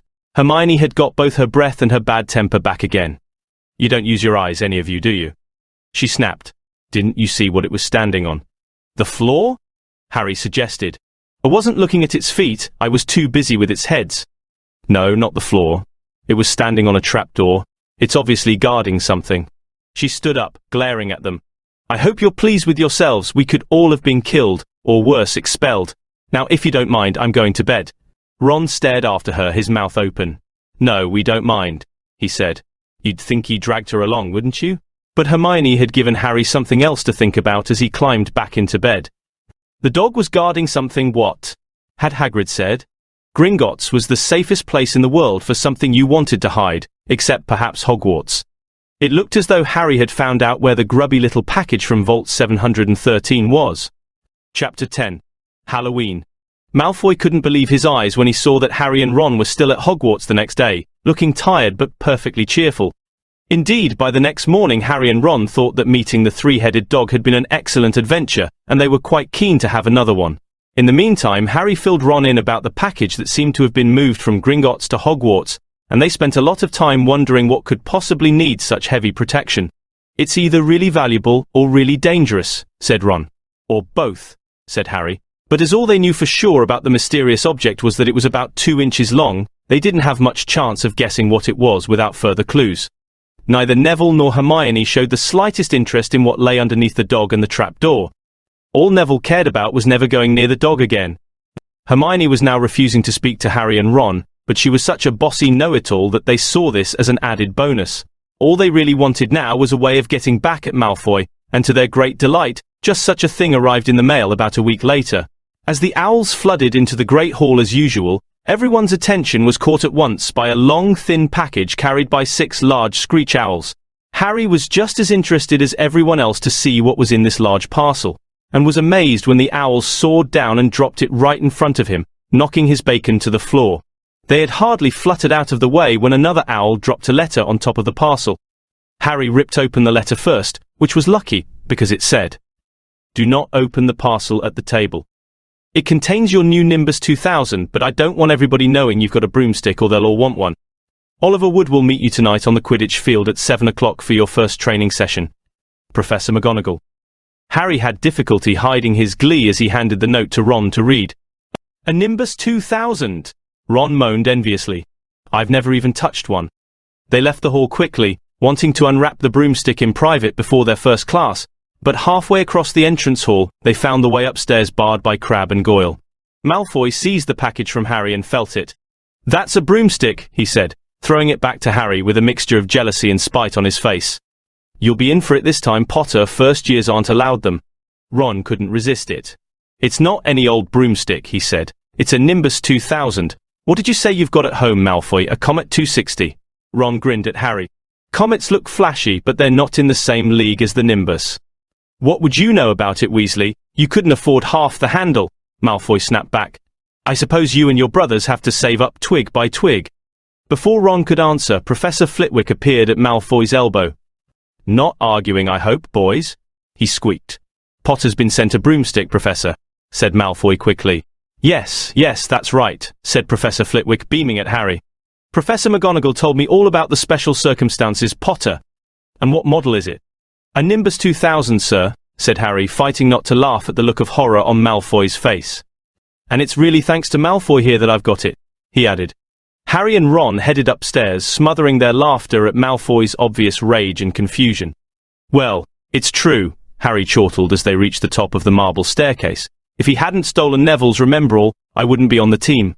So I suppose you think that's a reward for breaking rules?" came an angry voice from just behind them. Hermione was stomping up the stairs, looking disapprovingly at the package in Harry's hand. "I thought you weren't speaking to us?" said Harry. "Yes, don't stop now," said Ron. "It's doing us so much good." Hermione marched away with her nose in the air. Harry had a lot of trouble keeping his mind on his lessons that day.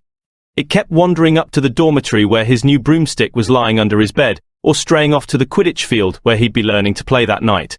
He bolted his dinner that evening without noticing what he was eating, and then rushed upstairs with Ron to unwrap the Nimbus 2000 at last. "Wow," Ron sighed, as the broomstick rolled onto Harry's bedspread.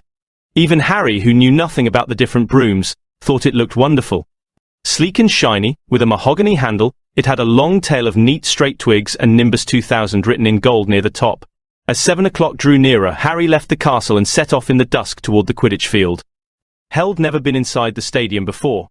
Hundreds of seats were raised in stands around the field so that the spectators were high enough to see what was going on. At either end of the field were 3 golden poles with hoops on the end. They reminded Harry of the little plastic sticks Muggle children blew bubbles through, except that they were 50 feet high. Too eager to fly again to wait for Wood, Harry mounted his broomstick and kicked off from the ground. What a feeling! He swooped in and out of the goalposts and then sped up and down the field. The Nimbus 2000 turned wherever he wanted at his lightest touch. "Hey Potter, come down!" Oliver Wood had arrived. Phi was carrying a large wooden crate under his arm. Harry landed next to him. "Very nice," said Wood, his eyes glinting. "I see what McGonagall meant. You really are a natural. I'm just going to teach you the rules this evening, then you'll be joining team practice 3 times a week." He opened the crate. Inside were 4 different-sized balls. "Right," said Wood. "Now, Quidditch is easy enough to understand, even if it's not too easy to play. There are 7 players on each side. 3 of them are called chasers. 3 chasers, Harry repeated, as Wood took out a bright red ball about the size of a soccer ball.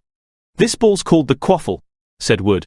The chasers throw the quaffle to each other and try and get it through one of the hoops to score a goal. 10 points every time the quaffle goes through one of the hoops. Follow me? The chasers throw the quaffle and put it through the hoops to score, Harry recited. So, that's sort of like basketball on broomsticks with 6 hoops, isn't it? What's basketball? Said Wood curiously. Never mind, said Harry quickly. Now there's another player on each side who's called the keeper. I'm keeper for Gryffindor. I have to fly around our hoops and stop the other team from scoring. 3 chasers, 1 keeper, said Harry, who was determined to remember it all. And they play with the quaffle. Okay, got that. So what are they for? He pointed at the 3 balls left inside the box. I'll show you now, said Wood. Take this.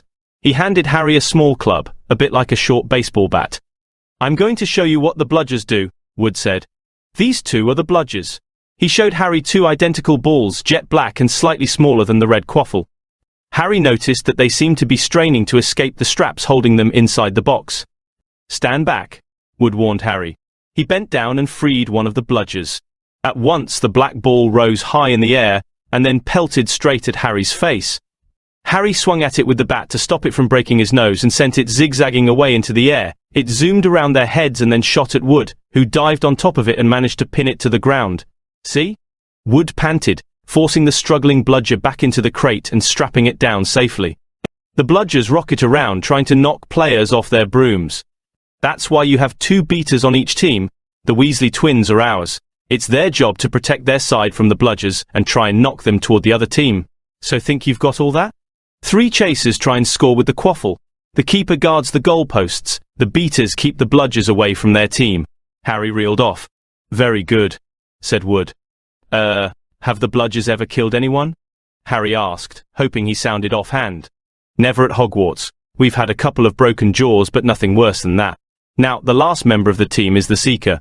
That's you, and you don't have to worry about the quaffle or the bludgers. Unless they crack my head open. Don't worry, the Weasleys are more than a match for the bludgers. I mean, they're like a pair of human bludgers themselves. Wood reached into the crate and took out the 4th and last ball. Compared with the quaffle and the bludgers, it was tiny, about the size of a large walnut. It was bright gold and had little fluttering silver wings. This, said Wood, is the golden snitch, and it's the most important ball of the lot. It's very hard to catch because it's so fast and difficult to see. It's the Seeker's job to catch it. You've got to weave in and out of the chasers, beaters, bludgers and quaffle to get it before the other team's Seeker. Because whichever Seeker catches the snitch wins his team an extra 150 points, so they nearly always win. That's why Seekers get fouled so much. A game of Quidditch only ends when the snitch is caught, so it can go on for ages. I think the record is 3 months.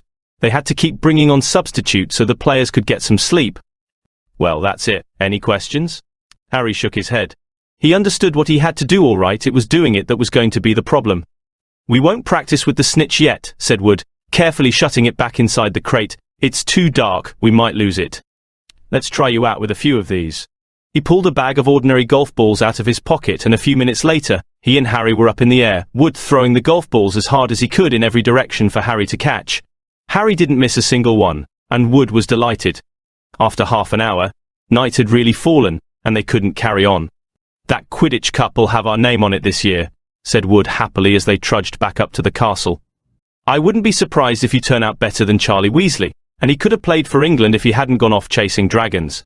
Perhaps it was because he was now so busy, what with Quidditch practice 3 evenings a week on top of all his homework, but Harry could hardly believe it when he realized that he'd already been at Hogwarts 2 months. The castle felt more like home than Privet Drive ever had. His lessons, too, were becoming more and more interesting now that they had mastered the basics. On Halloween morning they woke to the delicious smell of baking pumpkin wafting through the corridors. Even better, Professor Flitwick announced in Charms that he thought they were ready to start making objects fly, something they had all been dying to try since they'd seen him make Neville's toad zoom around the classroom. Professor Flitwick put the class into pairs to practice. Harry's partner was Seamus Finnegan, which was a relief because Neville had been trying to catch his eye. Ron, however, was to be working with Hermione Granger. It was hard to tell whether Ron or Hermione was angrier about this. She hadn't spoken to either of them since the day Harry's broomstick had arrived. Now, don't forget that nice wrist movement we've been practicing, squeaked Professor Flitwick, perched on top of his pile of books as usual. Swish and flick, remember, swish and flick. And saying the magic words properly is very important too. Never forget Wizard Barufio, who said "es" instead of "f" and found himself on the floor with a buffalo on his chest. It was very difficult. Harry and Seamus swished and flicked, but the feather they were supposed to be sending skyward just lay on the desktop. Seamus got so impatient that he prodded it with his wand and set fire to it. Harry had to put it out with his hat. Ron, at the next table, wasn't having much more luck. "Wingardium Leviosa," he shouted, waving his long arms like a windmill. "You're saying it wrong," Harry heard Hermione snap. "It's Wingardium Leviosa, make the gar nice and long." "You do it then if you're so clever," Ron snarled. Hermione rolled up the sleeves of her gown, flicked her wand and said, "Wingardium Leviosa." Their feather rose off the desk and hovered about 4 feet above their heads. "Oh, well done!" cried Professor Flitwick, clapping. "Everyone see here, Miss Granger's done it." Ron was in a very bad mood by the end of the class. "It's no wonder no one can stand her," he said to Harry as they pushed their way into the crowded corridor. "She's a nightmare, honestly." Someone knocked into Harry as they hurried past him. It was Hermione. Harry caught a glimpse of her face, and was startled to see that she was in tears. "I think she heard you." "So?" said Ron, but he looked a bit uncomfortable. "She must have noticed she's got no friends." Hermione didn't turn up for the next class and wasn't seen all afternoon. On their way down to the Great Hall for the Halloween feast, Harry and Ron overheard Parvati Patil telling her friend Lavender that Hermione was crying in the girls' bathroom and wanted to be left alone. Ron looked still more awkward at this, but a moment later they had entered the Great Hall, where the Halloween decorations put Hermione out of their minds. 1,000 live bats fluttered from the walls and ceiling, while 1,000 more swooped over the tables in low black clouds, making the candles in the pumpkins stutter.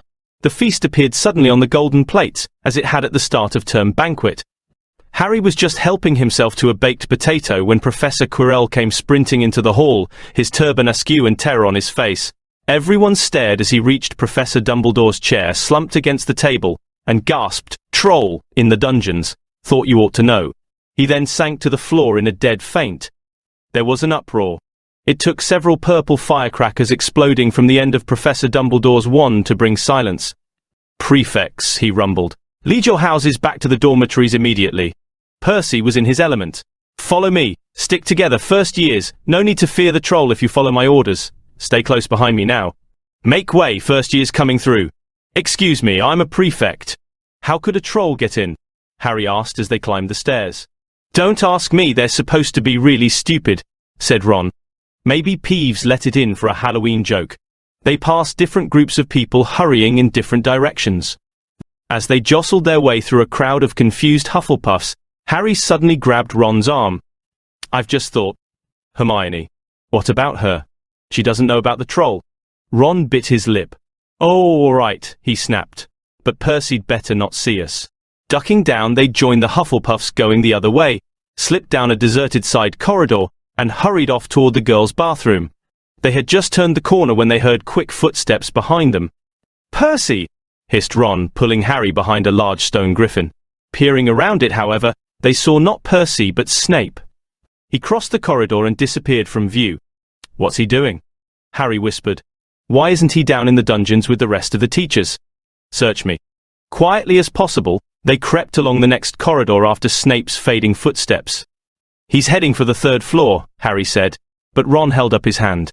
"Can you smell something?" Harry sniffed and a foul stench reached his nostrils, a mixture of old socks and the kind of public toilet no one seems to clean. And then, they heard it, a low grunting and the shuffling footfalls of gigantic feet. Ron pointed. At the end of a passage to the left, something huge was moving toward them. They shrank into the shadows and watched as it emerged into a patch of moonlight. It was a horrible sight. 12 feet tall, its skin was a dull granite grey, its great lumpy body like a boulder with its small bald head perched on top like a coconut. It had short legs thick as tree trunks with flat, horny feet. The smell coming from it was incredible. It was holding a huge wooden club, which dragged along the floor because its arms were so long.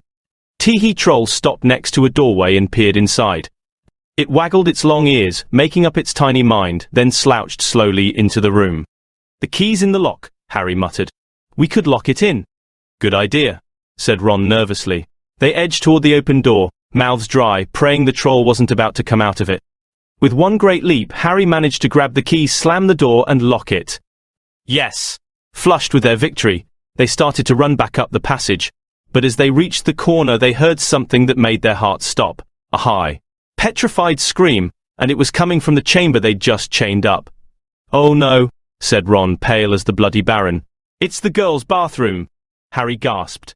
"Hermione," they said together. It was the last thing they wanted to do, but what choice did they have? Wheeling around, they sprinted back to the door and turned the key, fumbling in their panic. Harry pulled the door open and they ran inside. Hermione Granger was shrinking against the wall opposite, looking as if she was about to faint. The troll was advancing on her, knocking the sinks off the walls as it went. "Confuse it!" Harry said desperately to Ron, and seizing a tap, he threw it as hard as he could against the wall. The troll stopped a few feet from Hermione. It lumbered around, blinking stupidly to see what had made the noise. Its mean little eyes saw Harry. It hesitated, then made for him instead, lifting its club as it went. "Oi, pea-brain!" yelled Ron from the other side of the chamber, and he threw a metal pipe at it. The troll didn't even seem to notice the pipe hitting its shoulder, but it heard the yell and paused again, turning its ugly snout toward Ron instead, giving Harry time to run around it. "Come on, run, run!" Harry yelled at Hermione, trying to pull her toward the door, but she couldn't move. She was still flat against the wall, her mouth open with terror. The shouting and the echoes seemed to be driving the troll berserk. It roared again and started toward Ron, who was nearest and had no way to escape. Harry then did something that was both very brave and very stupid. He took a great running jump and managed to fasten his arms around the troll's neck from behind. The troll couldn't feel Harry hanging there, but even a troll will notice if you stick a long bit of wood up its nose. And Harry's wand had still been in his hand when he jumped. It had gone straight up one of the troll's nostrils.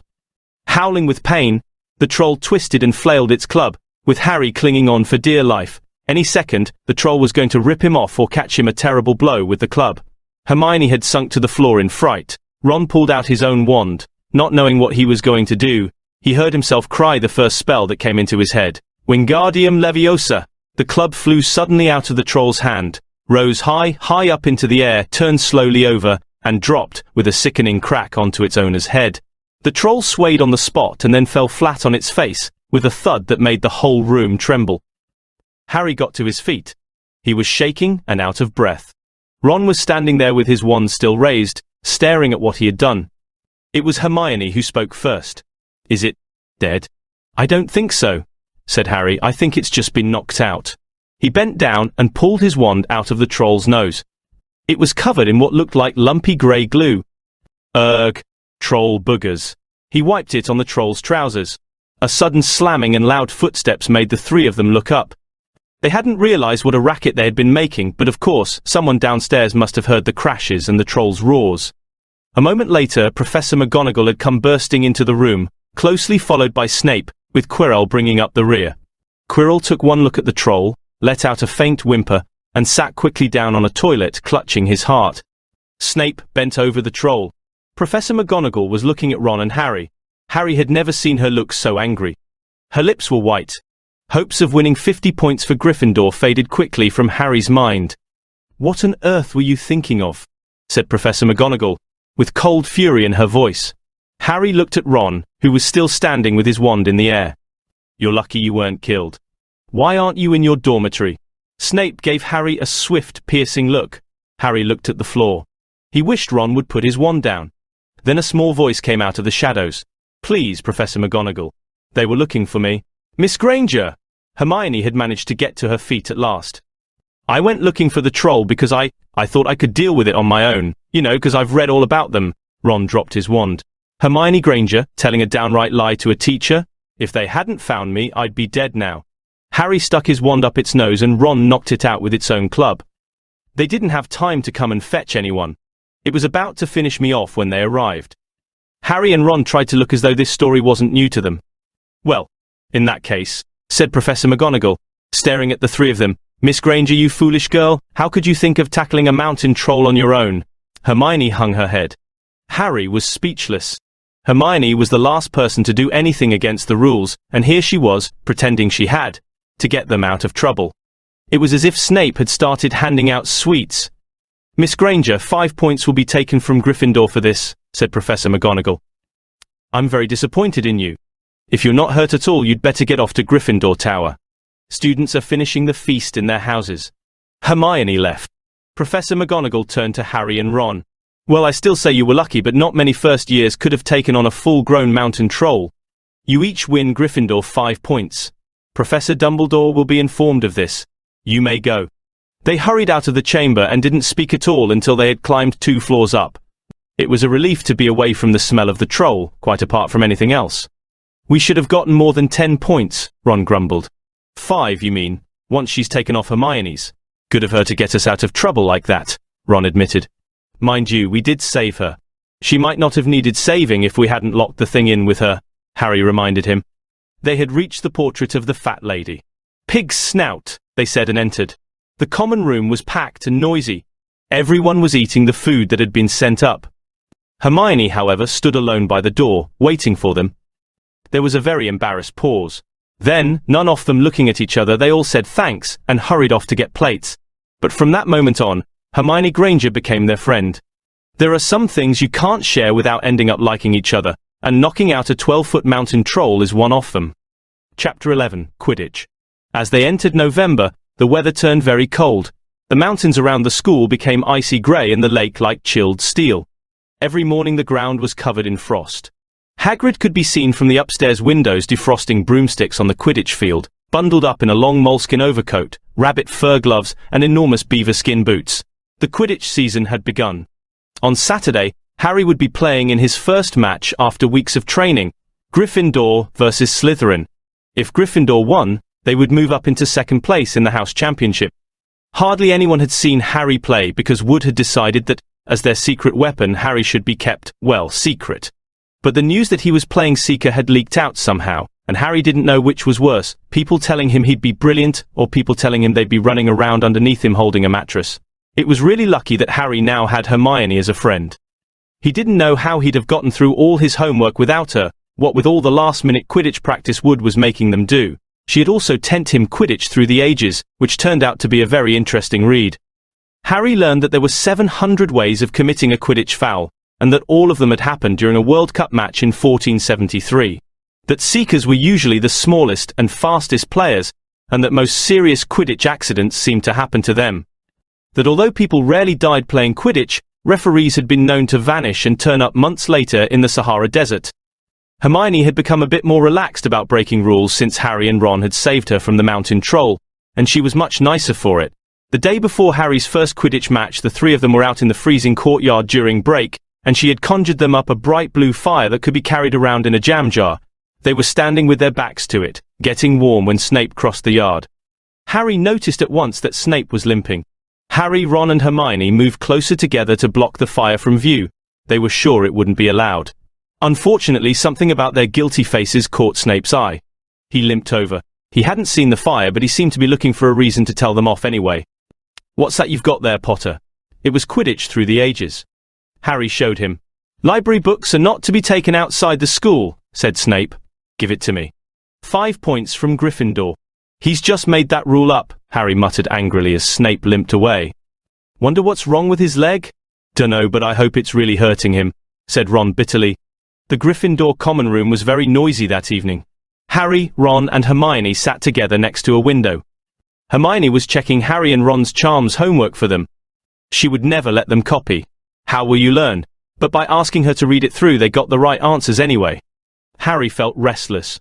He wanted Quidditch through the ages back, to take his mind off his nerves about tomorrow.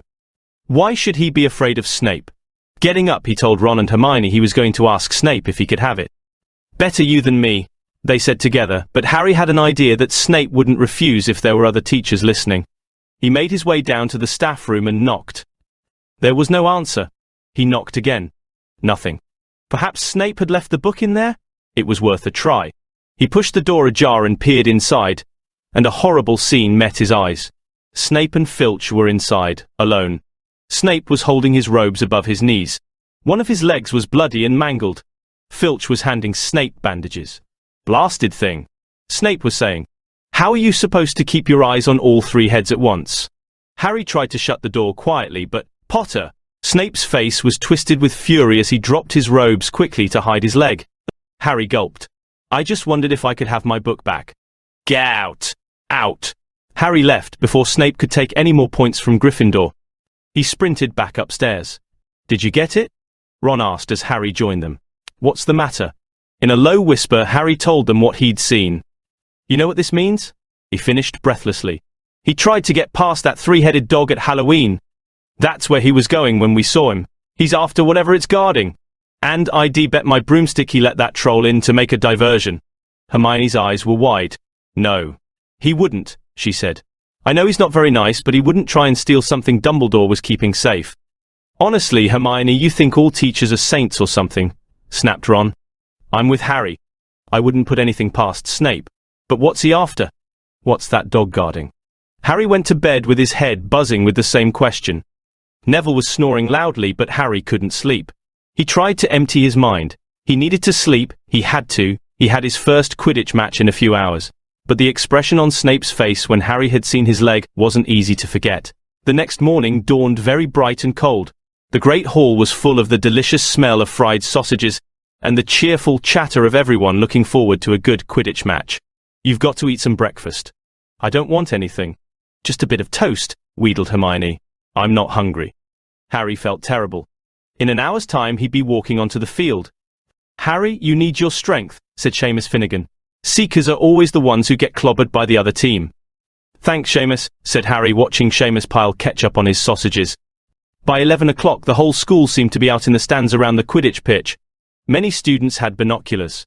The seats might be raised high in the air, but it was still difficult to see what was going on sometimes. Ron and Hermione joined Neville, Seamus and Dean the West Ham fan up in the top row.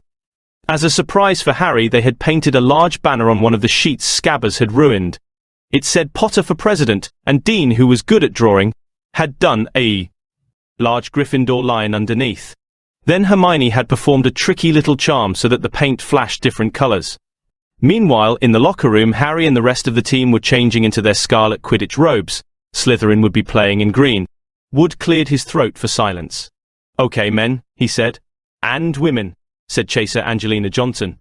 And women, Wood agreed. This is it. The big one, said Fred Weasley. The one we've all been waiting for, said George. We know Oliver's speech by heart, Fred told Harry. We were on the team last year. Shut up, you two, said Wood. This is the best team Gryffindor's had in years. We're going to win. I know it. He glared at them all as if to say, or else. Right, it's time. Good luck, all of you. Harry followed Fred and George out of the locker room and, hoping his knees weren't going to give way, walked onto the field to loud cheers. Madam Hooch was refereeing. She stood in the middle of the field waiting for the two teams, her broom in her hand. Now, I want a nice fair game, all of you, she said, once they were all gathered around her. Harry noticed that she seemed to be speaking particularly to the Slytherin captain Marcus Flint, a sixth year. Harry thought Flint looked as if he had some troll blood in him. Out of the corner of his eye he saw the fluttering banner high above, flashing Potter for president over the crowd. His heart skipped. He felt braver. Mount your brooms, please. Harry clambered onto his Nimbus 2000. Madam Hooch gave a loud blast on her silver whistle. 15 brooms rose up, high into the air. They were off. And the quaffle is taken immediately by Angelina Johnson of Gryffindor. What an excellent chaser that girl is, and rather attractive too. Jordan! Sorry, Professor. The Weasley twins' friend Lee Jordan was doing the commentary for the match, closely watched by Professor McGonagall.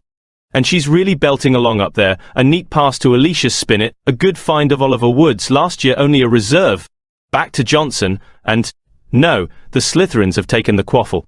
Slytherin captain Marcus Flint gains the quaffle and off he goes. Flint flying like an eagle up there. He's going to no.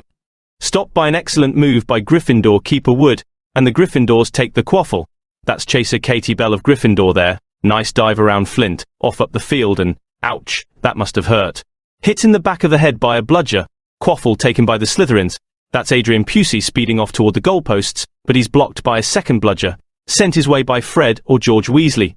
Can't tell which. Nice play by the Gryffindor beater anyway. And Johnson back in possession of the quaffle. A clear field ahead and off she goes. She's really flying. Dodges a speeding bludger. The goalposts are ahead. Come on now, Angelina. Keeper Bletchley dives. Misses. Gryffindor's score. Gryffindor cheers filled the cold air, with howls and moans from the Slytherins. Budge up there, move along. Hagrid! Ron and Hermione squeezed together to give Hagrid enough space to join them. "Been watchin' from me hut," said Hagrid, patting a large pair of binoculars around his neck. "But it isn't the same as being in the crowd. No sign of the snitch yet, eh?" "Nope," said Ron. "Harry hasn't had much to do yet. Kept out of trouble, though, that's something," said Hagrid, raising his binoculars and peering skyward at the speck that was Harry. Way up above them, Harry was gliding over the game, squinting about for some sign of the snitch. This was part of his and Wood's game plan. "Keep out of the way until you catch sight of the snitch," Wood had said. "We don't want you attacked before you have to be." When Angelina had scored, Harry had done a couple of loop-the-loops to let off his feelings. Now he was back to staring around for the snitch. Once he caught sight of a flash of gold, but it was just a reflection from one of the Weasleys' wristwatches, and once Bludger decided to come pelting his way, more like a cannonball than anything, but Harry dodged it and Fred Weasley came chasing after it. "All right there, Harry." He had time to yell, as he beat the bludger furiously toward Marcus Flint. "Slytherin in possession," Lee Jordan was saying. "Chaser Pusey ducks 2 bludgers, 2 Weasleys and Chaser Bell, and speeds toward the—" Wait a moment. Was that the snitch? A murmur ran through the crowd as Adrian Pusey dropped the quaffle, too busy looking over his shoulder at the flash of gold that had passed his left ear. Harry saw it. In a great rush of excitement, he dived downward after the streak of gold. Slytherin seeker Terence Higgs had seen it too. Neck and neck, they hurtled toward the snitch. All the chasers seemed to have forgotten what they were supposed to be doing, as they hung in midair to watch. Harry was faster than Higgs. He could see the little round ball, wings fluttering, darting up ahead. He put on an extra spurt of speed. Wham! A roar of rage echoed from the Gryffindors below. Marcus Flint had blocked Harry on purpose, and Harry's broom spun off course, Harry holding on for dear life. "Foul!" screamed the Gryffindors. Madam Hooch spoke angrily to Flint and then ordered a free shot at the goalposts for Gryffindor. But in all the confusion, of course, the golden snitch had disappeared from sight again. Down in the stands, Dean Thomas was yelling, "Send him off, ref, red card!" "What are you talking about, Dean?" said Ron. "Red card," said Dean furiously. "In soccer, you get shown the red card and you're out of the game." "But this isn't soccer, Dean," Ron reminded him. Hagrid, however, was on Dean's side. They ought to change the rules. Flint coulda knocked Harry out of the air. Lee Jordan was finding it difficult not to take sides. So, after that obvious and disgusting bit of cheating, "Jordan!" growled Professor McGonagall. After that open and revolting foul. "Jordan, I'm warning you." All right. Flint nearly kills the Gryffindor seeker, which could happen to anyone, I'm sure, so a penalty to Gryffindor, taken by Spinner, who puts it away, no trouble, and we continue play. Gryffindor still in possession. It was as Harry dodged another bludger, which went spinning dangerously past his head, that it happened. His broom gave a sudden frightening lurch. For a split second, he thought he was going to fall. He gripped the broom tightly with both his hands and knees. He'd never felt anything like that. It happened again. It was as though the broom was trying to buck him off. But Nimbus 2000s did not suddenly decide to buck their riders off. Harry tried to turn back toward the Gryffindor goal posts. He had half a mind to ask Wood to call time out, and then he realized that his broom was completely out of his control. He couldn't turn it. He couldn't direct it at all. It was zigzagging through the air, and every now and then making violent swishing movements that almost unseated him. Lee was still commentating. Slytherin in possession, Flint with the quaffle, passes Spinnet, passes Bell, hit hard in the face by a bludger, hope it broke his nose. Only joking, Professor. Slytherins score. Oh no. The Slytherins were cheering. No one seemed to have noticed that Harry's broom was behaving strangely. It was carrying him slowly higher, away from the game, jerking and twitching as it went. "Dunno what Harry thinks he's doing," Hagrid mumbled. He stared through his binoculars. "If I didn't know better, I'd say he'd lost control of his broom. But he can't have." Suddenly, people were pointing up at Harry all over the stands. His broom had started to roll over and over, with him only just managing to hold on. Then the whole crowd gasped. Harry's broom had given a wild jerk and Harry swung off it. He was now dangling from it, holding on with only one hand. Did something happen to it when Flint blocked him? Seamus whispered. "Can't have," Hagrid said, his voice shaking. "Can't nothing interfere with a broomstick except powerful dark magic. No kid could do that to a Nimbus 2000. At these words, Hermione seized Hagrid's binoculars, but instead of looking up at Harry, she started looking frantically at the crowd. "What are you doing?" moaned Ron, grey-faced. "I knew it," Hermione gasped. "Snape!" "Look." Ron grabbed the binoculars. Snape was in the middle of the stands opposite them. He had his eyes fixed on Harry and was muttering non-stop under his breath. "He's doing something. Jinxing the broom," said Hermione. "What should we do?" "Leave it to me." Before Ron could say another word, Hermione had disappeared. Ron turned the binoculars back on Harry. His broom was vibrating so hard, it was almost impossible for him to hang on much longer. The whole crowd was on its feet, watching, terrified, as the Weasleys flew up to try and pull Harry safely onto one of their brooms, but it was no good. Every time they got near him, the broom would jump higher still. They dropped lower and circled beneath him, obviously hoping to catch him if he fell. Marcus Flint seized the quaffle and scored 5 times without anyone noticing. "Come on, Hermione," Ron muttered desperately. Hermione had fought her way across to the stand where Snape stood, and was now racing along the row behind him. She didn't even stop to say sorry as she knocked Professor Quirrell headfirst into the row in front.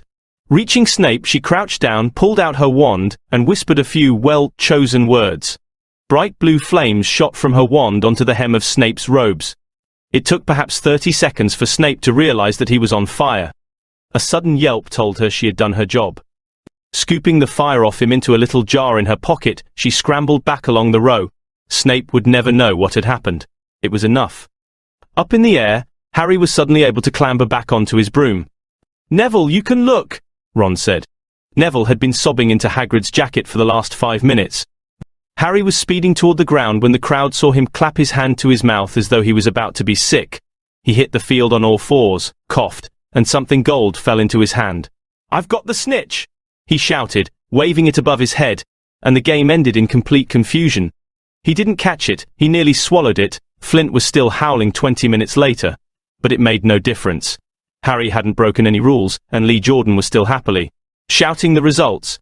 Gryffindor had won by 170 points to 60. Harry heard none of this, though. He was being made a cup of strong tea back in Hagrid's hut, with Ron and Hermione. "It was Snape," Ron was explaining. "Hermione and I saw him. He was cursing your broomstick, muttering he wouldn't take his eyes off you." "Rubbish," said Hagrid, who hadn't heard a word of what had gone on next to him in the stands. Why would Snape do something like that? Harry, Ron and Hermione looked at one another, wondering what to tell him. Harry decided on the truth. "I found out something about him," he told Hagrid. "He tried to get past that 3-headed dog on Halloween. It bit him. We think he was trying to steal whatever it's guarding." Hagrid dropped the teapot. "How do you know about Fluffy?" he said. "Fluffy? Yeah, he's mine. Bought him off a Greek chappie I met in the pub last year. I lent him to Dumbledore to guard the—" "Yes?" said Harry eagerly. "Now, don't ask me any more," said Hagrid gruffly. "That's top secret, that is. But Snape's trying to steal it." "Rubbish," said Hagrid again. "Snape's a Hogwarts teacher. He'd do nothing of the sort." "So why did he just try and kill Harry?" cried Hermione. The afternoon's events certainly seemed to have changed her mind about Snape. "I know a jinx when I see one, Hagrid. I've read all about them. You've got to keep eye contact, and Snape wasn't blinking at all. I saw him." "I'm telling." "Yeah, you're wrong," said Hagrid hotly. "I don't know why Harry's broom acted like that, but Snape wouldn't try and kill a student. Now, listen to me, all 3 of you're meddling in things that don't concern ye. It's dangerous. You forget that dog and you forget what it's guarding. That's between Professor Dumbledore and Nicholas Flamel." "Aha," said Harry. "So there's someone called Nicholas Flamel involved, is there?" Hagrid looked furious with himself. Chapter 12. The Mirror of Erased. Christmas was coming. One morning in mid-December, Hogwarts woke to find itself covered in several feet of snow. The lake froze solid, and the Weasley twins were punished for bewitching several snowballs, so that they followed Quirrell around, bouncing off the back of his turban. The few owls that managed to battle their way through the stormy sky to deliver mail had to be nursed back to health by Hagrid before they could fly off again. No one could wait for the holidays to start. While the Gryffindor common room and the Great Hall had roaring fires, the drafty corridors had become icy, and a bitter wind rattled the windows in the classrooms. Worst of all were Professor Snape's classes down in the dungeons, where their breath rose in a mist before them and they kept as close as possible to their hot cauldrons. "I do feel so sorry," said Draco Malfoy, 1 potions class, "for all those people who have to stay at Hogwarts for Christmas because they're not wanted at home." He was looking over at Harry as he spoke. Crabbe and Goyle chuckled. Harry, who was measuring out powdered spine of lionfish, ignored them. Malfoy had been even more unpleasant than usual since the Quidditch match. Disgusted that the Slytherins had lost, he had tried to get everyone laughing at how a wide-mouthed tree frog would be replacing Harry as Seeker next.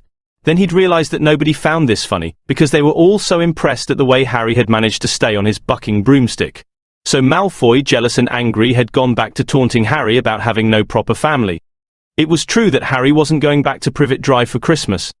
Professor McGonagall had come around the week before, making a list of students who would be staying for the holidays, and Harry had signed up at once. He didn't feel sorry for himself at all. This would probably be the best Christmas he'd ever had. Ron and his brothers were staying too because Mr. and Mrs. Weasley were going to Romania to visit Charlie. When they left the dungeons at the end of potions, they found a large fir tree blocking the corridor ahead. Two enormous feet sticking out at the bottom and a loud puffing sound told them that Hagrid was behind it. "Hi Hagrid, want any help?" Ron asked, sticking his head through the branches. "Nah, I'm all right thanks, Ron. Would you mind moving out of the way?" came Malfoy's cold drawl from behind them. "Are you trying to earn some extra money, Weasley? Hoping to be gamekeeper yourself when you leave Hogwarts, I suppose. That hut of Hagrid's must seem like a palace compared to what your family's used to." Ron dived at Malfoy just as Snape came up the stairs. "Weasley!" Ron let go of the front of Malfoy's robes. "He was provoked, Professor Snape," said Hagrid, sticking his huge hairy face out from behind the tree. "Malfoy was insulting his family. Be that as it may, fighting is against Hogwarts rules, Hagrid," said Snape silkily. 5 points from Gryffindor, Weasley, and be grateful it isn't more. Move along, all of you." Malfoy, Crabbe and Goyle pushed roughly past the tree, scattering needles everywhere and smirking. "I'll get him," said Ron, grinding his teeth at Malfoy's back. "One of these days, I'll get him." "I hate them both," said Harry, Malfoy and Snape. "Come on, cheer up, it's nearly Christmas," said Hagrid. "Tell ye what, come with me and see the Great Hall, looks a treat." So the three of them followed Hagrid and his tree off to the Great Hall, where Professor McGonagall and Professor Flitwick were busy with the Christmas decorations. "Ah, Hagrid, the last tree. Put it in the far corner, would you?" The hall looked spectacular. Festoons of holly and mistletoe hung all around the walls, and no less than 12 towering Christmas trees stood around the room, some sparkling with tiny icicles, some glittering with hundreds of candles. "How many days you got left until your holidays?" Hagrid asked. "Just one," said Hermione. "And that reminds me, Harry, Ron, we've got half an hour before lunch, we should be in the library." "Oh yeah, you're right," said Ron, tearing his eyes away from Professor Flitwick, who had golden bubbles blossoming out of his wand and was trailing them over the branches of the new tree. "The library?" said Hagrid, following them out of the hall. "Just before the holidays? Bit keen, aren't ye?" "Oh, we're not working," Harry told him brightly. "Ever since you mentioned Nicholas Flamel, we've been trying to find out who he is." "You what?" Hagrid looked shocked. "Listen here. I've told ye, drop it. It's nothing to you what that dog's guarding. We just want to know who Nicholas Flamel is, that's all," said Hermione. "Unless you'd like to tell us and save us the trouble," Harry added. "We must have been through hundreds of books already and we can't find him anywhere. Just give us a hint. I know I've read his name somewhere."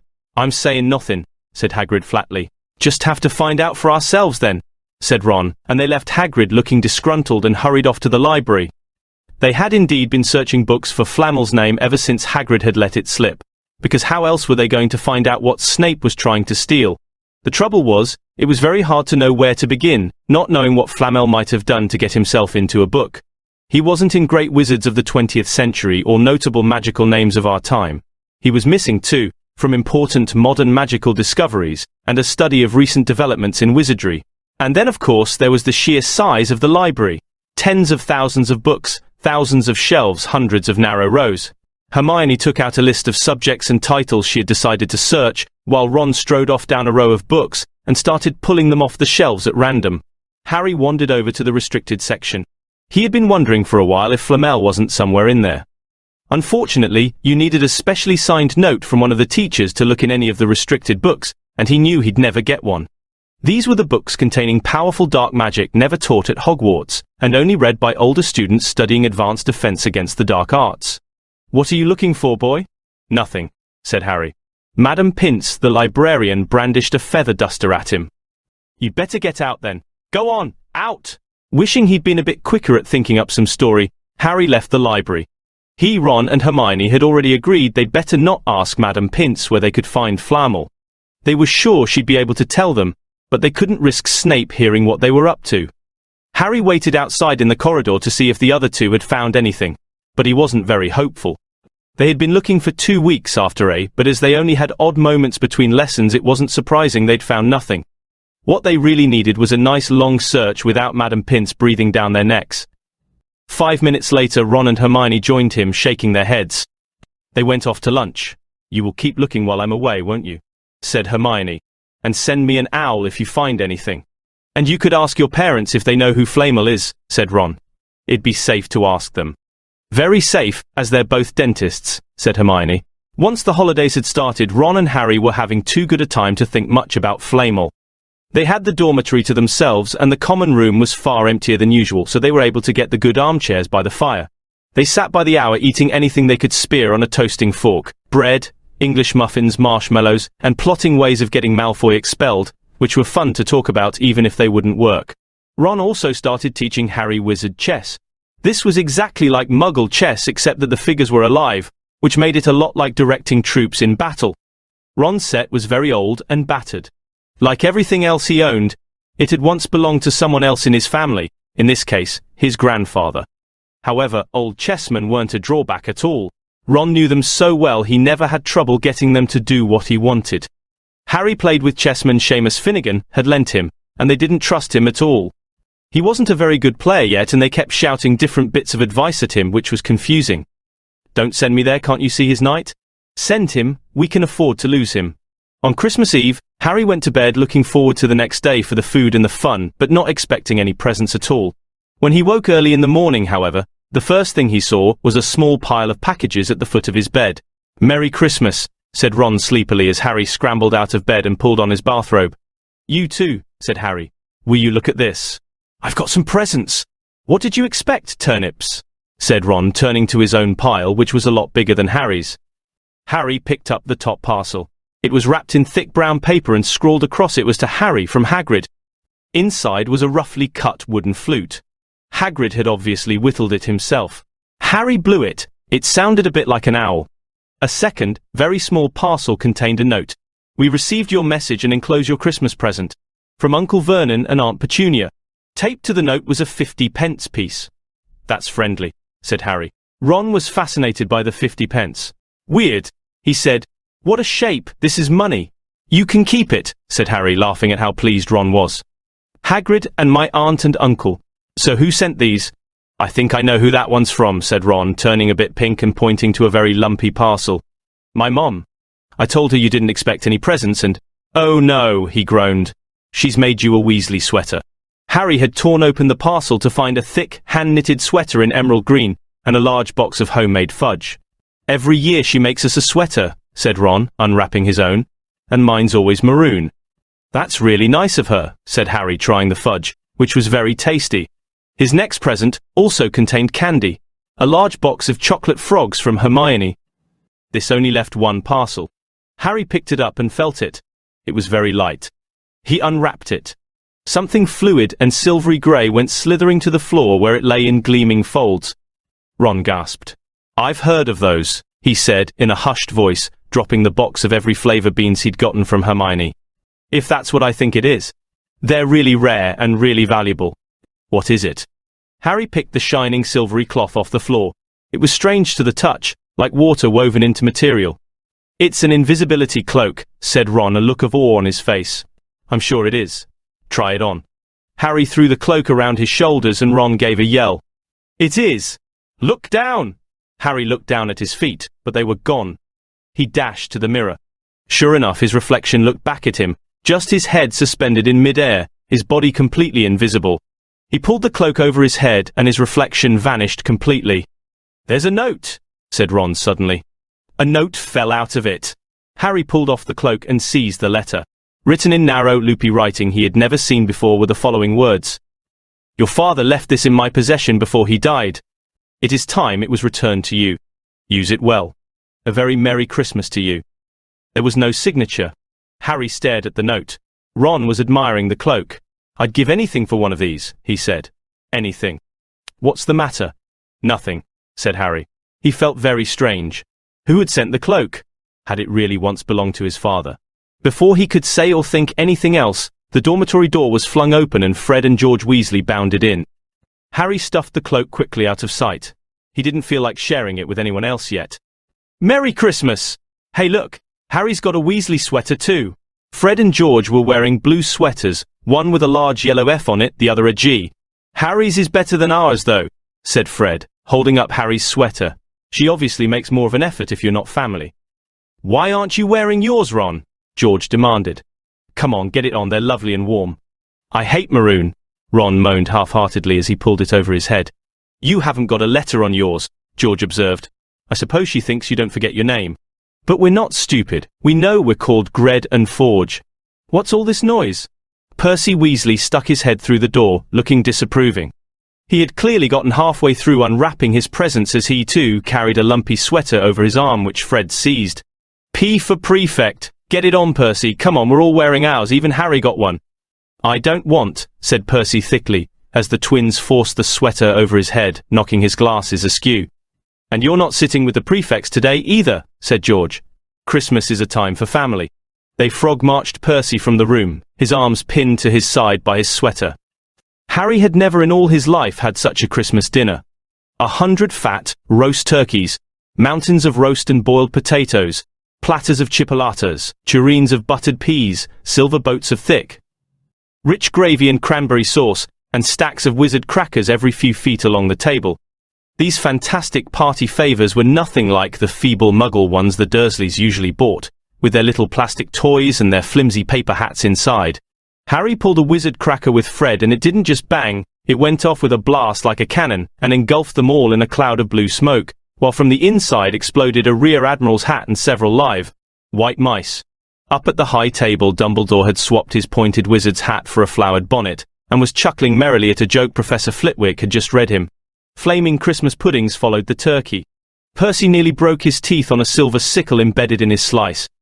Harry watched Hagrid getting redder and redder in the face as he called for more wine, finally kissing Professor McGonagall on the cheek, who, to Harry's amazement, giggled and blushed, her top hat lopsided.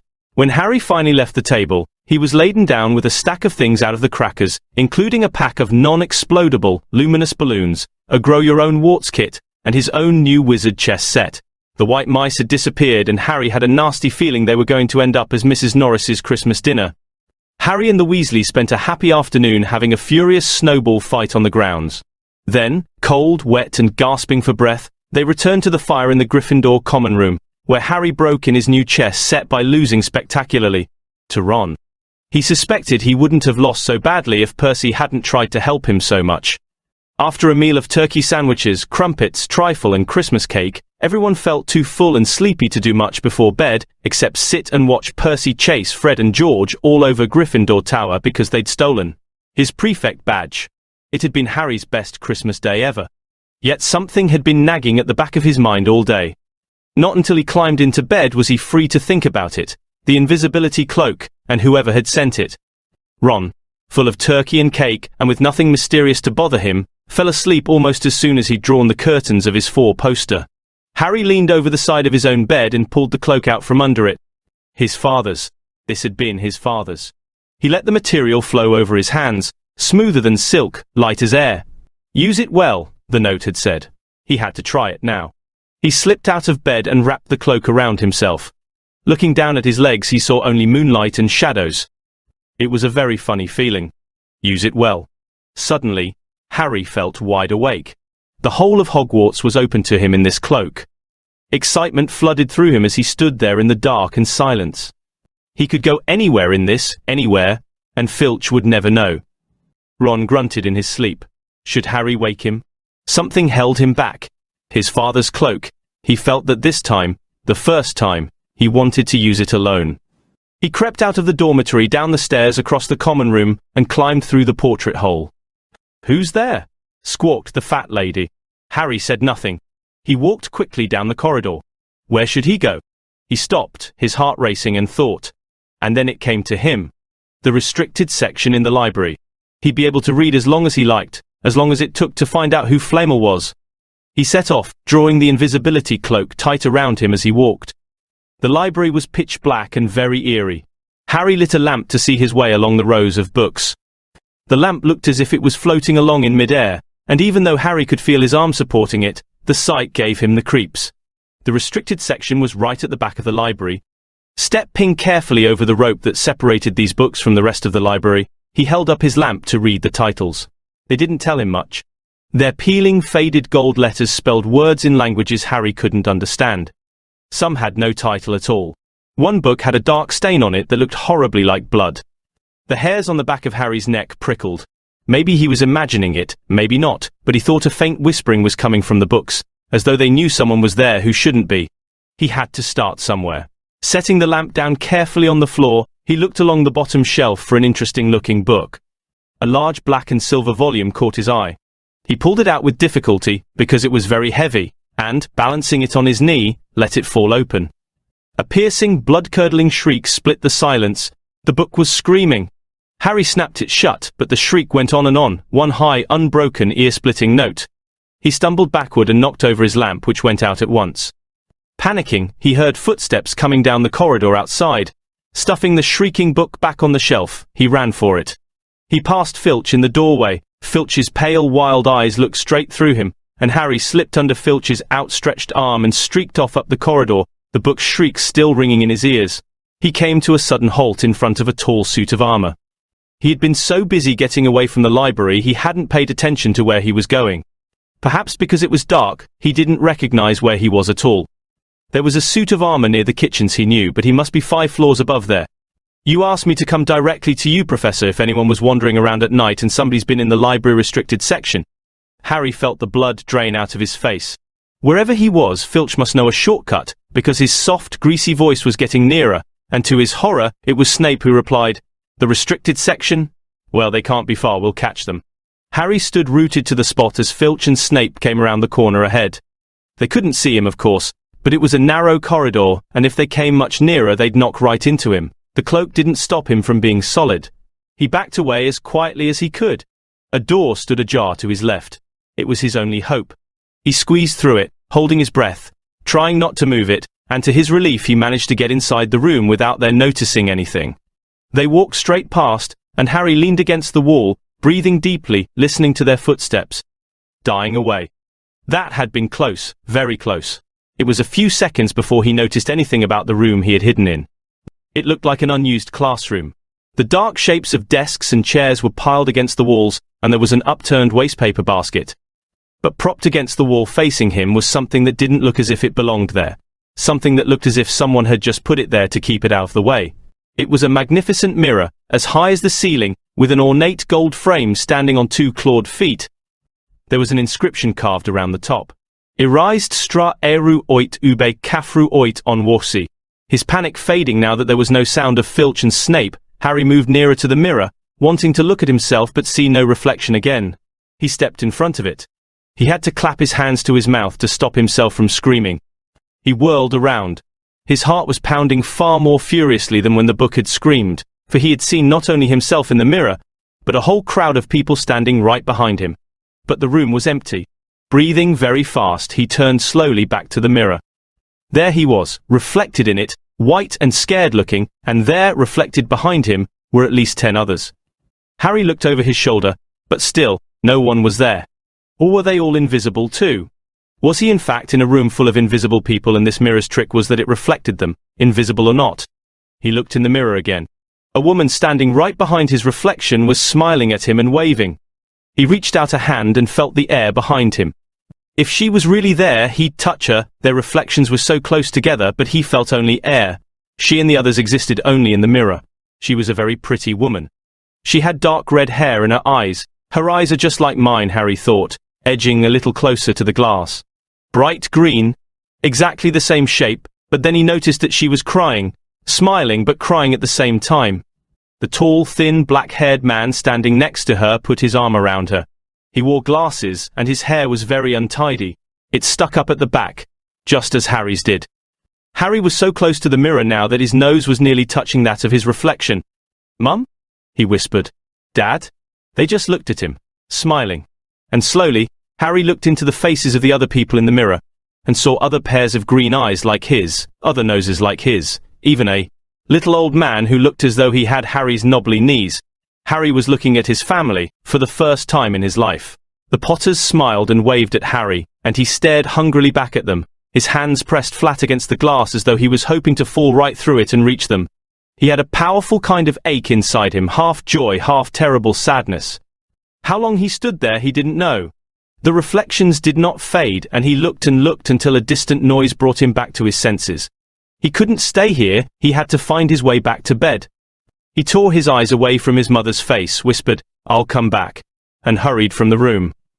"You could have woken me up," said Ron crossly. "You can come tonight, I'm going back, I want to show you the mirror." "I'd like to see your mom and dad," Ron said eagerly. "And I want to see all your family, all the Weasleys, you'll be able to show me your other brothers and everyone." "You can see them any old time," said Ron. "Just come round my house this summer. Anyway, maybe it only shows dead people. Shame about not finding Flemel, though. Have some bacon or something, why aren't you eating anything?" Harry couldn't eat. He had seen his parents and would be seeing them again tonight. He had almost forgotten about Flamel. It didn't seem very important anymore. Who cared what the three-headed dog was guarding? What did it matter if Snape stole it, really? "Are you all right?" said Ron. "You look odd." What Harry feared most was that he might not be able to find the mirror room again. With Ron covered in the cloak too, they had to walk much more slowly the next night. They tried retracing Harry's route from the library, wandering around the dark passageways for nearly an hour. "I'm freezing," said Ron. "Let's forget it and go back." "No!" Harry hissed. "I know it's here somewhere." They passed the ghost of a tall witch gliding in the opposite direction, but saw no one else. Just as Ron started moaning that his feet were dead with cold, Harry spotted the suit of armor. "It's here! Just here! Yes!" They pushed the door open. Harry dropped the cloak from around his shoulders and ran to the mirror. There they were. His mother and father beamed at the sight of him. "See?" Harry whispered. "I can't see anything." "Look! Look at them all. There are loads of them. I can only see you." "Look in it properly. Go on, stand where I am." Harry stepped aside, but with Ron in front of the mirror, he couldn't see his family anymore, just Ron in his paisley pajamas. Ron, though, was staring transfixed at his image. "Look at me!" he said. "Can you see all your family standing around you?" "No. I'm alone, but I'm different. I look older, and I'm head boy." "What?" "I am. I'm wearing the badge like Bill used to, and I'm holding the house cup and the Quidditch cup. I'm Quidditch captain too." Ron tore his eyes away from this splendid sight to look excitedly at Harry. "Do you think this mirror shows the future?" "How can it? All my family are dead. Let me have another look. You had it to yourself all last night, give me a bit more time." "You're only holding the Quidditch cup. What's interesting about that?" "I want to see my parents." "Don't push me." A sudden noise outside in the corridor put an end to their discussion. They hadn't realized how loudly they had been talking. "Quick!" Ron threw the cloak back over them as the luminous eyes of Mrs. Norris came round the door. Ron and Harry stood quite still, both thinking the same thing. Did the cloak work on cats? After what seemed an age, she turned and left. "This isn't safe. She might have gone for Filch, I bet she heard us." "Come on." And Ron pulled Harry out of the room. The snow still hadn't melted the next morning. "Want to play chess, Harry?" said Ron. "No." "Why don't we go down and visit Hagrid?" "No. You go." "I know what you're thinking about, Harry, that mirror. Don't go back tonight." "Why not?" "I dunno, I've just got a bad feeling about it. And anyway, you've had too many close shaves already. Filch, Snape and Mrs. Norris are wandering around. So what if they can't see you? What if they walk into you? What if you knock something over? You sound like Hermione." "I'm serious, Harry, don't go." But Harry only had one thought in his head, which was to get back in front of the mirror, and Ron wasn't going to stop him. That third night he found his way more quickly than before. He was walking so fast he knew he was making more noise than was wise, but he didn't meet anyone. And there were his mother and father smiling at him again, and one of his grandfathers nodding happily. Harry sank down to sit on the floor in front of the mirror. There was nothing to stop him from staying here all night with his family. Nothing at all. Except, so back again, Harry? Harry felt as though his insides had turned to ice. He looked behind him. Sitting on one of the desks by the wall was none other than Albus Dumbledore. Harry must have walked straight past him, so desperate to get to the mirror he hadn't noticed him. "I didn't see you, sir." "Strange how nearsighted being invisible can make you," said Dumbledore, and Harry was relieved to see that he was smiling. "So," said Dumbledore, slipping off the desk to sit on the floor with Harry, "you, like hundreds before you, have discovered the delights of the Mirror of Erist." "I didn't know it was called that, sir.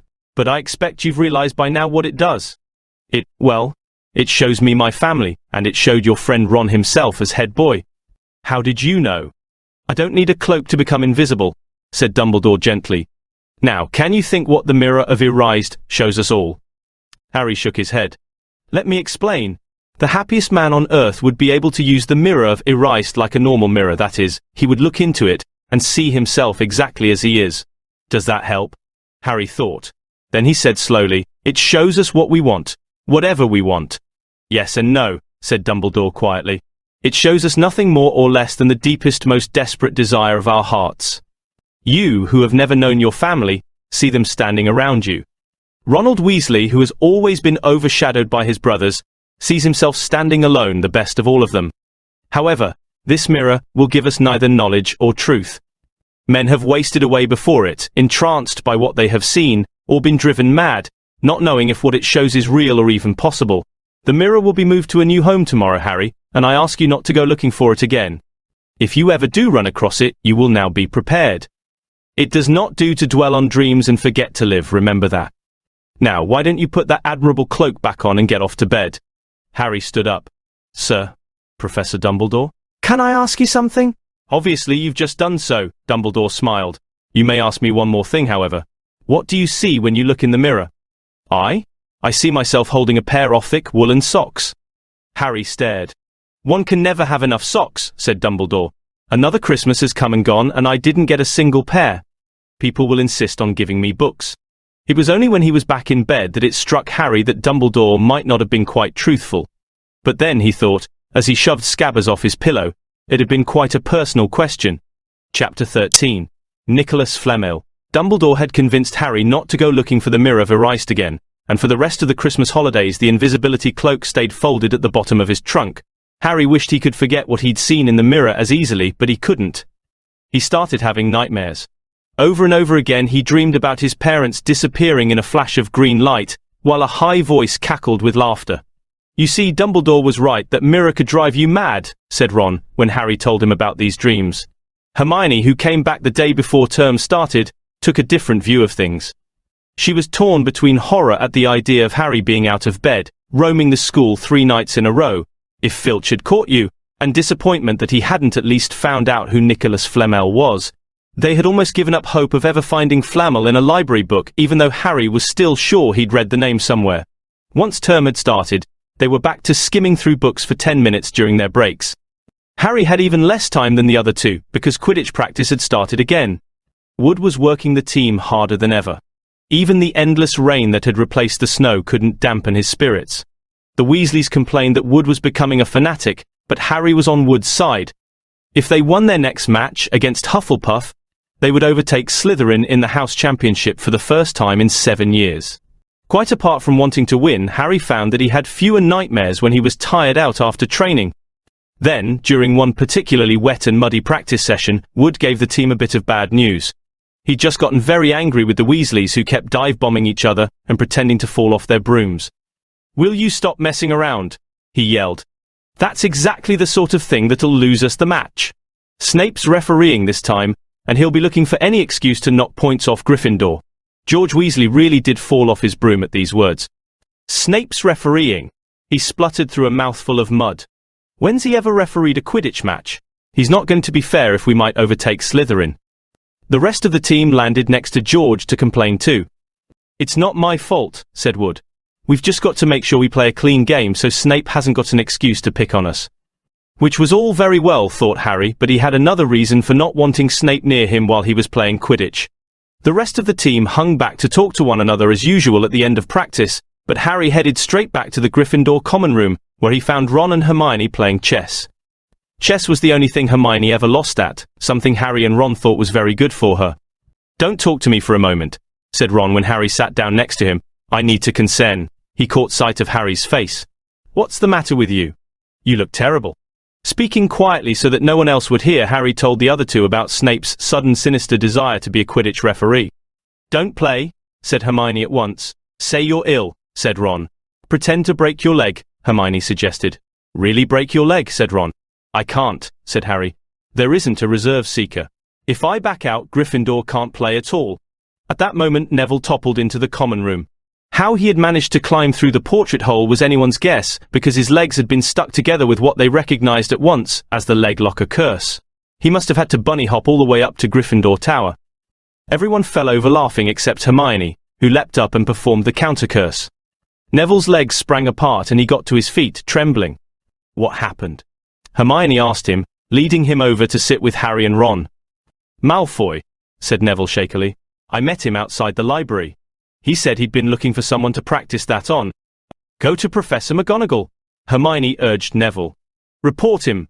Neville shook his head. I don't want more trouble, he mumbled. You've got to stand up to him, Neville, said Ron. He's used to walking all over people, but that's no reason to lie down in front of him and make it easier. There's no need to tell me I'm not brave enough to be in Gryffindor. Malfoy's already done that, Neville choked out. Harry felt in the pocket of his robes and pulled out a chocolate frog, the very last one from the box Hermione had given him for Christmas. He gave it to Neville, who looked as though he might cry. You're worth 12 of Malfoy, Harry said. The Sorting Hat chose you for Gryffindor, didn't it? And where's Malfoy? In stinking Slytherin. Neville's lips twitched in a weak smile as he unwrapped the frog. Thanks, Harry. I think I'll go to bed. Do you want the card? You collect them, don't you? As Neville walked away, Harry looked at the famous wizard card. Dumbledore again, he said. He was the first one I ever, he gasped. He stared at the back of the card. Then he looked up at Ron and Hermione. I've found him, he whispered. I've found Flamel. I told you I'd read the name somewhere before. I read it on the train coming here. Listen to this. Dumbledore is particularly famous for his defeat of the dark wizard Grindelwald in 1945, for the discovery of the 12 uses of dragon's blood, and his work on alchemy with his partner, Nicholas Flamel. Hermione jumped to her feet. She hadn't looked so excited since they'd gotten back the marks for their very first piece of homework. Stay there, she said, and she sprinted up the stairs to the girls' dormitories. Harry and Ron barely had time to exchange mystified looks before she was dashing back, an enormous old book in her arms. I never thought to look in here, she whispered excitedly. I got this out of the library weeks ago for a bit of light reading. Light? Said Ron, but Hermione told him to be quiet until she'd looked something up, and started flicking frantically through the pages, muttering to herself. At last she found what she was looking for. I knew it! I knew it! Are we allowed to speak yet? Said Ron grumpily. Hermione ignored him. Nicholas Flamel, she whispered dramatically, is the only known maker of the Sorcerer's Stone. This didn't have quite the effect she'd expected. The what? Said Harry and Ron. Oh, honestly, don't you two read? Look, read that there. She pushed the book toward them, and Harry and Ron read. The ancient study of alchemy is concerned with making the Sorcerer's Stone, a legendary substance with astonishing powers. The stone will transform any metal into pure gold. It also produces the elixir of life, which will make the drinker immortal. There have been many reports of the Sorcerer's Stone over the centuries, but the only stone currently in existence belongs to Mr. Nicholas Flamel, the noted alchemist and opera lover. Mr. Flamel, who celebrated his 665th birthday last year, enjoys a quiet life in Devon with his wife Perenelle, 658. See? Said Hermione when Harry and Ron had finished. The dog must be guarding Flamel's Sorcerer's Stone. I bet he asked Dumbledore to keep it safe for him. Because they're friends and he knew someone was after it. That's why he wanted the stone moved out of Gringotts. A stone that makes gold and stops you from ever dying, said Harry. No wonder Snape's after it. Anyone would want it. And no wonder we couldn't find Flamel in that study of recent developments in wizardry, said Ron. He's not exactly recent if he's 665, is he? The next morning, in defense against the dark arts, while copying down different ways of treating werewolf bites, Harry and Ron were still discussing what they'd do with a Sorcerer's Stone if they had one. It wasn't until Ron said he'd buy his own Quidditch team that Harry remembered about Snape and the coming match. I'm going to play, he told Ron and Hermione. If I don't, all the Slytherins will think I'm just too scared to face Snape. I'll show them. It'll really wipe the smiles off their faces if we win. Just as long as we're not wiping you off the field, said Hermione. As the match drew nearer, however, Harry became more and more nervous, whatever he told Ron and Hermione. The rest of the team wasn't too calm either. The idea of overtaking Slytherin in the House Championship was wonderful. No one had done it for 7 years. But would they be allowed to, with such a biased referee? Harry didn't know whether he was imagining it or not, but he seemed to keep running into Snape wherever he went. At times he even wondered whether Snape was following him, trying to catch him on his own. Potions lessons were turning into a sort of weekly torture. Snape was so horrible to Harry. Could Snape possibly know they'd found out about the Sorcerer's Stone? Harry didn't see how he could, yet he sometimes had the horrible feeling that Snape could read minds. Harry knew, when they wished him good luck outside the locker rooms the next afternoon, that Ron and Hermione were wondering whether they'd ever see him alive again. This wasn't what you'd call comforting. Harry hardly heard a word of Wood's pep talk as he pulled on his Quidditch robes and picked up his Nimbus 2000. Ron and Hermione, meanwhile, had found a place in the stands next to Neville, who couldn't understand why they looked so grim and worried, or why they had both brought their wands to the match. Little did Harry know that Ron and Hermione had been secretly practicing the leg locker curse. They'd gotten the idea from Malfoy using it on Neville, and were ready to use it on Snape if he showed any sign of wanting to hurt Harry. Now, don't forget, it's locomotor mortis, Hermione muttered, as Ron slipped his wand up his sleeve. I know, Ron snapped. Don't nag. Back in the locker room, Wood had taken Harry aside. Don't want to pressure you, Potter, but if we ever need an early capture of the snitch, it's now. Finish the game before Snape can favour Hufflepuff too much. The whole school's out there, said Fred Weasley, peering out of the door. Even, blimey, Dumbledore's come to watch. Harry's heart did a somersault. Dumbledore? He said, dashing to the door to make sure. Fred was right. There was no mistaking that silver beard. Harry could have laughed out loud with relief. He was safe. There was simply no way that Snape would dare to try to hurt him if Dumbledore was watching. Perhaps that was why Snape was looking so angry as the teams marched onto the field, something that Ron noticed too. I've never seen Snape look so mean, he told Hermione. Look, they're off, ouch. Someone had poked Ron in the back of the head. It was Malfoy. Oh, sorry, Weasley, didn't see you there. Malfoy grinned broadly at Crabbe and Goyle. Wonder how long Potter's going to stay on his broom this time? Anyone want to bet? What about you, Weasley? Ron didn't answer. Snape had just awarded Hufflepuff a penalty because George Weasley had hit a bludger at him. Hermione, who had all her fingers crossed in her lap, was squinting fixedly at Harry, who was circling the game like a hawk, looking for the snitch. You know how I think they choose people for the Gryffindor team? Said Malfoy loudly a few minutes later, as Snape awarded Hufflepuff another penalty for no reason at all. It's people they feel sorry for. See, there's Potter, who's got no parents, then there's the Weasleys, who've got no money. You should be on the team, Longbottom, you've got no brains. Neville went bright red but turned in his seat to face Malfoy. I'm worth 12 of you, Malfoy, he stammered. Malfoy, Crabbe and Goyle howled with laughter, but Ron, still not daring to take his eyes from the game, said, You tell him, Neville. Longbottom, if brains were gold you'd be poorer than Weasley, and that's saying something. Ron's nerves were already stretched to the breaking point with anxiety about Harry. I'm warning you, Malfoy, one more word. Ron, said Hermione suddenly. Harry. What? Where? Harry had suddenly gone into a spectacular dive, which drew gasps and cheers from the crowd. Hermione stood up, her crossed fingers in her mouth, as Harry streaked toward the ground like a bullet. You're in luck, Weasley. Potter's obviously spotted some money on the ground, said Malfoy. Ron snapped. Before Malfoy knew what was happening, Ron was on top of him, wrestling him to the ground. Neville hesitated, then clambered over the back of his seat to help. Come on, Harry! Hermione screamed, leaping onto her seat to watch as Harry sped straight at Snape. She didn't even notice Malfoy and Ron rolling around under her seat, or the scuffles and yelps coming from the whirl of fists that was Neville, Crabbe, and Goyle. Up in the air, Snape turned on his broomstick just in time to see something scarlet shoot past him, missing him by inches. The next second, Harry had pulled out of the dive, his arm raised in triumph, the snitch clasped in his hand. The stands erupted. It had to be a record. No one could ever remember the snitch being caught so quickly. Ron! Ron! Where are you? The game's over! Harry's won! We've won! Gryffindor is in the lead! Shrieked Hermione, dancing up and down on her seat and hugging Parvati Patil in the row in front. Harry jumped off his broom a foot from the ground. He couldn't believe it. He'd done it. The game was over. It had barely lasted 5 minutes. As Gryffindors came spilling onto the field, he saw Snape land nearby, white-faced and tight-lipped. Then Harry felt a hand on his shoulder and looked up into Dumbledore's smiling face. Well done, said Dumbledore quietly so that only Harry could hear. Nice to see you haven't been brooding about that mirror. Been keeping busy. Excellent. Snape spat bitterly on the ground. Harry left the locker room alone some time later to take his Nimbus 2000 back to the broom shed. He couldn't ever remember feeling happier. He'd really done something to be proud of now. No one could say he was just a famous name anymore. The evening air had never smelled so sweet. He walked over the damp grass, reliving the last hour in his head, which was a happy blur. Gryffindors running to lift him onto their shoulders. Ron and Hermione in the distance, jumping up and down, Ron cheering through a heavy nosebleed. Harry had reached the shed. He leaned against the wooden door and looked up at Hogwarts with its windows glowing red in the setting sun. Gryffindor in the lead. He'd done it. He'd shown Snape. And speaking of Snape, A hooded figure came swiftly down the front steps of the castle.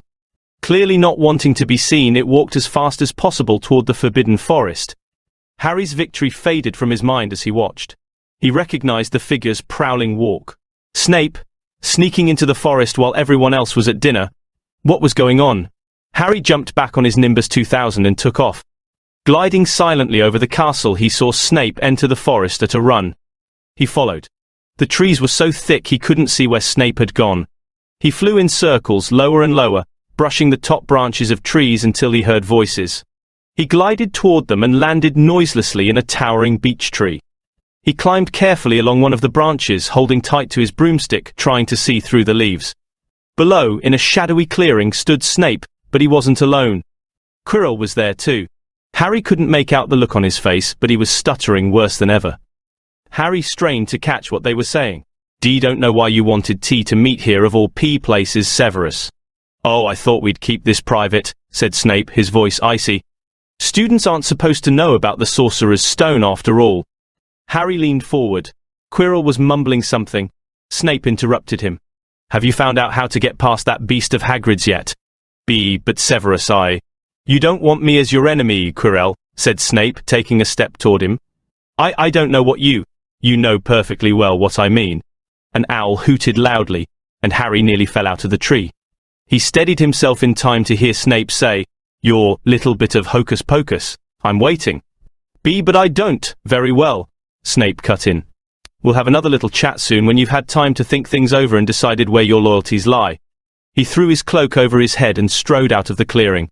It was almost dark now, but Harry could see Quirrell standing quite still as though he was petrified. "Harry, where have you been?" Hermione squeaked. "We won!" "You won!" "We won!" shouted Ron, thumping Harry on the back. "And I gave Malfoy a black eye, and Neville tried to take on Crabbe and Goyle single-handed. He's still out cold, but Madame Pomfrey says he'll be all right. Talk about showing Slytherin! Everyone's waiting for you in the common room. We're having a party. Fred and George stole some cakes and stuff from the kitchens." "Never mind that now," said Harry breathlessly. "Let's find an empty room. You wait till you hear this." He made sure Peeves wasn't inside before shutting the door behind them, then he told them what he'd seen and heard. "So we were right, it is the Sorcerer's Stone, and Snape's trying to force Quirrell to help him get it. He asked if he knew how to get past Fluffy, and he said something about Quirrell's hocus pocus. I reckon there are other things guarding the stone apart from Fluffy, loads of enchantments probably, and Quirrell would have done some anti-dark arts spell that Snape needs to break through." "So you mean the stone's only safe as long as Quirrell stands up to Snape?" said Hermione in alarm. "It'll be gone by next Tuesday," said Ron. Chapter 14. Norbert the Norwegian Ridgeback. Quirrell, however, must have been braver than they'd thought. In the weeks that followed, he did seem to be getting paler and thinner, but it didn't look as though he'd cracked yet. Every time they passed the third-floor corridor, Harry, Ron and Hermione would press their ears to the door to check that Fluffy was still growling inside. Snape was sweeping about in his usual bad temper, which surely meant that the stone was still safe. Whenever Harry passed Quirrell these days, he gave him an encouraging sort of smile, and Ron had started telling people off for laughing at Quirrell's stutter. Hermione, however, had more on her mind than the Sorcerer's Stone. She had started drawing up study schedules and color-coding all her notes. Harry and Ron wouldn't have minded, but she kept nagging them to do the same. "Hermione, the exams are ages away." 10 weeks, Hermione snapped. "That's not ages, that's like a second to Nicholas Flamel." "But we're not 600 years old," Ron reminded her. "Anyway, what are you studying for? You already know it, eh?" "What am I studying for? Are you crazy? You realize we need to pass these exams to get into the second year. They're very important. I should have started studying a month ago. I don't know what's gotten into me." Unfortunately, the teachers seemed to be thinking along the same lines as Hermione. They piled so much homework on them that the Easter holidays weren't nearly as much fun as the Christmas ones. It was hard to relax with Hermione next to you reciting the 12 uses of dragon's blood or practicing wand movements. Moaning and yawning, Harry and Ron spent most of their free time in the library with her, trying to get through all their extra work. "I'll never remember this," Ron burst out one afternoon, throwing down his quill and looking longingly out of the library window. It was the first really fine day they'd had in months. The sky was a clear forget-me-not blue, and there was a feeling in the air of summer coming. Harry, who was looking up Dittany in 1000 Magical Herbs and Fungi, didn't look up until he heard Ron say, "Hagrid, what are you doing in the library?" Hagrid shuffled into view, hiding something behind his back. He looked very out of place in his moleskin overcoat. "Just is looking," he said, in a shifty voice that got their interest at once. "And what are you lot up to?" He looked suddenly suspicious. "You're not still looking for Nicolas Flamel, are ye?" "Oh, we found out who he is ages ago," said Ron impressively. "And we know what that dog's guarding, it's a sorcerer's saint." "Shh!" Hagrid looked around quickly to see if anyone was listening. "Don't go shouting about it, what's the matter with ye?" "There are a few things we wanted to ask you, as a matter of fact," said Harry, "about what's guarding the stone apart from Fluffy." "Shh!" said Hagrid again. "Listen, come and see me later, I'm not promising I'll tell ye anything, mind. But don't go rabbiting about it in here, students aren't supposed to know. They'll think I've told ye." "See you later then," said Harry. Hagrid shuffled off. "What was he hiding behind his back?" said Hermione thoughtfully. "Do you think it had anything to do with the stone?" "I'm going to see what section he was in," said Ron, who'd had enough of working. He came back a minute later with a pile of books in his arms and slammed them down on the table. "Dragons!" he whispered. Hagrid was looking up stuff about dragons. "Look at these. Dragon species of Great Britain and Ireland. From Egg to Inferno, a Dragon Keeper's Guide." "Hagrid's always wanted a dragon, he told me so the first time I ever met him," said Harry. "But it's against our laws," said Ron. "Dragon breeding was outlawed by the Warlocks Convention of 1709, everyone knows that. It's hard to stop muggles from noticing us if we're keeping dragons in the back garden. Anyway, you can't tame dragons, it's dangerous. You should see the Burns Charlies got off wild ones in Romania." "But there aren't wild dragons in Britain," said Harry. "Of course there are," said Ron. "Common Welsh green and Hebridean blacks. The Ministry of Magic has a job hushing them up, I can tell you. Our kind have to keep putting spells on muggles who've spotted them, to make them forget." "So what on earth's Hagrid up to?" said Hermione. When they knocked on the door of the gamekeeper's hut an hour later, they were surprised to see that all the curtains were closed. Hagrid called, "Who is it?" before he let them in, and then shut the door quickly behind them. It was stifling hot inside. Even though it was such a warm day, there was a blazing fire in the grate. Hagrid made them tea and offered them stoat sandwiches, which they refused. "So, ye wanted to ask me something?" "Yes," said Harry. "There was no point beating around the bush. We were wondering if you could tell us what's guarding the Sorcerer's Stone apart from Fluffy." Hagrid frowned at him. "O' course I can't," he said. "Number 1, I don't know myself. Number 2, ye know too much already, so I wouldn't tell ye if I could. That stone's here for a good reason. It was almost stolen out of Gringotts. I suppose ye've worked that out and all? Beats me how ye even know Abu Fluffy." "Oh, come on, Hagrid, you might not want to tell us, but you do know. You know everything that goes on round here," said Hermione in a warm, flattering voice. Hagrid's beard twitched, and they could tell he was smiling. "We only wondered who had done the guarding, really," Hermione went on. "We wondered who Dumbledore had trusted enough to help him, apart from you." Hagrid's chest swelled at these last words. Harry and Ron beamed at Hermione. "Well, I don't suppose it could hurt to tell ye that. Let's see. He borrowed Fluffy from MME. Then, some o' the teachers did enchantments. Professor Sprout, Professor Flitwick, Professor McGonagall. He ticked them off on his fingers. Professor Quirrell. And Dumbledore himself did something, o' course. Hang on, I've forgotten someone. Oh yeah, Professor Snape." "Snape? Yeah. You're not still on Abu that, are ye? Look, Snape helped protect the stone. He's not about to steal it." Harry knew Ron and Hermione were thinking the same as he was. If Snape had been in on protecting the stone, it must have been easy to find out how the other teachers had guarded it. He probably knew everything, except, it seemed, Quirrell's spell and how to get past Fluffy. "You're the only one who knows how to get past Fluffy, aren't you, Hagrid?" said Harry anxiously. "And you wouldn't tell anyone, would you? Not even one of the teachers?" "Not a soul knows except me and Dumbledore," said Hagrid proudly. "Well, that's something," Harry muttered to the others. "Hagrid, can we have a window open? I'm boiling." "Can't, Harry, sorry," said Hagrid. Harry noticed him glance at the fire. Harry looked at it too. "Hagrid, what's that?" But he already knew what it was. In the very heart of the fire, underneath the kettle, was a huge black egg. "Ah," said Hagrid, fiddling nervously with his beard. "That's E.R." "Where did you get it, Hagrid?" said Ron, crouching over the fire to get a closer look at the egg. "It must have cost you a fortune." "Won it," said Hagrid. "Last night. I was down in the village having a few drinks and got into a game o' cards with a stranger. Think he was quite glad to get rid of it, to be honest." "But what are you going to do with it when it's hatched?" said Hermione. "Well, I've been doing some reading," said Hagrid, pulling a large book from under his pillow. Got this out of the library. Dragon breeding for pleasure and profit. It's a bit out of date, of course, but it's all in here. Keep the egg in the fire, 'cause their mothers breathe on IMC, and when it hatches, feed it on a bucket o' brandy mixed with chicken blood every half hour. And see here, how to recognize different eggs. What I got, there's a Norwegian Ridgeback. They're rare them. He looked very pleased with himself, but Hermione didn't. Hagrid, you live in a wooden house, she said. But Hagrid wasn't listening. He was humming merrily as he stoked the fire. So now they had something else to worry about. What might happen to Hagrid if anyone found out he was hiding an illegal dragon in his hut? Wonder what it's like to have a peaceful life. Ron sighed, as evening after evening they struggled through all the extra homework they were getting. Hermione had now started making study schedules for Harry and Ron too. It was driving them nuts.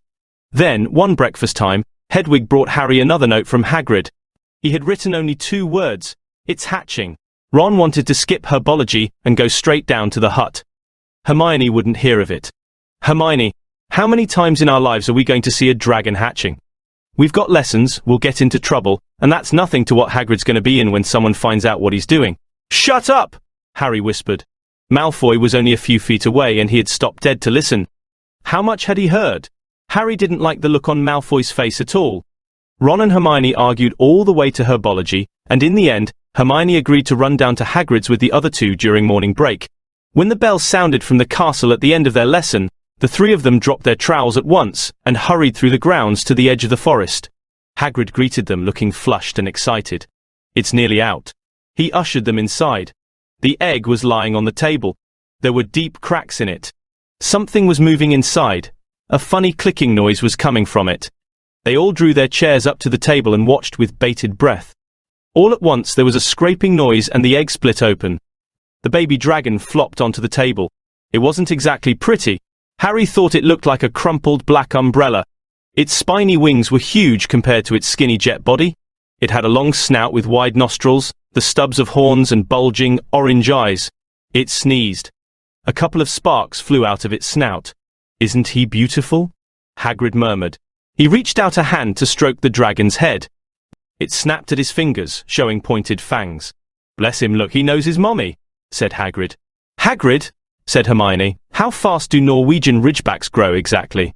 Hagrid was about to answer when the colour suddenly drained from his face. He leapt to his feet and ran to the window. What's the matter? Someone was looking through the gap in the curtains. It's a kid. He's running back up to the school. Harry bolted to the door and looked out. Even at a distance there was no mistaking him. Malfoy had seen the dragon. Something about the smile lurking on Malfoy's face during the next week made Harry, Ron and Hermione very nervous. They spent most of their free time in Hagrid's darkened hut trying to reason with him. Just let him go, Harry urged. Set him free. I can't, said Hagrid. He's too little. He'd die. They looked at the dragon. It had grown 3 times in length in just a week. Smoke kept furling out of its nostrils. Hagrid hadn't been doing his gamekeeping duties because the dragon was keeping him so busy. There were empty brandy bottles and chicken feathers all over the floor. I've decided to call him Norbert, said Hagrid, looking at the dragon with misty eyes. He really knows me now, watch. Norbert! Norbert! Where's Mummy? He's lost his marbles, Ron muttered in Harry's ear. Hagrid, said Harry loudly, give it 2 weeks and Norbert's going to be as long as your house. Malfoy could go to Dumbledore at any moment. Hagrid bit his lip. I know I can't keep him forever, but I can't just as dump him, I can't. Harry suddenly turned to Ron. Charlie, he said. You're losing it too, said Ron. I'm Ron, remember. No. Charlie, your brother, Charlie. In Romania. Studying dragons. We could send Norbert to him. Charlie can take care of him and then put him back in the wild. Brilliant, said Ron. How about it, Hagrid? And in the end, Hagrid agreed that they could send an owl to Charlie to ask him. The following week dragged by. Wednesday night found Hermione and Harry sitting alone in the common room, long after everyone else had gone to bed. The clock on the wall had just chimed midnight when the portrait hole burst open. Ron appeared out of nowhere as he pulled off Harry's invisibility cloak. He had been down at Hagrid's hut helping him feed Norbert, who was now eating dead rats by the crate. It bit me, he said, showing them his hand, which was wrapped in a bloody handkerchief. I'm not going to be able to hold a quill for a week. I tell you, that dragon's the most horrible animal I've ever met, but the way Hagrid goes on about it, you'd think it was a fluffy little bunny rabbit. When it bit me, he told me off for frightening it. And when I left, he was singing it a lullaby. There was a tap on the dark window. "It's Hedwig," said Harry, hurrying to let her in. "She'll have Charlie's answer." The three of them put their heads together to read the note. "Dear Ron, how are you? Thanks for the letter. I'd be glad to take the Norwegian Ridgeback, but it won't be easy getting him here. I think the best thing will be to send him over with some friends of mine who are coming to visit me next week. Trouble is, they mustn't be seen carrying an illegal dragon. Could you get the Ridgeback up the tallest tower at midnight on Saturday? They can meet you there and take him away while it's still dark. Send me an answer as soon as possible. Love, Charlie." They looked at one another. "We've got the invisibility cloak," said Harry. "It shouldn't be too difficult. I think the cloak's big enough to cover two of us and Norbert." It was a mark of how bad the last week had been that the other two agreed with him. Anything to get rid of Norbert and Malfoy. There was a hitch. By the next morning, Ron's bitten hand had swollen to twice its usual size. He didn't know whether it was safe to go to Madame Pomfrey. Would she recognize a dragon bite? By the afternoon, though, he had no choice. The cut had turned a nasty shade of green. It looked as if Norbert's fangs were poisonous. Harry and Hermione rushed up to the hospital wing at the end of the day to find Ron in a terrible state in bed. "It's not just my hand," he whispered, "although that feels like it's about to fall off. Malfoy told Madame Pomfrey he wanted to borrow one of my books so he could come and have a good laugh at me. He kept threatening to tell her what really bit me. I've told her it was a dog, but I don't think she believes me. I shouldn't have hit him at the Quidditch match, that's why he's doing this." Harry and Hermione tried to calm Ron down. "It'll all be over at midnight on Saturday," said Hermione, but this didn't soothe Ron at all. On the contrary, he sat bolt upright and broke into a sweat. "Midnight on Saturday," he said in a hoarse voice. Oh no, I've just remembered. Charlie's letter was in that book Malfoy took. He's going to know we're getting rid of Norbert." Harry and Hermione didn't get a chance to answer. Madame Pomfrey came over at that moment and made them leave, saying Ron needed sleep. "It's too late to change the plan now," Harry told Hermione. "We haven't got time to send Charlie another owl, and this could be our only chance to get rid of Norbert. We'll have to risk it. And we have got the invisibility cloak. Malfoy doesn't know about that." They found Fang, the boarhound, sitting outside with a bandaged tail when they went to tell Hagrid, who opened a window to talk to them. "I won't let you in," he puffed. "Norbert's at a tricky stage, nothing I can't handle." When they told him about Charlie's letter, his eyes filled with tears, although that might have been because Norbert had just bitten him on the leg. "Arg! It's all right. He only got my boot. Just his playing. He's only a baby after all." The baby banged its tail on the wall, making the windows rattle. Harry and Hermione walked back to the castle feeling Saturday couldn't come quickly enough. They would have felt sorry for Hagrid when the time came for him to say goodbye to Norbert if they hadn't been so worried about what they had to do. It was a very dark, cloudy night, and they were a bit late arriving at Hagrid's hut, because they'd had to wait for Peeves to get out of their way in the entrance hall, where he'd been playing tennis against the wall. Hagrid had Norbert packed and ready in a large crate. "He's got lots of rats and some brandy for the journey," said Hagrid in a muffled voice. "And I've packed his teddy bear in case he gets lonely." From inside the crate came ripping noises that sounded to Harry as though the teddy was having his head torn off. "Bye-bye, Norbert," Hagrid sobbed, as Harry and Hermione covered the crate with the invisibility cloak and stepped underneath it themselves. "Mummy will never forget you." How they managed to get the crate back up to the castle, they never knew. Midnight ticked nearer as they heaved Norbert up the marble staircase in the entrance hall and along the dark corridors. Up another staircase, then another. Even one of Harry's shortcuts didn't make the work much easier. "Nearly there!" Harry panted as they reached the corridor beneath the tallest tower. Then a sudden movement ahead of them made them almost drop the crate. Forgetting that they were already invisible, they shrank into the shadows, staring at the dark outlines of two people grappling with each other 10 feet away. A lamp flared. Professor McGonagall, in a tartan bathrobe and a hairnet, had Malfoy by the ear. "Detention!" she shouted. "And 20 points from Slytherin. Wandering around in the middle of the night, how dare you?" "You don't understand, Professor. Harry Potter's coming. He's got a dragon." "What utter rubbish! How dare you tell such lies? Come on. I shall see Professor Snape about you, Malfoy." The steep spiral staircase up to the top of the tower seemed the easiest thing in the world after that. Not until they'd stepped out into the cold night air did they throw off the cloak, glad to be able to breathe properly again. Hermione did a sort of jig. "Malfoy's got detention. I could sing." "Don't," Harry advised her. Chuckling about Malfoy they waited, Norbert thrashing about in his crate. About 10 minutes later, 4 broomsticks came swooping down out of the darkness. Charlie's friends were a cheery lot. They showed Harry and Hermione the harness they'd rigged up, so they could suspend Norbert between them. They all helped buckle Norbert safely into it, and then Harry and Hermione shook hands with the others and thanked them very much. At last, Norbert was gone.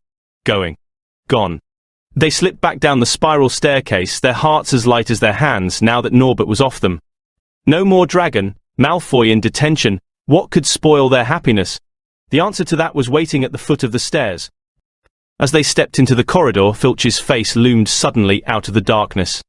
Well, he whispered. We are in trouble. They'd left the invisibility cloak on top of the tower. Chapter 15. The Forbidden Forest. Things couldn't have been worse. Filch took them down to Professor McGonagall's study on the first floor, where they sat and waited without saying a word to each other. Hermione was trembling. Excuses, alibis, and wild cover-up stories chased each other around Harry's brain, each more feeble than the last. He couldn't see how they were going to get out of trouble this time. They were cornered. How could they have been so stupid as to forget the cloak? There was no reason on earth that Professor McGonagall would accept for their being out of bed and creeping around the school in the dead of night, let alone being up the tallest astronomy tower, which was out of bounds except for classes. Add Norbert and the invisibility cloak and they might as well be packing their bags already. Had Harry thought that things couldn't have been worse? He was wrong. When Professor McGonagall appeared, she was leading Neville. "Harry!" Neville burst out the moment he saw the other two. "I was trying to find you to warn you. I heard Malfoy saying he was going to catch you. He said you had a drag." Harry shook his head violently to shut Neville up, but Professor McGonagall had seen.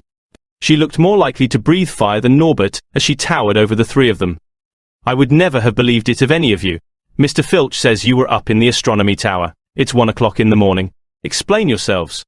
It was the first time Hermione had ever failed to answer a teacher's question. She was staring at her slippers, as still as a statue. "I think I've got a good idea of what's been going on," said Professor McGonagall. "It doesn't take a genius to work it out. You fed Draco Malfoy some cock and bull story about a dragon trying to get him out of bed and into trouble. I've already caught him. I suppose you think it's funny that Longbottom here heard the story and believed it too." Harry caught Neville's eye and tried to tell him without words that this wasn't true, because Neville was looking stunned and hurt. Poor blundering Neville. Harry knew what it must have cost him to try and find them in the dark, to warn them. "I'm disgusted," said Professor McGonagall. 4 students out of bed in one night. I've never heard of such a thing before. You, Miss Granger, I thought you had more sense. For you, Mr. Potter, I thought Gryffindor meant more to you than this. All 3 of you will receive detentions. Yes, you too, Mr. Longbottom. Nothing gives you the right to walk around school at night, especially these days. It's very dangerous, and 50 points will be taken from Gryffindor. 50? Harry gasped. They would lose the lead he'd won in the last Quidditch match. 50 points each, said Professor McGonagall, breathing heavily through her long pointed nose. Professor, please. You can't. Don't tell me what I can and can't do, Potter. Now get back to bed, all of you. I've never been more ashamed of Gryffindor students. 150 points lost. That put Gryffindor in last place. In one night they'd ruined any chance Gryffindor had had for the House Cup. Harry felt as though the bottom had dropped out of his stomach. How could they ever make up for this? Harry didn't sleep all night. He could hear Neville sobbing into his pillow for what seemed like hours. Harry couldn't think of anything to say to comfort him. He knew Neville, like himself, was dreading the dawn. What would happen when the rest of Gryffindor found out what they'd done? At first, Gryffindors passing the giant hourglasses that recorded the house points the next day thought there'd been a mistake. How could they suddenly have 150 points fewer than yesterday? And then the story started to spread. Harry Potter, the famous Harry Potter, their hero of 2 Quidditch matches, had lost them all those points, him and a couple of other stupid first years. From being one of the most popular and admired people at the school, Harry was suddenly the most hated.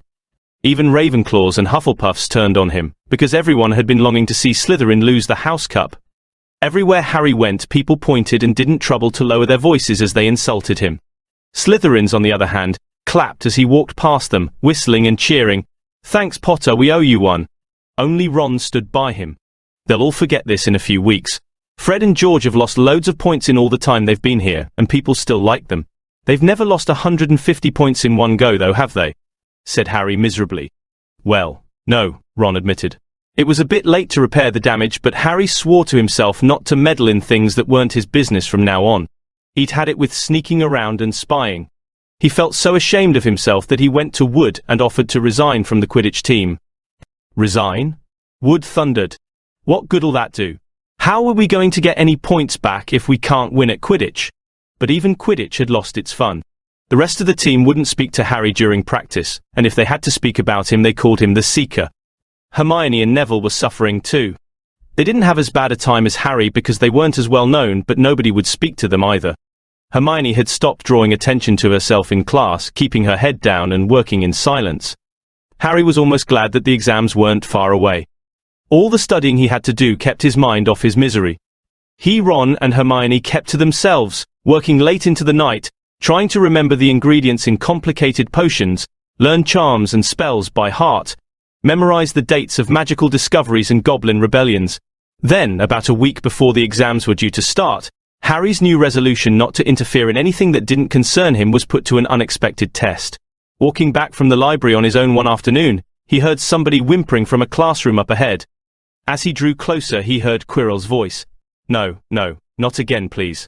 It sounded as though someone was threatening him. Harry moved closer. All right, he heard Quirrell sob. Next second, Quirrell came hurrying out of the classroom, straightening his turban. He was pale and looked as though he was about to cry. He strode out of sight. Harry didn't think Quirrell had even noticed him. He waited until Quirrell's footsteps had disappeared, then peered into the classroom. It was empty, but a door stood ajar at the other end. Harry was halfway toward it before he remembered what he'd promised himself about not meddling. All the same, he'd have gambled 12 Sorcerer's Stones that Snape had just left the room, and from what Harry had just heard, Snape would be walking with a new spring in his step. Quirrell seemed to have given in at last. Harry went back to the library where Hermione was testing Ron on astronomy. Harry told them what he'd heard. "Snape's done it then," said Ron. "If Quirrell's told him how to break his anti-dark force spell." "There's still Fluffy though," said Hermione.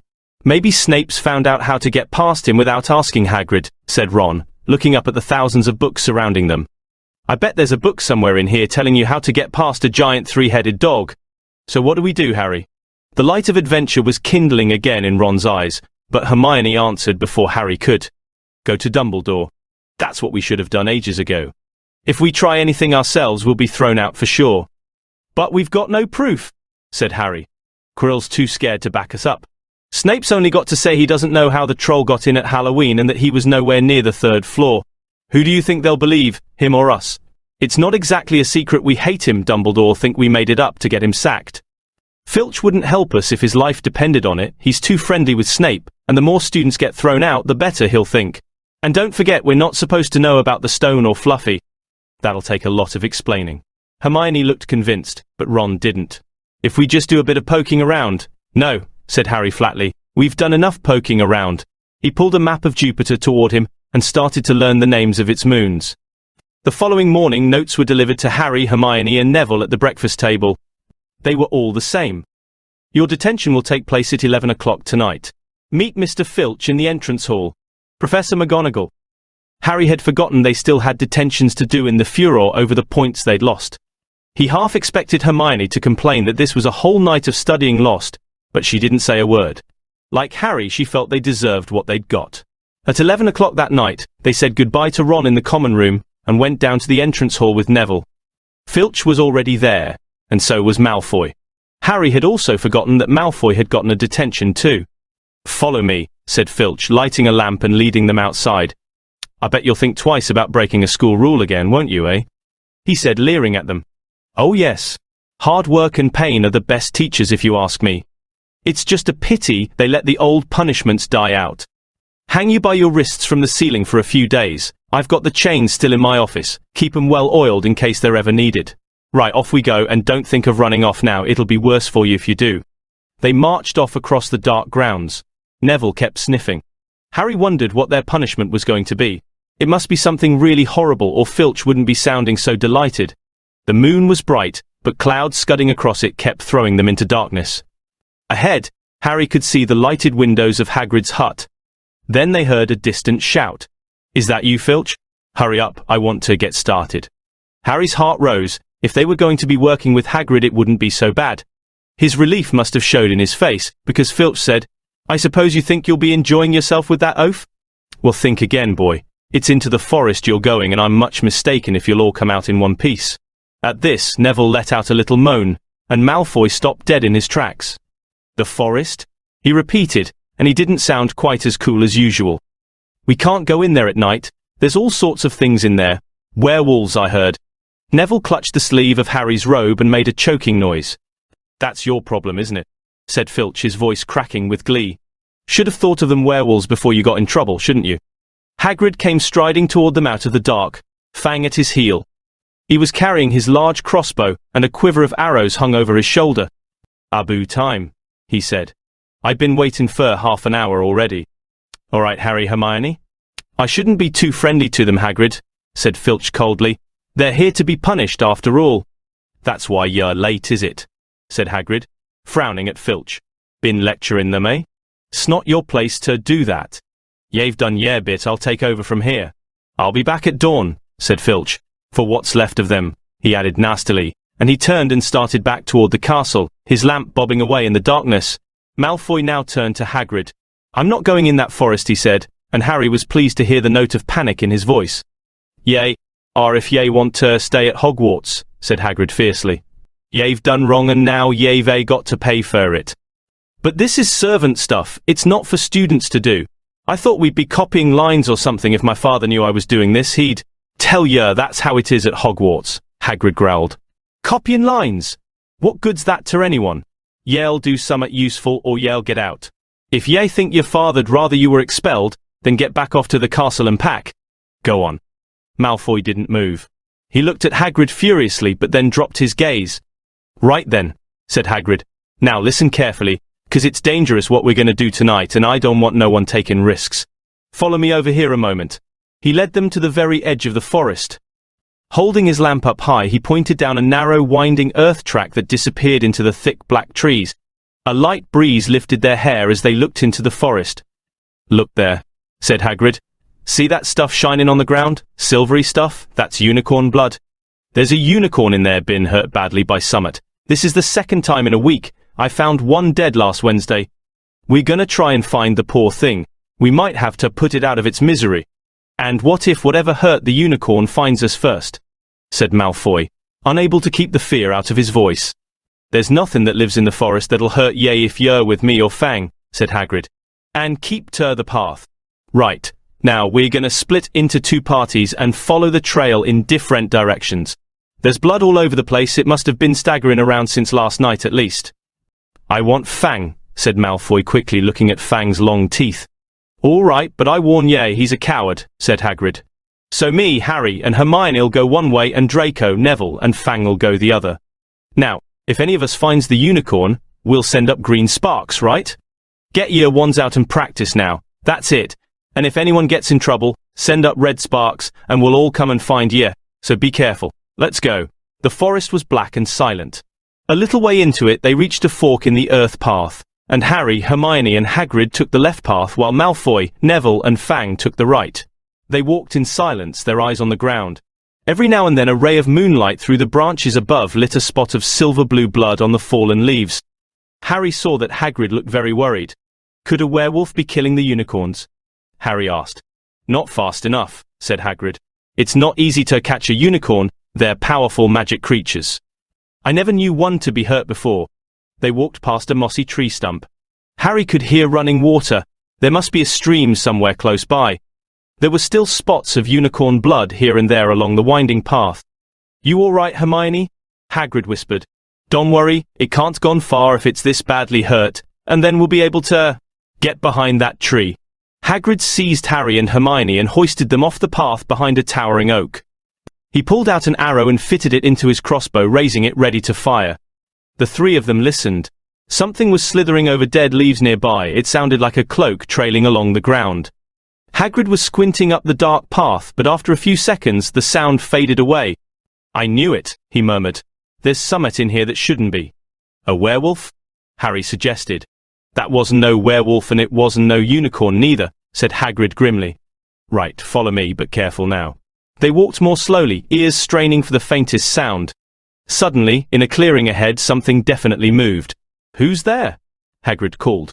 "Show yourself. I'm armed." And into the clearing came Was it a man or a horse? To the waist, a man with red hair and beard, but below that was a horse's gleaming chestnut body with a long reddish tail. Harry and Hermione's jaws dropped. "Oh, it's you, Ronan," said Hagrid in relief. "How are ye?" He walked forward and shook the centaur's hand. "Good evening to you, Hagrid," said Ronan. He had a deep, sorrowful voice. "Were you going to shoot me?" "Can't be too careful, Ronan," said Hagrid, patting his crossbow. "There's summat bad loose in this forest. This is Harry Potter and Hermione Granger, by the way. Students up at the school. And this is Ronan, you two. He's a centaur." "We'd noticed," said Hermione faintly. "Good evening," said Ronan. "Students, are you? And do you learn much, up at the school?" A bit," said Hermione timidly. "A bit. Well, that's something." Ronan sighed. He flung back his head and stared at the sky. "Mars is bright tonight." "Yay," said Hagrid, glancing up too. "Listen, I'm glad we've run into Yay, Ronan, 'cause there's a unicorn been hurt. You seen anything?" Ronan didn't answer immediately. He stared unblinkingly upward, then sighed again. "Always the innocent are the first victims," he said. "So it has been for ages past, so it is now." "Yeah," said Hagrid. "But have ye seen anything, Ronan? Anything unusual?" "Mars is bright tonight," Ronan repeated, while Hagrid watched him impatiently. "Unusually bright." "Yeah, but I was meaning anything unusual a bit nearer home," said Hagrid. "So ye haven't noticed anything strange?" Yet again, Ronan took a while to answer. At last he said, "The forest hides many secrets." A movement in the trees behind Ronan made Hagrid raise his bow again, but it was only a second centaur, black-haired and bodied and wilder-looking than Ronan. "Hullo, Bane," said Hagrid. "All right. Good evening, Hagrid. I hope you are well?" "Well enough. Look, I've just been asking Ronan, you seen anything odd in here lately? There's a unicorn been injured. Would ye know anything about it?" Bane walked over to stand next to Ronan. He looked skyward. "Mars is bright tonight," he said simply. "We've heard," said Hagrid grumpily. "Well, if either of you do see anything, let me know, won't ye?" "We'll be off then." Harry and Hermione followed him out of the clearing, staring over their shoulders at Ronan and Bane until the trees blocked their view. "Never," said Hagrid irritably. "Try and get a straight answer out of a centaur. Ruddy stargazers, not interested in anything close in the moon." "Are there many of them in here?" asked Hermione. "Oh, a fair few. Keep themselves to themselves mostly, but they're good enough about turning up if ever I want a word. They're deep-mind centaurs. They know things. Just as don't let on much." "Do you think that was a centaur we heard earlier?" said Harry. "Did that sound like hooves to you?" "Nah, if ye ask me, that was what's been killing the unicorns. Never heard anything like it before." They walked on through the dense, dark trees. Harry kept looking nervously over his shoulder. He had the nasty feeling they were being watched. He was very glad they had Hagrid and his crossbow with them. They had just passed a bend in the path when Hermione grabbed Hagrid's arm. "Hagrid! Look! Red sparks, the others are in trouble." "You two wait here!" Hagrid shouted. "Stay on the path, I'll come back for ye." They heard him crashing away through the undergrowth and stood looking at each other, very scared, until they couldn't hear anything but the rustling of leaves around them. "You don't think they've been hurt, do you?" whispered Hermione. "I don't care if Malfoy has, but if something's got Neville. It's our fault he's here in the first place." The minutes dragged by. Their ears seemed sharper than usual. Harry's seemed to be picking up every sigh of the wind, every cracking twig. What was going on? Where were the others? At last, a great crunching noise announced Hagrid's return. Malfoy, Neville, and Fang were with him. Hagrid was fuming. Malfoy, it seemed, had sneaked up behind Neville and grabbed him as a joke. Neville had panicked and sent up the sparks. "We'll be lucky to catch anything now, with the racket you two were making. Right, we're changing groups. Neville, you stay with me and Hermione. Harry, you go with Fang and this idiot." "I'm sorry," Hagrid added in a whisper to Harry, "but he'll have a harder time frightening you, and we've got to get this done." So Harry set off into the heart of the forest with Malfoy and Fang. They walked for nearly half an hour, deeper and deeper into the forest, until the path became almost impossible to follow because the trees were so thick. Harry thought the blood seemed to be getting thicker. There were splashes on the roots of a tree, as though the poor creature had been thrashing around in pain close by. Harry could see a clearing ahead, through the tangled branches of an ancient oak. "Look," he murmured, holding out his arm to stop Malfoy. Something bright white was gleaming on the ground. They inched closer. It was the unicorn all right, and it was dead. Harry had never seen anything so beautiful and sad. Its long, slender legs were stuck out at odd angles where it had fallen, and its mane was spread pearly white on the dark leaves. Harry had taken one step toward it when a slithering sound made him freeze where he stood. A bush on the edge of the clearing quivered. Then, out of the shadows, a hooded figure came crawling across the ground like some stalking beast. Harry, Malfoy, and Fang stood transfixed. The cloaked figure reached the unicorn, lowered its head over the wound in the animal's side, and began to drink its blood. Ark! Malfoy let out a terrible scream and bolted. So did Fang. The hooded figure raised its head and looked right at Harry. Unicorn blood was dribbling down its front. It got to its feet and came swiftly toward Harry. He couldn't move for fear. Then a pain like he'd never felt before pierced his head. It was as though his scar were on fire. Half blinded, he staggered backward. He heard hooves behind him, galloping, and something jumped clean over Harry, charging at the figure. The pain in Harry's head was so bad he fell to his knees. It took a minute or two to pass.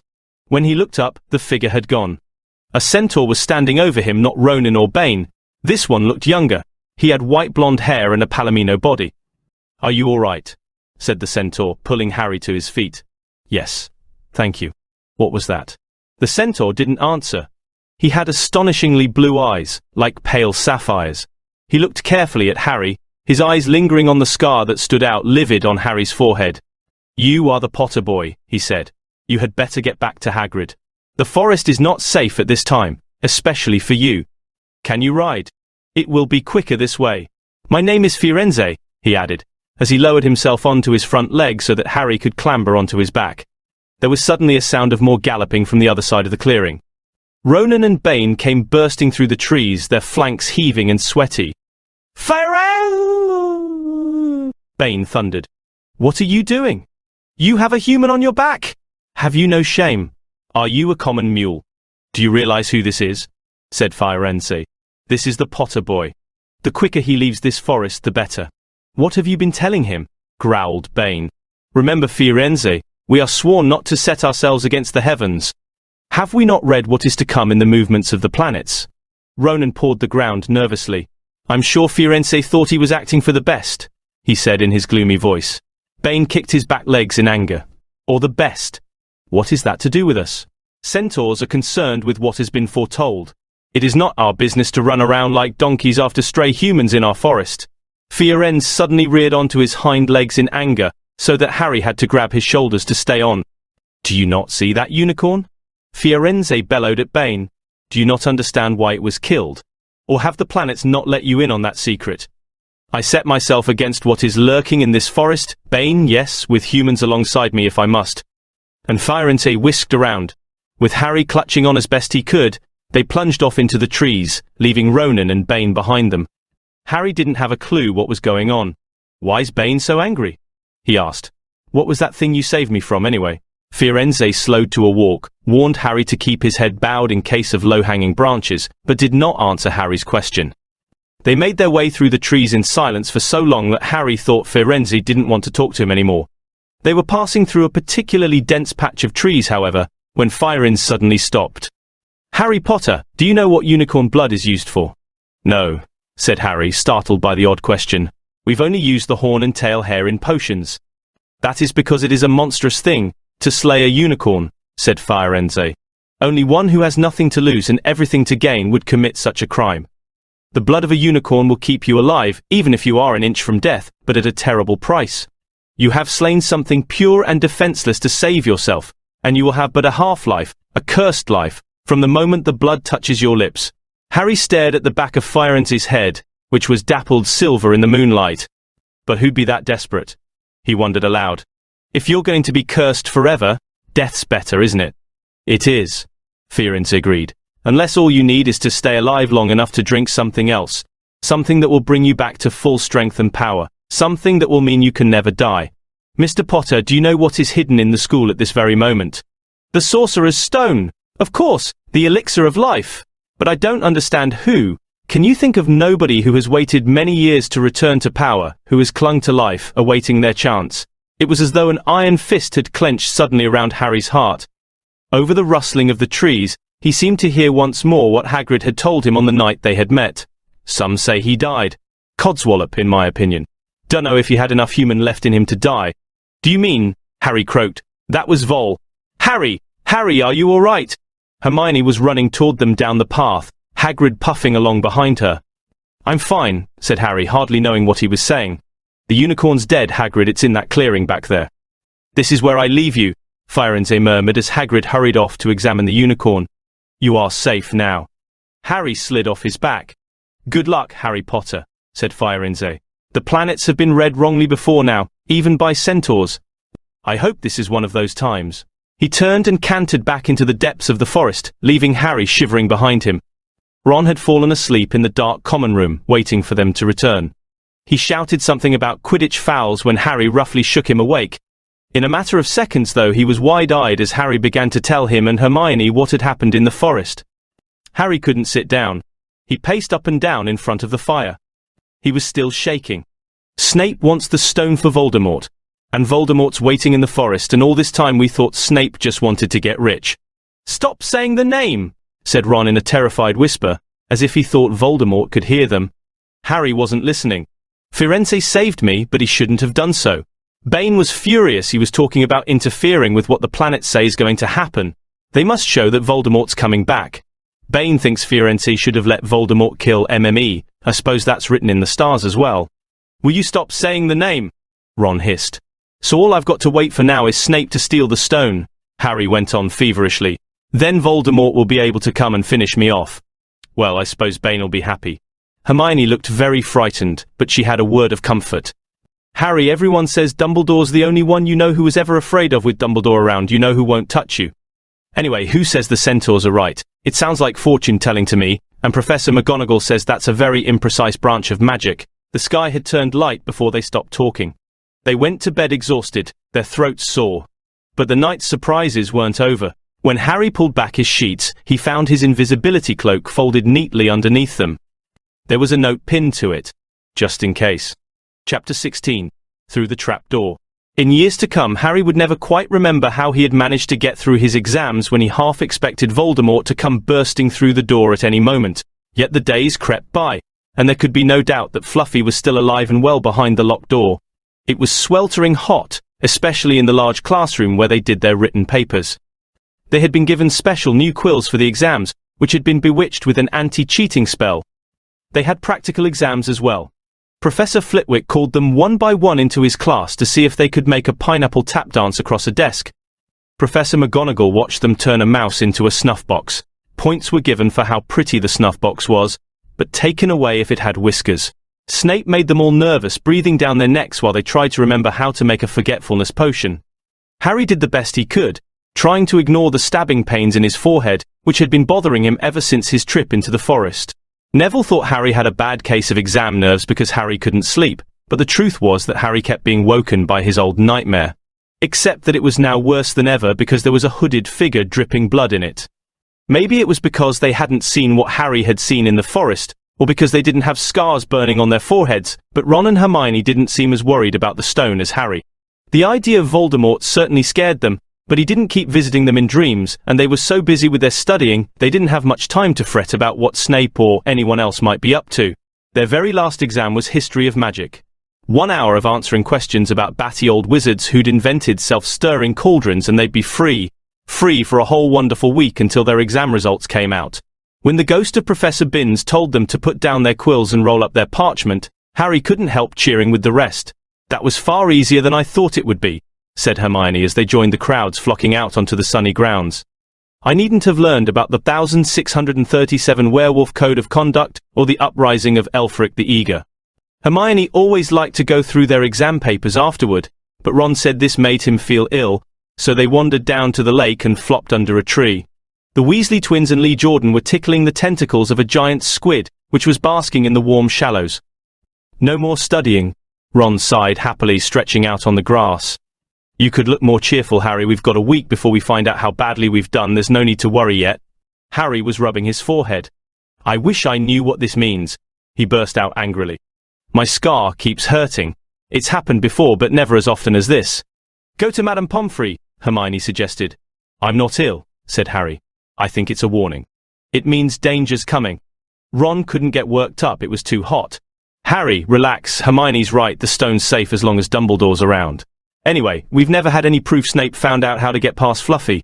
He nearly had his leg ripped off once, he's not going to try it again in a hurry. And Neville will play Quidditch for England before Hagrid lets Dumbledore down.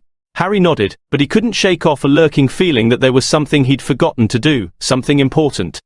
When he tried to explain this, Hermione said, "That's just the exams. I woke up last night and was halfway through my Transfiguration notes before I remembered we'd done that one." Harry was quite sure the unsettled feeling didn't have anything to do with work, though. He watched an owl flutter toward the school across the bright blue sky, a note clamped in its mouth. Hagrid was the only one who ever sent him letters. Hagrid would never betray Dumbledore. Hagrid would never tell anyone how to get past Fluffy. Never.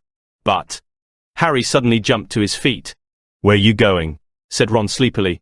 "I've just thought of something," said Harry. He had turned white. "We've got to go and see Hagrid now." "Why?" panted Hermione, hurrying to keep up. "Don't you think it's a bit odd," said Harry, scrambling up the grassy slope, "that what Hagrid wants more than anything else is a dragon, and a stranger turns up who just happens to have an egg in his pocket? How many people wander around with dragon eggs if it's against wizard law? Lucky they found Hagrid, don't you think? Why didn't I see it before?" "What are you talking about?" said Ron, but Harry, sprinting across the grounds toward the forest, didn't answer. Hagrid was sitting in an armchair outside his house, his trousers and sleeves were rolled up, and he was shelling peas into a large bowl. "Hello," he said, smiling. "Finished year exams? Got time for a drink?" "Yes, please," said Ron, but Harry cut him off. "No, we're in a hurry. Hagrid, I've got to ask you something. You know that night you won Norbert? What did the stranger you were playing cards with look like?" "Dunno," said Hagrid casually. He wouldn't take his cloak off. He saw the three of them look stunned and raised his eyebrows. "It's not that unusual. Ye get a lot of funny folk in the Hog's Head. That's the pub down in the village." "Might have been a dragon dealer, mightn't he? I never saw his face, he kept his hood up." Harry sank down next to the bowl of peas. "What did you talk to him about, Hagrid? Did you mention Hogwarts at all?" "Might have come up," said Hagrid, frowning as he tried to remember. "Yeah. He asked what I did and I told him I was gamekeeper here. He asked a bit about the sort of creatures I took after. So I told him. And I said what I'd always really wanted was a dragon. And then I can remember too well, 'cause he kept buying me drinks. Let's see. Yeah, then he said he had the dragon egg and we could play cards for it if I wanted. But he had to be sure I could handle it, he didn't want it to go to any old home. So I told him after Fluffy a dragon would be easy." "And did he seem interested in Fluffy?" Harry asked, trying to keep his voice calm. "Well, yeah. How many three-headed dogs dare meet, even around Hogwarts? So I told him, Fluffy's a piece o' cake if ye know how to calm him down, just as play him a bit o' music and he'll go straight off to sleep." Hagrid suddenly looked horrified. "I shouldn't have told ye that," he blurted out. "Forget I said it. Hey, where ye going?" Harry, Ron and Hermione didn't speak to each other at all until they came to a halt in the entrance hall, which seemed very cold and gloomy after the grounds. "We've got to go to Dumbledore," said Harry. Hagrid told that stranger how to get past Fluffy.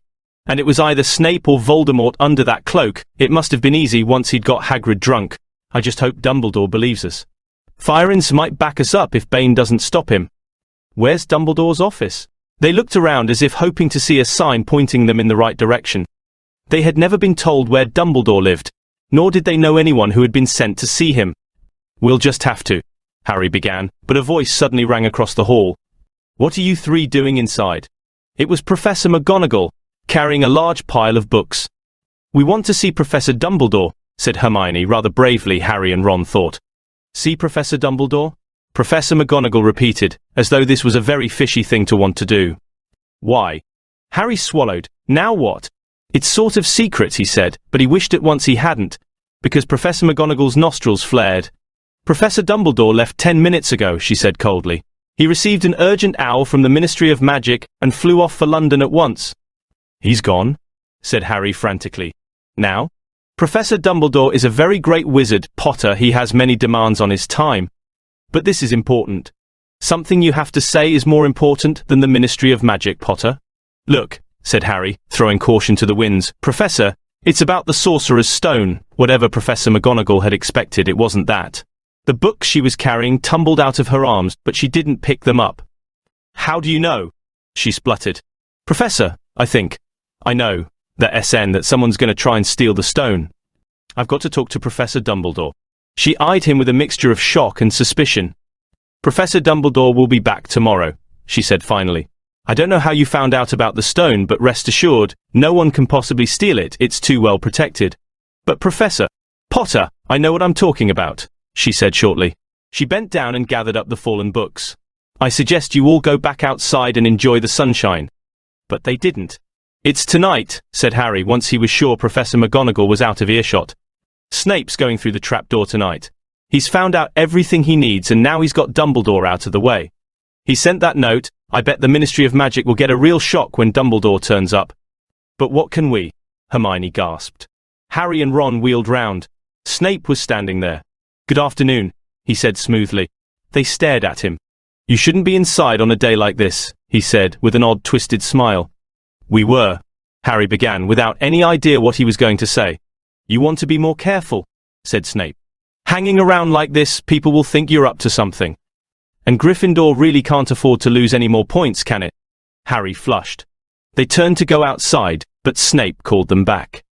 "Be warned, Potter. Any more nighttime wanderings and I will personally make sure you are expelled. Good day to you." He strode off in the direction of the staff room. Out on the stone steps, Harry turned to the others. "Right. Here's what we've got to do," he whispered urgently. "One of us has got to keep an eye on Snape. Wait outside the staff room and follow him if he leaves it." "Hermione, you'd better do that." "Why me?" "It's obvious," said Ron. "You can pretend to be waiting for Professor Flitwick, you know." He put on a high voice. "Oh, Professor Flitwick, I'm so worried. I think I got question 14B wrong." "Oh, shut up," said Hermione. But she agreed to go and watch out for Snape. "And we'd better stay outside the third-floor corridor," Harry told Ron. "Come on." But that part of the plan didn't work. No sooner had they reached the door separating Fluffy from the rest of the school than Professor McGonagall turned up again, and this time, she lost her temper. "I suppose you think you're harder to get past than a pack of enchantments," she stormed. "Enough of this nonsense. If I hear you've come anywhere near here again, I'll take another 50 points from Gryffindor." "Yes, Weasley, from my own house." Harry and Ron went back to the common room. Harry had just said, "At least Hermione's on Snape's tail," when the portrait of the fat lady swung open and Hermione came in. "I'm sorry, Harry," she wailed. "Snape came out and asked me what I was doing, so I said I was waiting for Flitwick. And Snape went to get him, and I've only just got away. I don't know where Snape went." "Well, that's it then, isn't it?" Harry said. The other two stared at him. He was pale and his eyes were glittering. "I'm going out of here tonight and I'm going to try and get to the stone first." "You're mad," said Ron. "You can't," said Hermione. "After what McGonagall and Snape have said? You'll be expelled." "So whap," Harry shouted. "Don't you understand? If Snape gets hold of the stone, Voldemort's coming back. Haven't you heard what it was like when he was trying to take over? There won't be any Hogwarts to get expelled from. He'll flatten it, or turn it into a school for the dark arts. Losing points doesn't matter anymore, can't you see? Do you think he'll leave you and your families alone if Gryffindor wins the House Cup? If I get caught before I can get to the stone, well, I'll have to go back to the Dursleys and wait for Voldemort to find me there. It's only dying a bit later than I would have, because I'm never going over to the dark side. I'm going through that trapdoor tonight and nothing you two say is gonna stop me. Voldemort killed my parents, remember?" He glared at them. "You're right, Harry," said Hermione in a small voice. "I'll use the invisibility cloak," said Harry. "It's just lucky I got it back." "But will it cover all three of us?" said Ron. All three of us?" "Oh, come off it, you don't think we'd let you go alone?" "Of course not," said Hermione briskly. "How do you think you'd get to the stone without us?" "I'd better go and look through my books, there might be something useful." "But if we get caught, you two will be expelled too." "Not if I can help it," said Hermione grimly. "Flitwick told me in secret that I got 112% on his exam. They're not throwing me out after that." After dinner, the three of them sat nervously apart in the common room. Nobody bothered them. None of the Gryffindors had anything to say to Harry anymore, after all. This was the first night he hadn't been upset by it. Hermione was skimming through all her notes, hoping to come across one of the enchantments they were about to try to break. Harry and Ron didn't talk much. Both of them were thinking about what they were about to do. Slowly, the room emptied as people drifted off to bed. "Better get the cloak," Ron muttered, as Lee Jordan finally left, stretching and yawning. Harry ran upstairs to their dark dormitory. He putted out the cloak, and then his eyes fell on the flute Hagrid had given him for Christmas. He pocketed it to use on Fluffy. He didn't feel much like singing. He ran back down to the common room. We'd better put the cloak on here and make sure it covers all three of us, if Filch spots one of our feet wandering along on its own. What are you doing? Said a voice from the corner of the room. Neville appeared from behind an armchair, clutching Trevor the Toad, who looked as though he'd been making another bid for freedom. Nothing, Neville, nothing, said Harry, hurriedly putting the cloak behind his back. Neville stared at their guilty faces. You're going out again, he said. No, said Hermione. No, we're not. Why don't you go to bed, Neville? Harry looked at the grandfather clock by the door.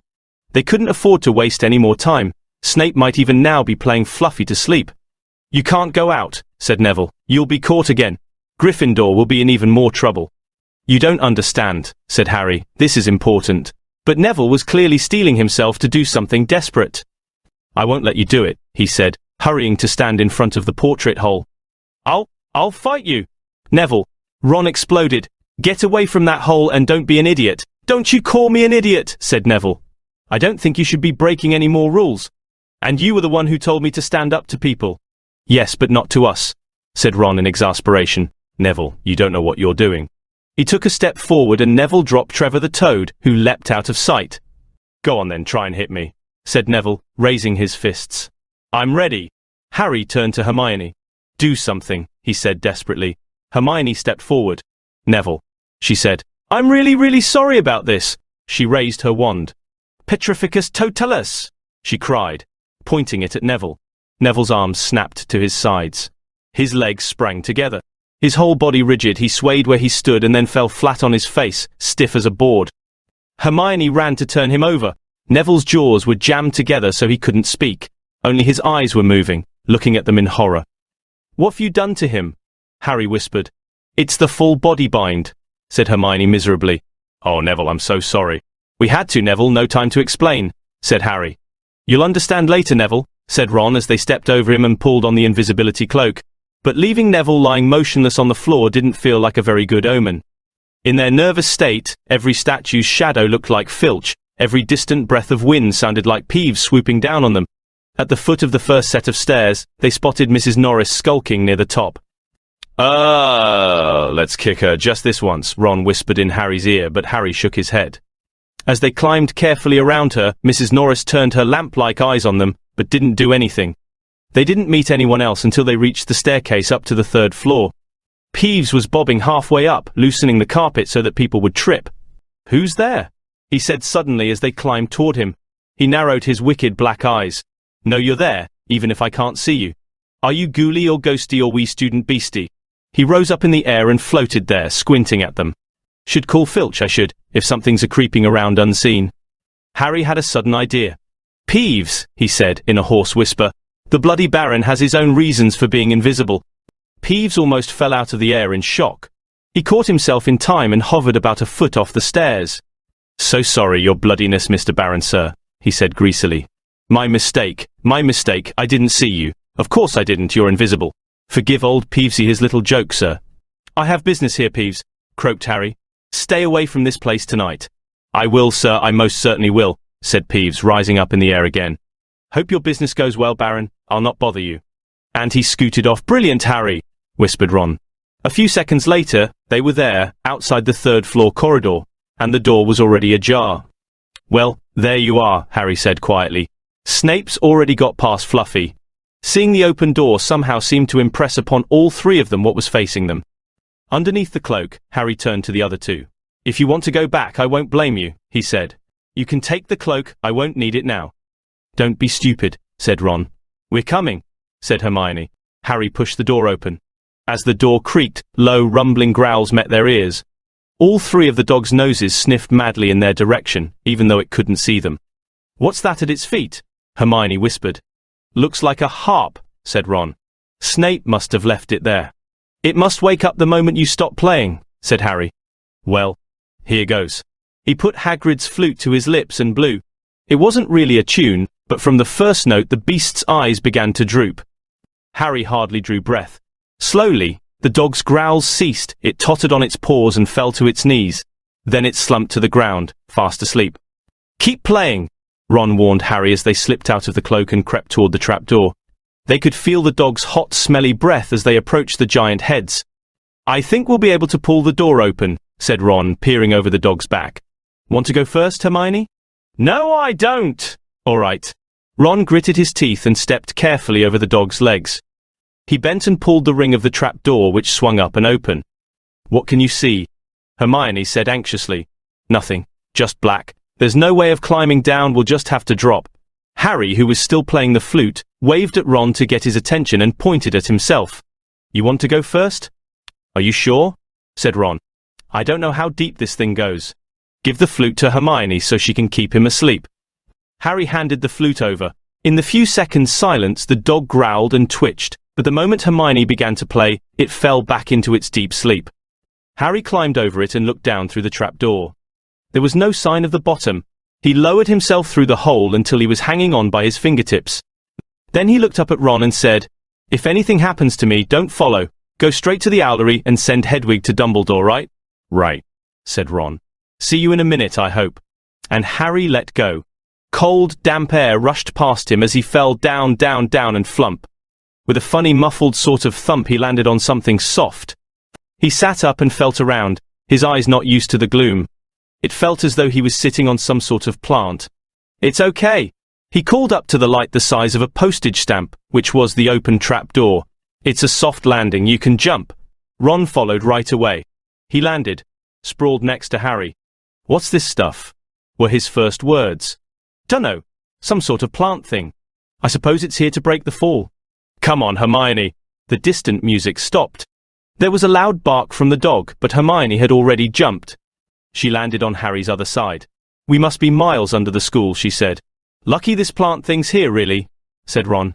Lucky, shrieked Hermione. Look at you both. She leapt up and struggled toward a damp wall. She had to struggle because the moment she had landed, the plant had started to twist snake-like tendrils around her ankles. As for Harry and Ron, their legs had already been bound tightly in long creepers without their noticing. Hermione had managed to free herself before the plant got a firm grip on her. Now she watched in horror as the two boys fought to pull the plant off them, but the more they strained against it, the tighter and faster the plant wound around them. Stop moving! Hermione ordered them. I know what this is. It's Devil's Snare. Oh, I'm so glad we know what it's called. That's a great help, snarled Ron, leaning back, trying to stop the plant from curling around his neck. Shut up, I'm trying to remember how to kill it, said Hermione. Well, hurry up, I can't breathe. Harry gasped, wrestling with it as it curled around his chest. Devil's Snare, Devil's Snare. What did Professor Sprout say? It likes the dark and the damp. So light a fire. Harry choked. Yes, of course, but there's no wood. Hermione cried, wringing her hands. Have you gone mad? Ron bellowed. Are you a witch or not? Oh, right, said Hermione, and she whipped out her wand, waved it, muttered something, and sent a jet of the same bluebell flame she'd used on Snape at the plant. In a matter of seconds, the two boys felt it loosening its grip as it cringed away from the light and warmth. Wriggling and flailing, it unraveled itself from their bodies, and they were able to pull free. Lucky you pay attention in herbology, Hermione, said Harry as he joined her by the wall, wiping sweat off his face. Yeah, said Ron, and lucky Harry doesn't lose his head in a crisis. There's no wood, honestly. This way, said Harry, pointing down a stone passageway, which was the only way forward. All they could hear apart from their footsteps was the gentle drip of water trickling down the walls. The passageway sloped downward, and Harry was reminded of Gringotts. With an unpleasant jolt of the heart, he remembered the dragons said to be guarding vaults in the wizard's bank. If they met a dragon, a fully grown dragon, Norbert had been bad enough. Can you hear something? Ron whispered. Harry listened. A soft rustling and clinking seemed to be coming from up ahead. Do you think it's a ghost? I don't know. Sounds like wings to me. There's light ahead. I can see something moving. They reached the end of the passageway and saw before them a brilliantly lit chamber, its ceiling arching high above them. It was full of small, jewel-bright birds fluttering and tumbling all around the room. On the opposite side of the chamber was a heavy wooden door. Do you think they'll attack us if we cross the room? Said Ron. Probably, said Harry. They don't look very vicious, but I suppose if they all swoop down at once. Well, there's no other choice. I'll run. He took a deep breath, covered his face with his arms and sprinted across the room. He expected to feel sharp beaks and claws tearing at him any second, but nothing happened. He reached the door untouched. He pulled the handle, but it was locked. The other two followed him. They tugged and heaved at the door, but it wouldn't budge, Not even when Hermione tried her Alohomora charm. Now what? Said Ron. These birds. They can't be here just for decoration, said Hermione. They watched the birds soaring overhead, glittering, glittering. They're not birds, Harry said suddenly. They're keys! Winged keys. Look carefully. So that must mean. He looked around the chamber while the other two squinted up at the flock of keys. Yes. Look. Broomsticks. We've got to catch the key to the door. But there are hundreds of them. Ron examined the lock on the door. We're looking for a big, old-fashioned one. Probably silver, like the handle. They each seized a broomstick and kicked off into the air, soaring into the midst of the cloud of keys. They grabbed and snatched, but the bewitched keys darted and dived so quickly it was almost impossible to catch one. Not for nothing, though, was Harry the youngest seeker in a century. He had a knack for spotting things other people didn't. After a minute's weaving about through the whirl of rainbow feathers, he noticed a large silver key that had a bent wing, as if it had already been caught and stuffed roughly into the keyhole. That one, he called to the others. That big one. There, no, there, with bright blue wings, the feathers are all crumpled on one side. Ron went speeding in the direction that Harry was pointing, crashed into the ceiling, and nearly fell off his broom. We've got to close in on it, Harry called, not taking his eyes off the key with the damaged wing. Ron, you come at it from above. Hermione, stay below and stop it from going down, and I'll try and catch it. Right, now. Ron dived, Hermione rocketed upward, the key dodged them both, and Harry streaked after it. It sped toward the wall. Harry leaned forward and with a nasty crunching noise, pinned it against the stone with one hand. Ron and Hermione's cheers echoed around the high chamber. They landed quickly and Harry ran to the door, the key struggling in his hand. He rammed it into the lock and turned. It worked. The moment the lock had clicked open, the key took flight again, looking very battered now that it had been caught twice. Ready? Harry asked the other two, his hand on the door handle. They nodded. He pulled the door open. The next chamber was so dark they couldn't see anything at all. But as they stepped into it, light suddenly flooded the room to reveal an astonishing sight. They were standing on the edge of a huge chessboard, behind the black chessmen, which were all taller than they were, and carved from what looked like black stone. Facing them, way across the chamber, were the white pieces. Harry, Ron and Hermione shivered slightly. The towering white chessmen had no faces. Now, what do we do? Harry whispered. It's obvious, isn't it? Said Ron. We've got to play our way across the room. Behind the white pieces they could see another door. How? Said Hermione nervously. I think, said Ron, we're going to have to be chessmen. He walked up to a black knight and put his hand out to touch the knight's horse. At once, the stones sprang to life. The horse pawed the ground and the knight turned his helmeted head to look down at Ron. Do we, have to join you to get across? The black knight nodded. Ron turned to the other two. This needs thinking about, he said. I suppose we've got to take the place of 3 of the black pieces. Harry and Hermione stayed quiet, watching Ron think. Finally, he said, Now, don't be offended or anything, but neither of you are that good at chess. We're not offended, said Harry quickly. Just tell us what to do. Well, Harry, you take the place of that bishop, and Hermione, you next to him instead of that castle. What about you? I'm going to be a knight, said Ron. The chessmen seemed to have been listening, because at these words a knight, a bishop and a castle turned their backs on the white pieces and walked off the board, leaving 3 empty squares that Harry, Ron, and Hermione took. White always plays first in chess, said Ron, peering across the board. Yes. Look. A white pawn had moved forward 2 squares. Ron started to direct the black pieces. They moved silently wherever he sent them. Harry's knees were trembling. What if they lost? Harry moved diagonally 4 squares to the right. Their first real shock came when their other knight was taken. The White Queen smashed him to the floor and dragged him off the board, where he lay quite still, face down. Had to let that happen, said Ron, looking shaken. Leaves you free to take that bishop, Hermione, go on. Every time one of their men was lost, the white pieces showed no mercy. Soon there was a huddle of limp black players slumped along the wall. Twice, Ron only just noticed in time that Harry and Hermione were in danger. He himself darted around the board, taking almost as many white pieces as they had lost black ones. We're nearly there, he muttered suddenly. Let me think, let me think. The White Queen turned her blank face toward him. Yes, said Ron softly. It's the only way, I've got to be taken. No! Harry and Hermione shouted. That's chess, snapped Ron. You've got to make some sacrifices. I take 1 step forward and she'll take me. That leaves you free to checkmate the king, Harry. But, do you want to stop Snape or not? Ron.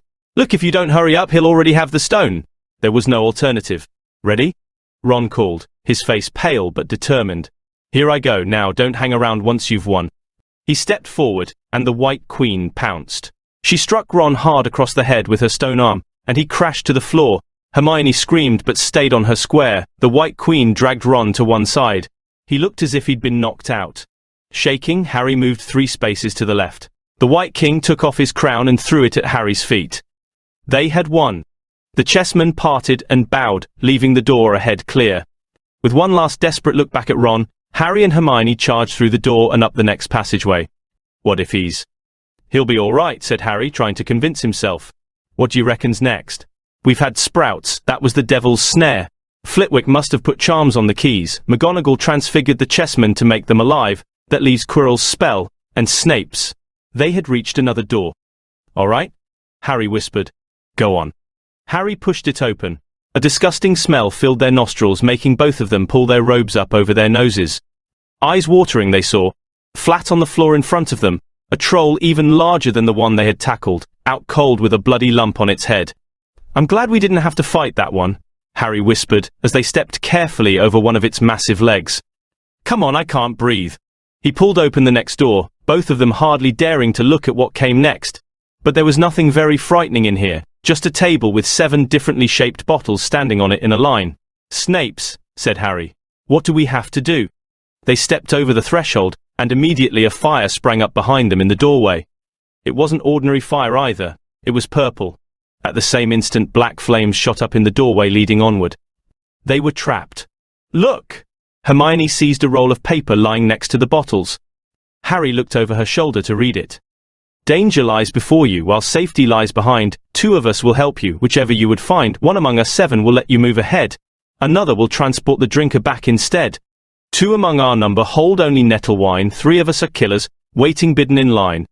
Choose, unless you wish to stay here forevermore. To help you in your choice, we give you these clues for.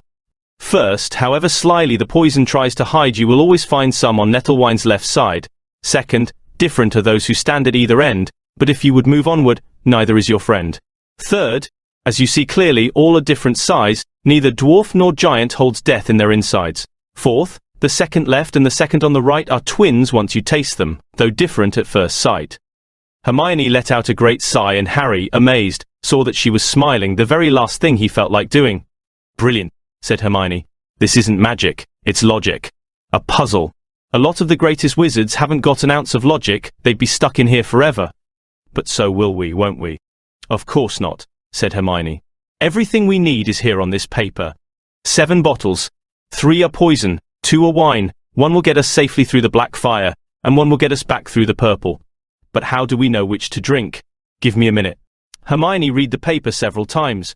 Then she walked up and down the line of bottles, muttering to herself and pointing at them. At last she clapped her hands. Got it, she said. The smallest bottle will get us through the black fire, toward the stone. Harry looked at the tiny bottle. There's only enough there for 1 of us, he said. That's hardly 1 swallow. They looked at each other. Which one will get you back through the purple flames? Hermione pointed at a rounded bottle at the right end of the line. You drink that, said Harry. No, listen, get back and get Ron. Grab brooms from the flying key room, they'll get you out of the trapdoor and past Fluffy. Go straight to the owlery and send Hedwig to Dumbledore, we need him. I might be able to hold Snape off for a while, but I'm no match for him really. But Harry, what if you know who's with him? Well, I was lucky once, wasn't I? Said Harry, pointing at his scar. I might get lucky again. Hermione's lip trembled, and she suddenly dashed at Harry and threw her arms around him. Hermione! Harry, you're a great wizard, you know. I'm not as good as you, said Harry, very embarrassed as she let go of him. Me, said Hermione.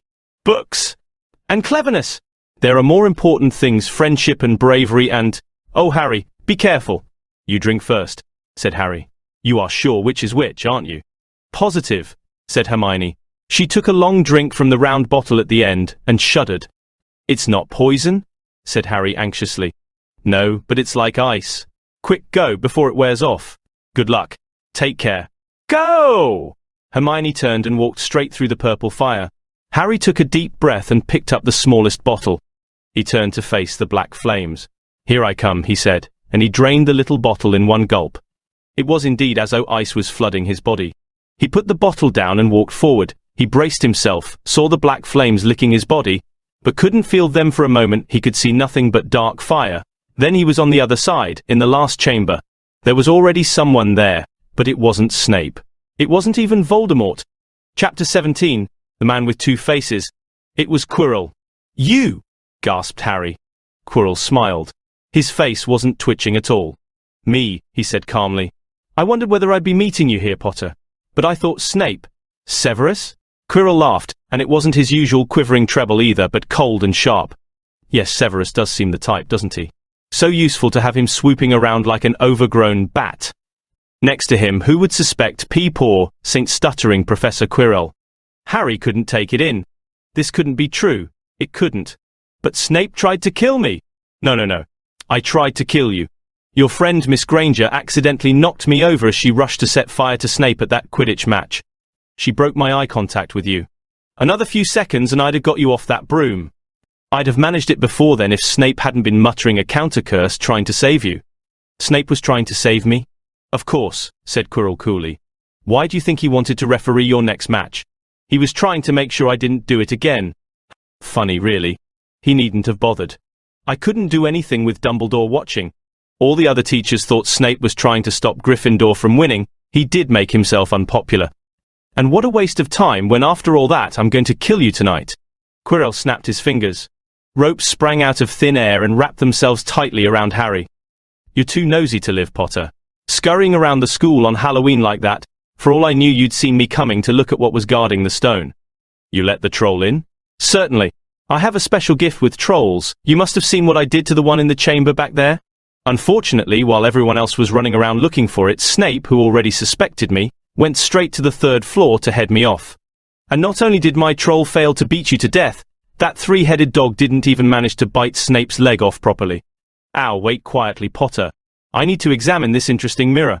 It was only then that Harry realized what was standing behind Quirrell. It was the mirror of Erased. "This mirror is the key to finding the stone," Quirrell murmured, tapping his way around the frame. "Trust Dumbledore to come up with something like this.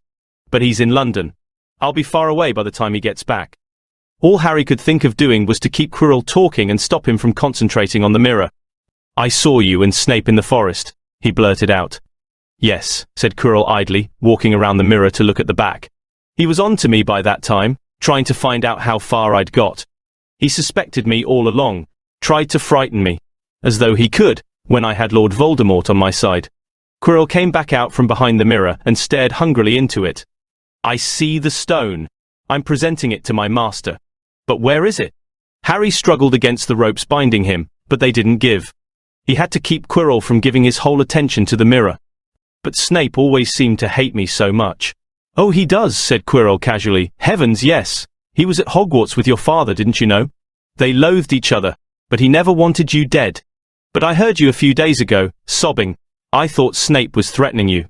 For the first time, a spasm of fear flitted across Quirrell's face. "Sometimes," he said, "I find it hard to follow my master's instructions. He's a great wizard, and I am weak." "You mean he was there in the classroom with you?" Harry gasped. "He is with me wherever I go," said Quirrell quietly. "I met him when I travelled around the world. A foolish young man I was then, full of ridiculous ideas about good and evil. Lord Voldemort showed me how wrong I was. There is no good and evil, there is only power, and those too weak to seek it. Since then I have served him faithfully, although I have let him down many times. He has had to be very hard on me." Quirrell shivered suddenly. He does not forgive mistakes easily. When I failed to steal the stone from Gringotts, he was most displeased. He punished me. Decided he would have to keep a closer watch on me. Quirrell's voice trailed away. Harry was remembering his trip to Diagon Alley. How could he have been so stupid? He'd seen Quirrell there that very day, shaken hands with him in the leaky cauldron. Quirrell cursed under his breath. "I don't understand. Is the stone inside the mirror? Should I break it?" Harry's mind was racing. "What I want more than anything else in the world at the moment," he thought, "is to find the stone before Quirrell does. So if I look in the mirror, I should see myself finding it, which means I'll see where it's hidden. But how can I look without Quirrell realizing what I'm up to?" He tried to edge to the left, to get in front of the glass without Quirrell noticing, but the ropes around his ankles were too tight. He tripped and fell over. Quirrell ignored him. He was still talking to himself. What does this mirror do? How does it work? Help me, master. And to Harry's horror, a voice answered, and the voice seemed to come from Quirrell himself. Use the boy. Use the boy. Quirrell rounded on Harry. Yes. Potter, come here. He clapped his hands once, and the ropes binding Harry fell off. Harry got slowly to his feet. Come here, Quirrell repeated. Look in the mirror and tell me what you see. Harry walked toward him. I must lie, he thought desperately. I must look and lie about what I see, that's all. Quirrell moved close behind him. Harry breathed in the funny smell that seemed to come from Quirrell's turban. He closed his eyes, stepped in front of the mirror, and opened them again. He saw his reflection, pale and scared looking at first. But a moment later, the reflection smiled at him. It put its hand into its pocket and pulled out a blood-red stone. It winked and put the stone back in its pocket, and as it did so, Harry felt something heavy drop into his real pocket. Somehow, incredibly, he'd gotten the stone. Well? Said Quirrell impatiently. What do you see? Harry screwed up his courage. I see myself shaking hands with Dumbledore, he invented. I've won the House Cup for Gryffindor. Quirrell cursed again. Get out of the way, he said.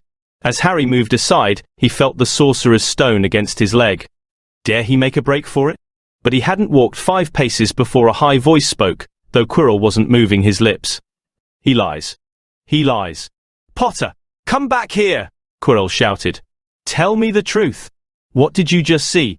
The high voice spoke again. Let me speak to him. Face to face. Master, you are not strong enough. I have strength enough. For this. Harry felt as if Devil's Snare was rooting him to the spot. He couldn't move a muscle. Petrified, he watched as Quirrell reached up and began to unwrap his turban. What was going on? The turban fell away. Quirrell's head looked strangely small without it. Then he turned slowly on the spot. Harry would have screamed, but he couldn't make a sound. Where there should have been a back to Quirrell's head, there was a face, the most terrible face Harry had ever seen. It was chalk white with glaring red eyes and slits for nostrils, like a snake. Harry Potter, it whispered. Harry tried to take a step backward, but his legs wouldn't move. See what I have become? The face said. Mere shadow and vapor. I have form only when I can share another's body. But there have always been those willing to let me into their hearts and minds. Unicorn blood has strengthened me these past weeks. You saw faithful Quirrell drinking it for me in the forest. And once I have the elixir of life, I will be able to create a body of my own. Now, why don't you give me that stone in your pocket? So he knew. The feeling suddenly surged back into Harry's legs. He stumbled backward. Don't be a fool, snarled the face. Better save your own life and join me. Or you'll meet the same end as your parents. They died begging me for mercy. Liar! Harry shouted suddenly. Quirrell was walking backward at him so that Voldemort could still see him. The evil face was now smiling. How touching. It hissed. I always value bravery. Yes, boy, your parents were brave. I killed your father first, and he put up a courageous fight. But your mother needn't have died. She was trying to protect you. Now give me the stone, unless you want her to have died in vain. Never! Harry sprang toward the flame door, but Voldemort screamed, Seize him! And the next second, Harry felt Quirrell's hand close on his wrist. At once, a needle-sharp pain seared across Harry's scar. His head felt as though it was about to split in two. He yelled, struggling with all his might, and to his surprise, Quirrell let go of him. The pain in his head lessened. He looked around wildly to see where Quirrell had gone, and saw him hunched in pain, looking at his fingers. They were blistering before his eyes. Seize him! Seize him! Shrieked Voldemort again, and Quirrell lunged, knocking Harry clean off his feet, landing on top of him, both hands around Harry's neck. Harry's scar was almost blinding him with pain, yet he could see Quirrell howling in agony. Master, I cannot hold him. My hands, my hands. And Quirrell, though pinning Harry to the ground with his knees, let go of his neck and stared, bewildered, at his own palms. Harry could see they looked burned, raw, red and shiny. Then kill him, fool, and be done, screeched Voldemort. Quirrell raised his hand to perform a deadly curse, but Harry, by instinct, reached up and grabbed Quirrell's face. Ah! Quirrell rolled off him, his face blistering too, and then Harry knew. Quirrell couldn't touch his bare skin, not without suffering terrible pain. His only chance was to keep hold of Quirrell, keep him in enough pain to stop him from doing a curse. Harry jumped to his feet, caught Quirrell by the arm and hung on as tight as he could. Quirrell screamed and tried to throw Harry off. The pain in Harry's head was building. He couldn't see. He could only hear Quirrell's terrible shrieks and Voldemort's yells of "Kill him! Kill him!" and other voices, maybe in Harry's own head, crying, "Harry! Harry!" He felt Quirrell's arm wrenched from his grasp, knew all was lost, and fell into blackness, down, down, down. Something gold was glinting just above him. The snitch! He tried to catch it, but his arms were too heavy. He blinked. It wasn't the snitch at all. It was a pair of glasses. How strange! He blinked again. The smiling face of Albus Dumbledore swam into view above him. "Good afternoon, Harry," said Dumbledore. Harry stared at him. Then he remembered. "Sir, the stone! It was Quirrell! He's got the stone!" "Sir, quick! Calm yourself, dear boy. You are a little behind the times," said Dumbledore. "Quirrell does not have the stone." "Then who does?" "Sir, I." "Harry, please relax, or Madame Pomfrey will have me thrown out." Harry swallowed and looked around him. He realized he must be in the hospital wing. He was lying in a bed with white linen sheets, and next to him was a table piled high with what looked like half the candy shop. "Tokens from your friends and admirers," said Dumbledore, beaming. "What happened down in the dungeons between you and Professor Quirrell is a complete secret, so, naturally, the whole school knows. I believe your friends Mr. Fred and George Weasley were responsible for trying to send you a toilet seat. No doubt they thought it would amuse you. Madame Pomfrey, however, felt it might not be very hygienic, and confiscated it. How long have I been in here? 3 days. Mr. Ronald Weasley and Miss Granger will be most relieved you have come round. They have been extremely worried. But sir, the stone. I see you are not to be distracted. Very well, the stone. Professor Quirrell did not manage to take it from you. I arrived in time to prevent that, although you were doing very well on your own, I must say. You got there? You got Hermione's owl? We must have crossed in mid-air. No sooner had I reached London than it became clear to me that the place I should be was the one I had just left. I arrived just in time to pull Quirrell off you. It was you.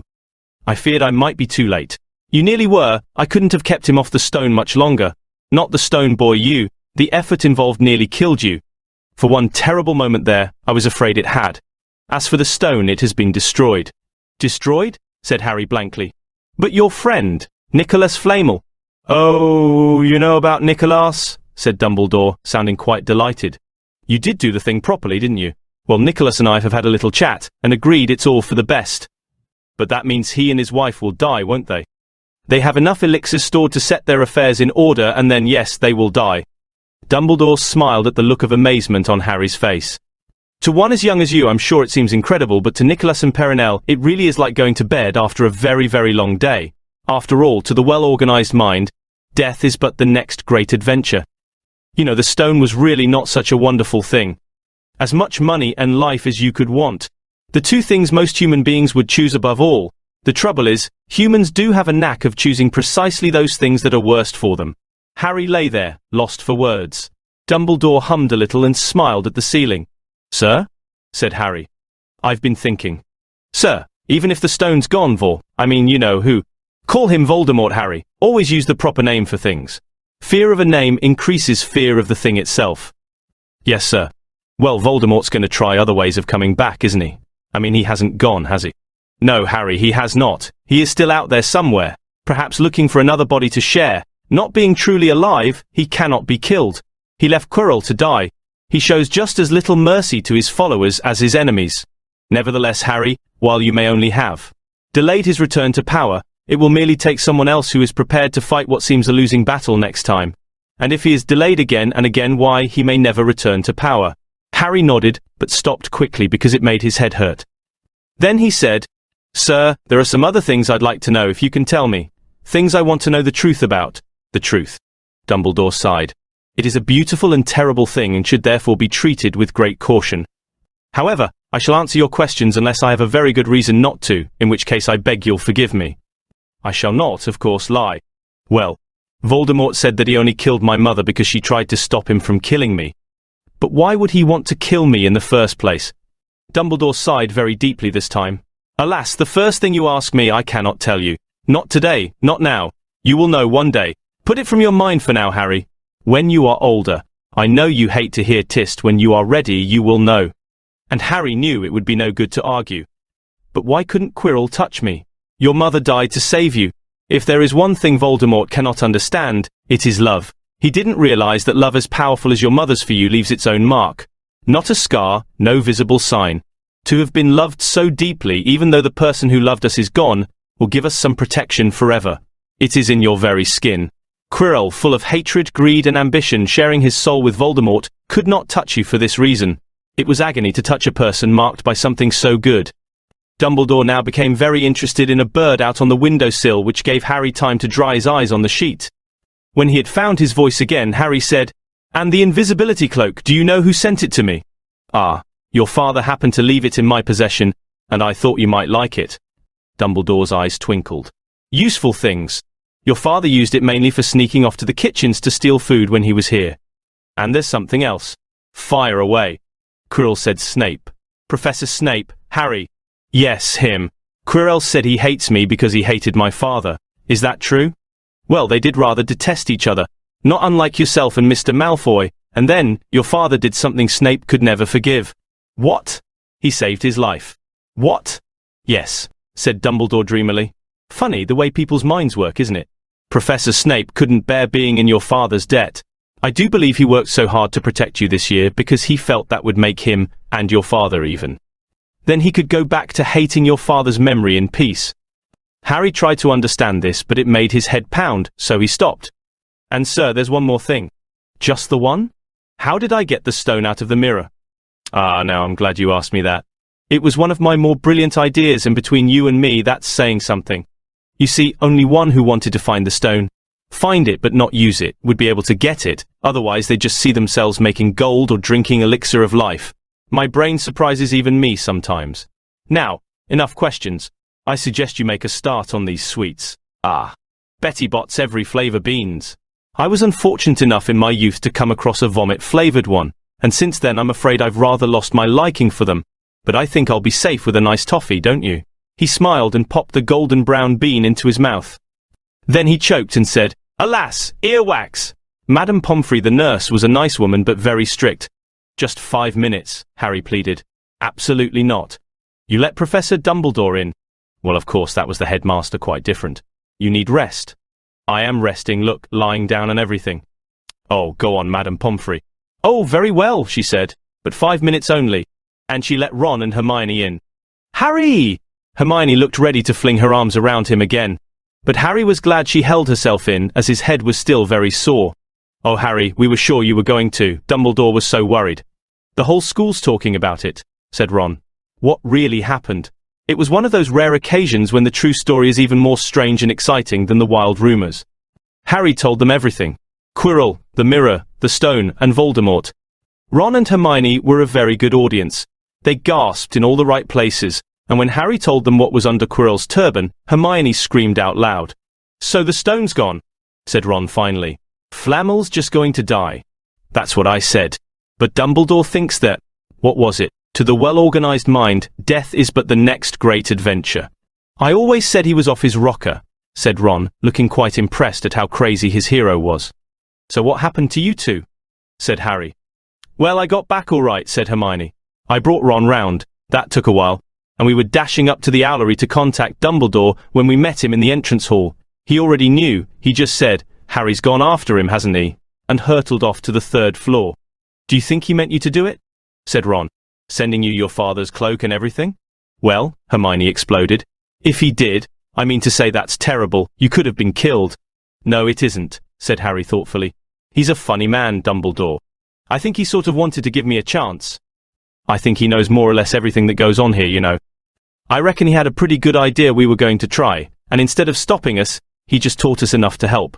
I don't think it was an accident he let me find out how the mirror worked. It's almost like he thought I had the right to face Voldemort if I could." "Yeah, Dumbledore's off his rocker all right," said Ron proudly. "Listen, you've got to be up for the end-of-year feast tomorrow. The points are all in, and Slytherin won, of course. You missed the last Quidditch match? We were steamrolled by Ravenclaw without you, but the food'll be good." At that moment, Madame Pomfrey bustled over. "You've had nearly 15 minutes now out," she said firmly. After a good night's sleep, Harry felt nearly back to normal. "I want to go to the feast," he told Madame Pomfrey as she straightened his many candy boxes. "I can, can't I?" Professor Dumbledore says you are to be allowed to go, she said stiffly, as though in her opinion Professor Dumbledore didn't realize how risky feasts could be. And you have another visitor. Oh, good, said Harry. Who is it? Hagrid sidled through the door as he spoke. As usual when he was indoors, Hagrid looked too big to be allowed. He sat down next to Harry, took one look at him, and burst into tears. It's all my ruddy fault, he sobbed, his face in his hands. I told the evil git how to get past Fluffy. I told him. It was the only thing he didn't know, and I told him. Ye could have died. All fur a dragon egg. I'll never drink again. I should be chucked out and made to alive as a muggle. Hagrid, said Harry, shocked to see Hagrid shaking with grief and remorse, great tears leaking down into his beard. Hagrid, he'd have found out somehow. This is Voldemort we're talking about. He'd have found out even if you hadn't told him. Ye could have died, sobbed Hagrid. And don't say the name! Voldemort! Harry bellowed, and Hagrid was so shocked, he stopped crying. I've met him and I'm calling him by his name. Please cheer up, Hagrid, we saved the stone, it's gone, he can't use it. Have a chocolate frog, I've got loads. Hagrid wiped his nose on the back of his hand and said, That reminds me, I've got ye a present. It's not a stoat sandwich, is it? Said Harry anxiously, and at last Hagrid gave a weak chuckle. Nah. Dumbledore gave me the day off yesterday to fix it. Course he should have sacked me instead. Anyway, got ye this. It seemed to be a handsome leather-covered book. Harry opened it curiously. It was full of wizard photographs. Smiling and waving at him from every page were his mother and father. Sent owls off to all your parents' old school friends asking for photos. Knew ye didn't have any. Do ye like it? Harry couldn't speak, but Hagrid understood. Harry made his way down to the end-of-year feast alone that night.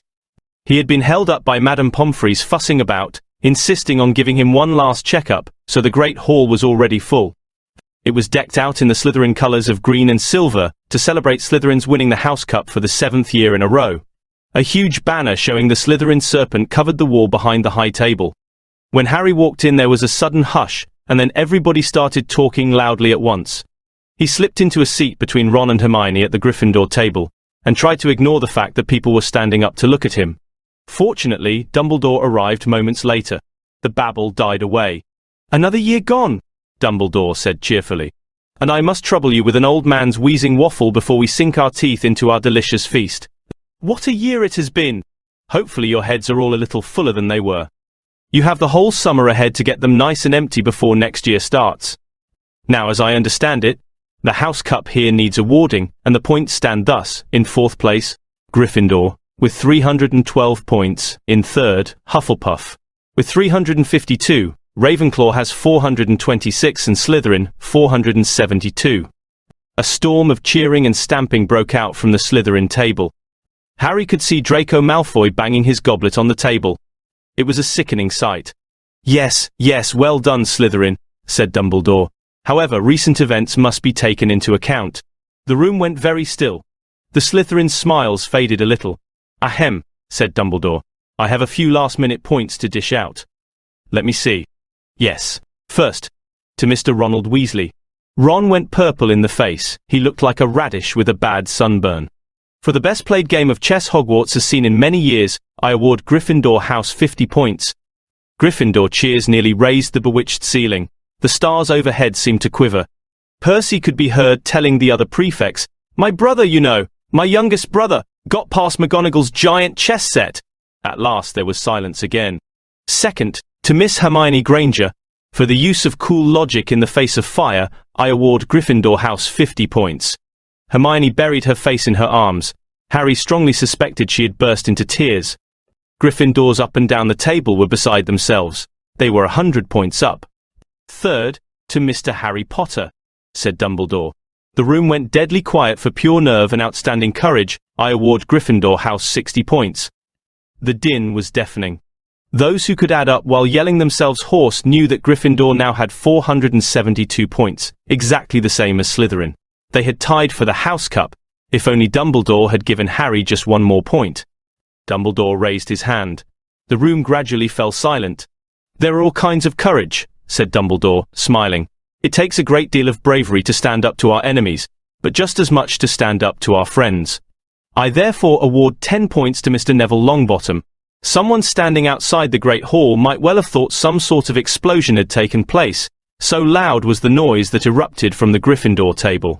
Harry, Ron and Hermione stood up to yell and cheer as Neville, white with shock, disappeared under a pile of people hugging him. He had never won so much as a point for Gryffindor before.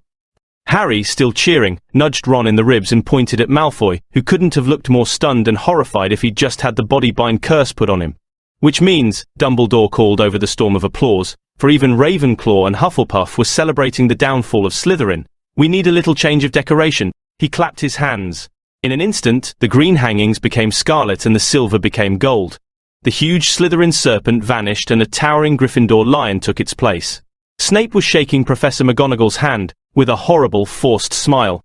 He caught Harry's eye, and Harry knew at once that Snape's feelings toward him hadn't changed one jot. This didn't worry Harry. It seemed as though life would be back to normal next year, or as normal as it ever was at Hogwarts. It was the best evening of Harry's life, better than winning at Quidditch, or Christmas, or knocking out mountain trolls. He would never, ever forget tonight. Harry had almost forgotten that the exam results were still to come, but come they did. To their great surprise, both he and Ron passed with good marks. Hermione, of course, had the best grades of the first years. Even Neville scraped through, his good herbology mark making up for his abysmal potions one. They had hoped that Goyle, who was almost as stupid as he was mean, might be thrown out, but he had passed too. It was a shame, but as Ron said, you couldn't have everything in life. And suddenly their wardrobes were empty, their trunks were packed, Neville's toad was found lurking in a corner of the toilets. Notes were handed out to all students, warning them not to use magic over the holidays. "I always hope they'll forget to give us these," said Fred Weasley sadly. Hagrid was there to take them down to the fleet of boats that sailed across the lake. They were boarding the Hogwarts Express, talking and laughing as the countryside became greener and tidier, eating Betty Bott's every flavour beans as they sped past Muggle towns, pulling off their wizard robes and putting on jackets and coats, pulling into platform 9 3/4 at King's Cross Station. It took quite a while for them all to get off the platform. A wizened old guard was up by the ticket barrier, letting them go through the gate in 2s and 3s, so they didn't attract attention by all bursting out of a solid wall at once and alarming the Muggles. "You must come and stay this summer," said Ron. "Both of you, I'll send you an owl." "Thanks," said Harry. "I'll need something to look forward to." People jostled them as they moved forward toward the gateway back to the Muggle world. Some of them called, "Bye, Harry." "See you, Potter?" "Still famous," said Ron, grinning at him. "Not where I'm going, I promise you," said Harry. He, Ron, and Hermione passed through the gateway together. "There he is, Mom, there he is, look." It was Ginny Weasley, Ron's younger sister, but she wasn't pointing at Ron.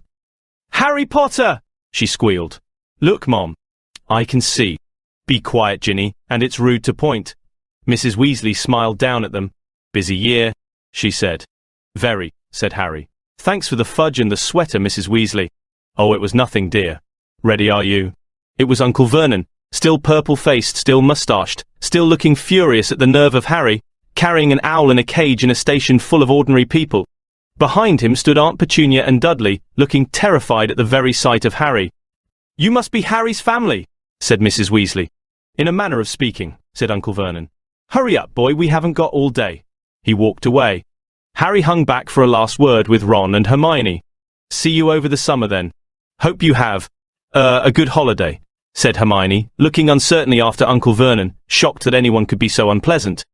"Oh, I will," said Harry, and they were surprised at the grin that was spreading over his face.